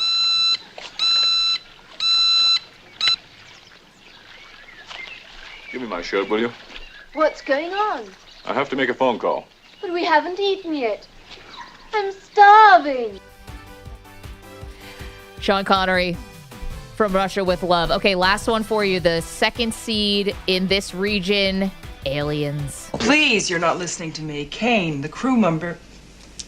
Kane, who went into that ship, said he saw thousands of eggs there. Thousands. Thank you. That will be all. Damn it, that's not all. Because if one of those things gets down here, then that will be all. Then all this bullshit that you think is so important, you can just kiss all that goodbye. second Sigourney Weaver movie in this region. She was in Ghostbusters too. Now she's in Aliens. And Aliens goes up against the 15 seed Scream 2. Are you suggesting that someone's trying to make a real-life sequel? Stab 2? Who'd want to do that? Sequels suck. No, come on, man. Oh, please. By definition alone, they're inferior films. It's bullshit generalization. Many sequels have surpassed their original. Oh, yeah? Name one. Yeah.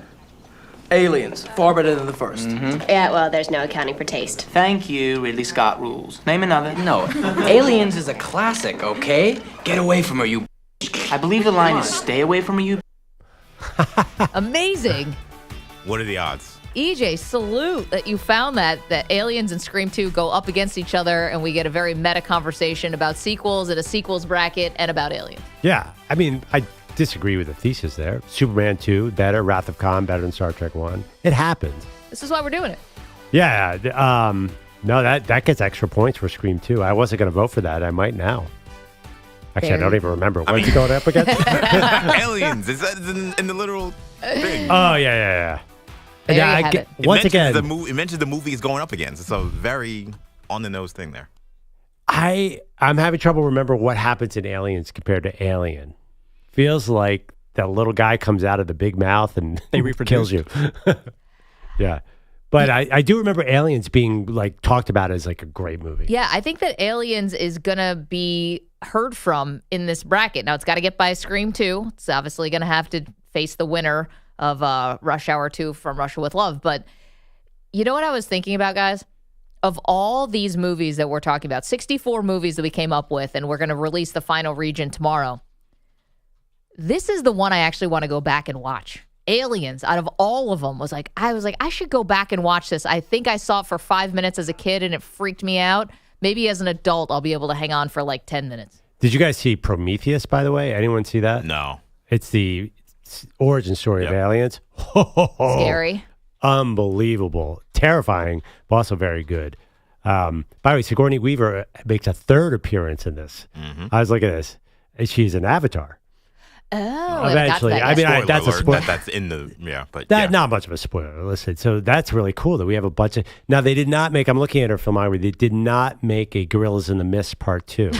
Disappointment. Mistier. This is my favorite game. Just The gorillas get mistier. I feel like this is the region of doom. This is a stacked region. Empire versus Aliens versus Empire, Shrek 2. I mean, Shrek 2, Beverly Hills Cop 2, Dune 2, Incredibles 2, Spider-Man 2. Major League 2 is a 14 seed. That's a tough 14. Yeah, Batman Returns, Rush Hour 2, From Russia with Love, Aliens. I mean, these are all really good movies. Pretty much. Well, really good, by our movie sequel standards. This actually critically is probably the best region. Definitely. EJ's right.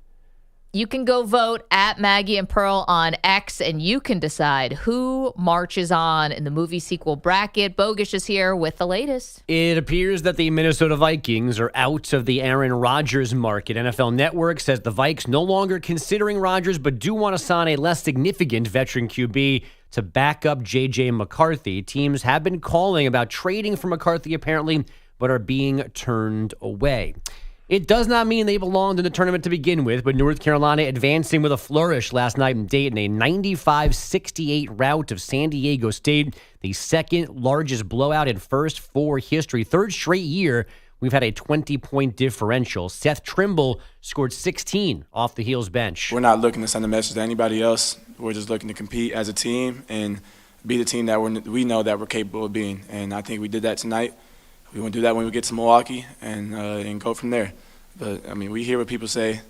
We don't really care about it. It is what it is. We're focused on us. Friday in Milwaukee, they face Ole Miss. Doesn't that mean that they belong? Could you make an argument that they belong because they had a high KenPom rating? Now we know why they had a high KenPom rating, because they're a good team. You could at least make that argument. You're saying there's no way. What if they go to the Elite Eight? Doesn't that mean the committee was right in a way? We don't know what West Virginia would have done, because West Virginia, with their wins above bubble, could have also beaten San Diego State by 30. Possibly, but if North Carolina goes on to win games, it means they're better than some of the other teams in the field of 68. So it's an easy argument to make, hey, they were one of the top 68 teams in this field. I don't believe that once you're in the tournament, I don't think it says anything other than you won that day. I don't think it means that that your conference is better or worse.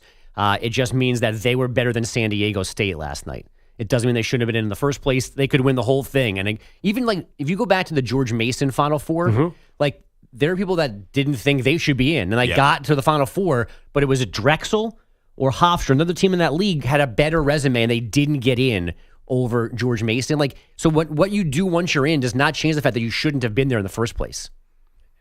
Yeah, but there's definitely an argument that, hey, the committee got it right with George Mason. You're playing the result. Not really, though, because the committee's looking at metrics. They watched North Carolina play the other day. They're like, oh, this is a good team. But don't you get what you earn, though, not what they think you can do? Actually, I'm not sure. Is that they do forecast a little bit? I don't think they project. They think, well, this team should be in the Sweet 16. They could be in the Sweet 16, so we're going to put them in. They think they should be in the 68.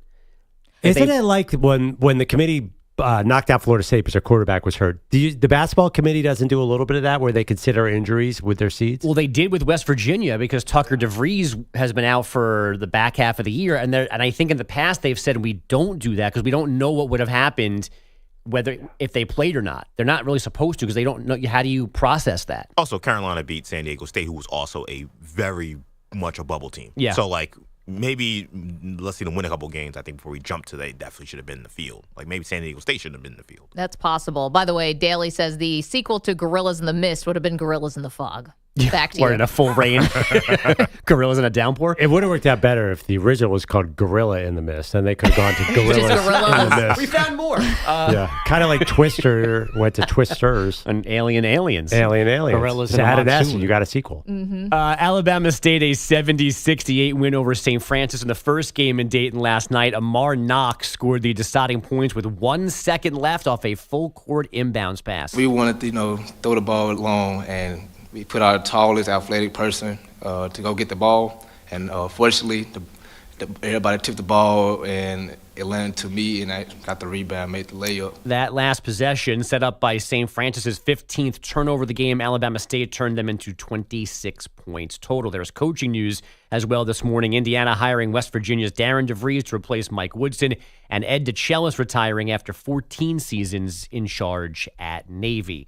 It's a 2-game sweep for the Dodgers in Tokyo. 6-3 winners over the Cubs this morning. Shohei Ohtani, one of LA's 3 homers. Roki Sasaki made his big league debut on the mound. 3 innings, 1 run on 1 hit, but he did walk 5. For the first time since late January, the Cavaliers have lost back-to-back games. 132-119 losers at the Clippers last night. LA again played without head coach Ty Lue, who's battling back pain, and now Jeff Van Gundy is away from the team as well for a personal matter.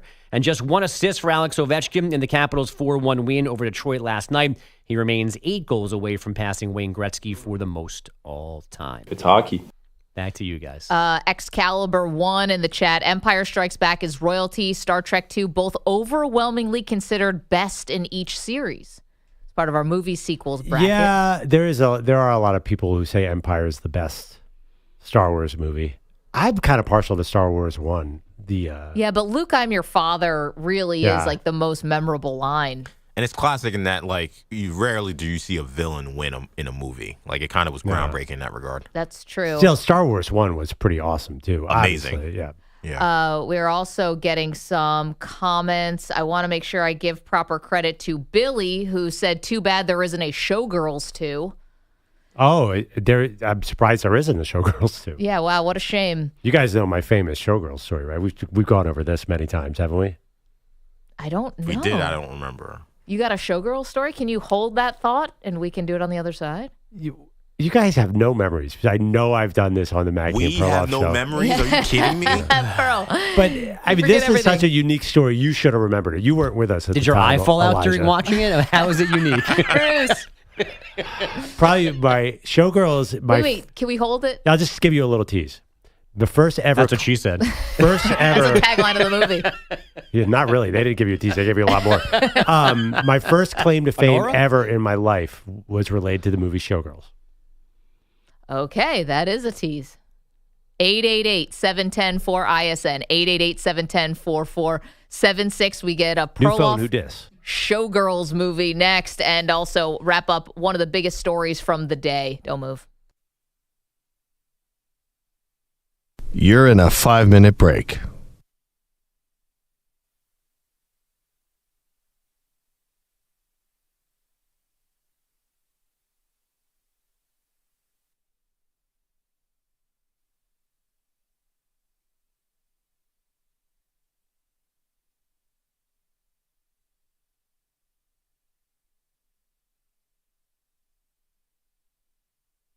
Four minutes, 30 seconds remaining.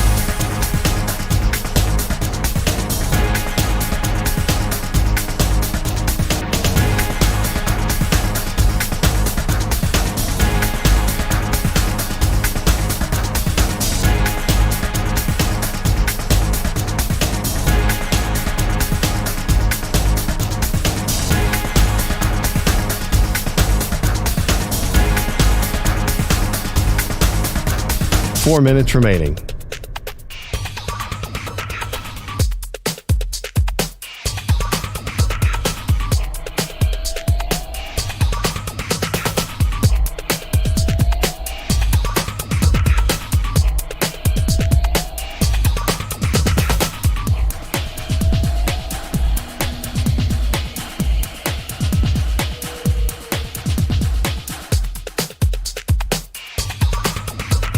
Three minutes, 30 seconds remaining.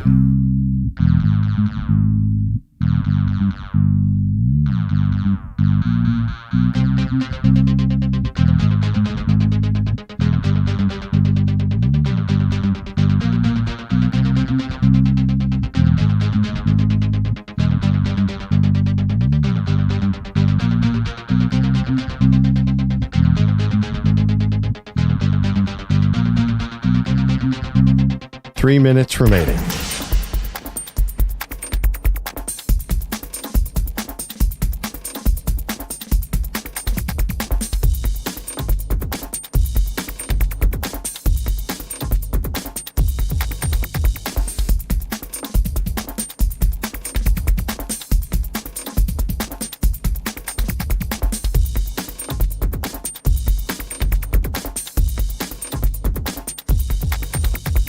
Two minutes, 30 seconds remaining.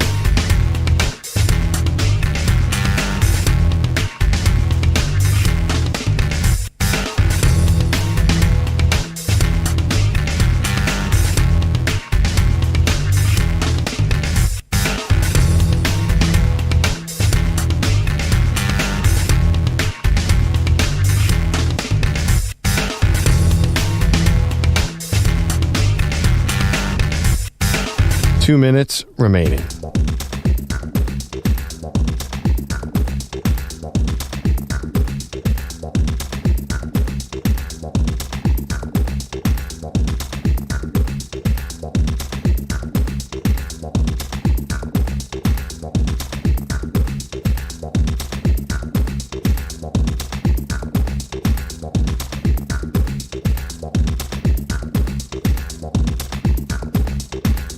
One minute, 30 seconds remaining.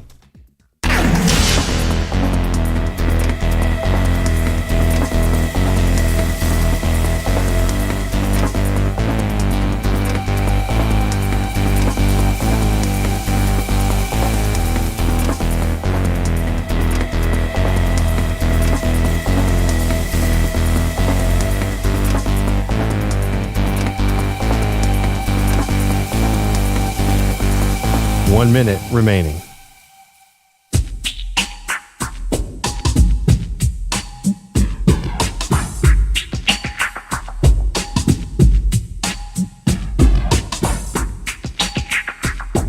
.45 seconds remaining.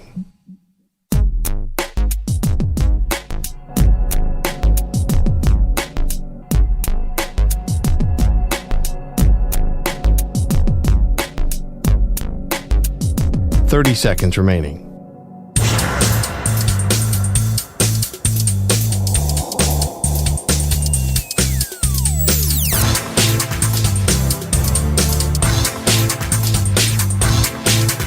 .15 seconds.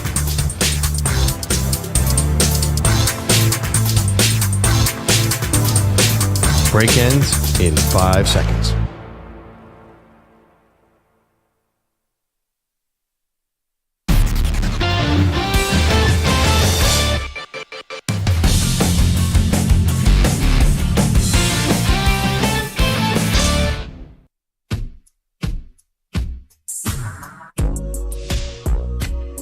Welcome back. We get Perloff's Showgirls story in just a moment. But first, Jeff is in Tucson. I'm on hold, but I've been on hold for a while. Hey, Jeff. You're wondering, hey, how you doing? How you doing, dude? So let us know what you think about Aaron Rodgers. It looks like the reports are that the Vikings are out.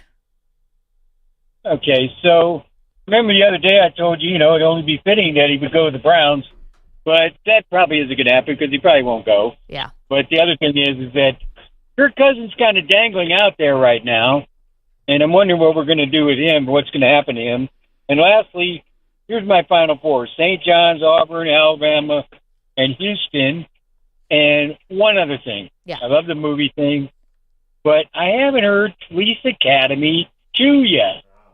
So I'm wondering where that is. Jeff, don't worry. We still have one more region that we have to reveal tomorrow. So you got to tune in tomorrow, pal.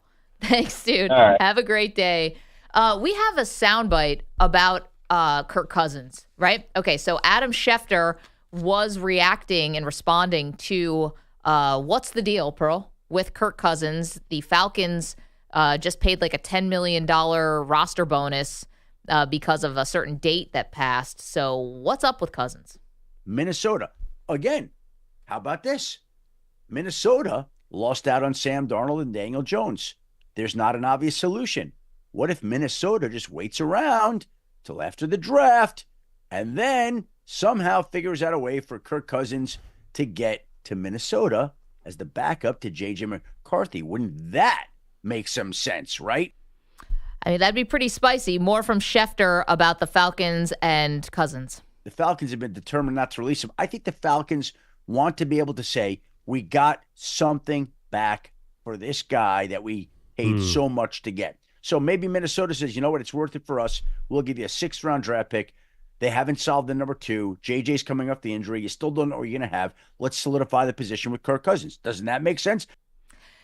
My first glance here is like, wow, it seems like Schefter maybe is doing some work for Cousins' agent. But was the relationship damaged between Cousins and the Vikings the last time around that it'd be awkward for him to go back? Yeah, I would think so. By the way, I'm not sure what does his agent have to gain from. I don't know who's paying Kirk Cousins in this scenario. No, I think they want to get Cousins somewhere where he could possibly start. And if you're looking at the chessboard here, you're running out of slots. Right. And they probably think J.J. McCarthy, either his knee's not stable or this could be a place where Kirk can redeem himself. I mean, I think Kirk has to be in play for all the quarterback spots. Definitely the Giants, right? Probably the Browns. And I guess he makes sense here in Minnesota. I agree with you. I would think there's too much water under the bridge. That doesn't make sense for him to go back there. He just left like 2 years ago. Right, and he left because they couldn't guarantee him they wouldn't draft a quarterback. Lo and behold, they went and drafted a quarterback. Yeah, and that quarterback's still there. Is going to probably maybe have the inside track here on starting. From a football standpoint, it makes a lot of sense, though. I mean, he's obviously very much a Kevin O'Connell quarterback. But then again, I think Kirk could be reunited with Stefanski in Cleveland. That seems like the spot to me. How about you draft Shedeur or you don't draft Shedeur and you bring in Kirk? The question is, how does the money work out? I did not know he's got this fat contract. Yeah. How, what does Atlanta pay? What does the new team pay? That to me is a huge part of this. Okay. You promised a Showgirls story. In the chat, they're lamenting that we're doing a whole movie sequels bracket, but they're lamenting that Showgirls never got a sequel. Yeah.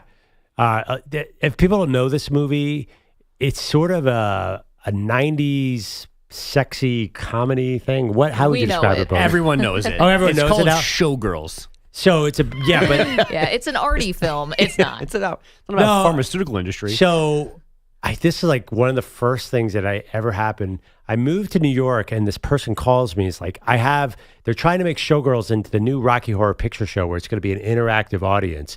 Do you want to go to the showing? I'm like, Yes. Do I have to take my clothes off and dance? Yeah, that's what they wanted it to be, like Rocky Horror Picture Show, where there was like everyone memorizes these dance, and these showgirls came out on stage, and it was a big deal. And there was a reporter outside from the New York Times, and I'm walking out, and they asked me, "Hey, what'd you think of the movie?" And I said, "Oh, Showgirls, it's so bad, it's good." Pretty straightforward comment. Made the front page of the Sunday Times. And I was a paralegal at the time. It was pretty awesome. That was my first claim to fame. I made the Times. I told everybody about it, talking about Showgirls. And that's an accurate statement. It is so bad that it's good if you watch it again. I haven't watched it in so long. I'll take your word for it. But here's the funny thing about trying to turn it into the Rocky Horror Picture Show. The Rocky Horror Picture Show has a great soundtrack. Oh, Showgirls didn't have a good soundtrack. No, it did work. Oh, got it. Okay. Yeah, the Rocky Horror Picture Show is amazing. And it also had Susan Sarandon and Meatloaf, and it was a lot higher end. Showgirls has very little redeeming qualities. I had to sit there and watch the whole thing.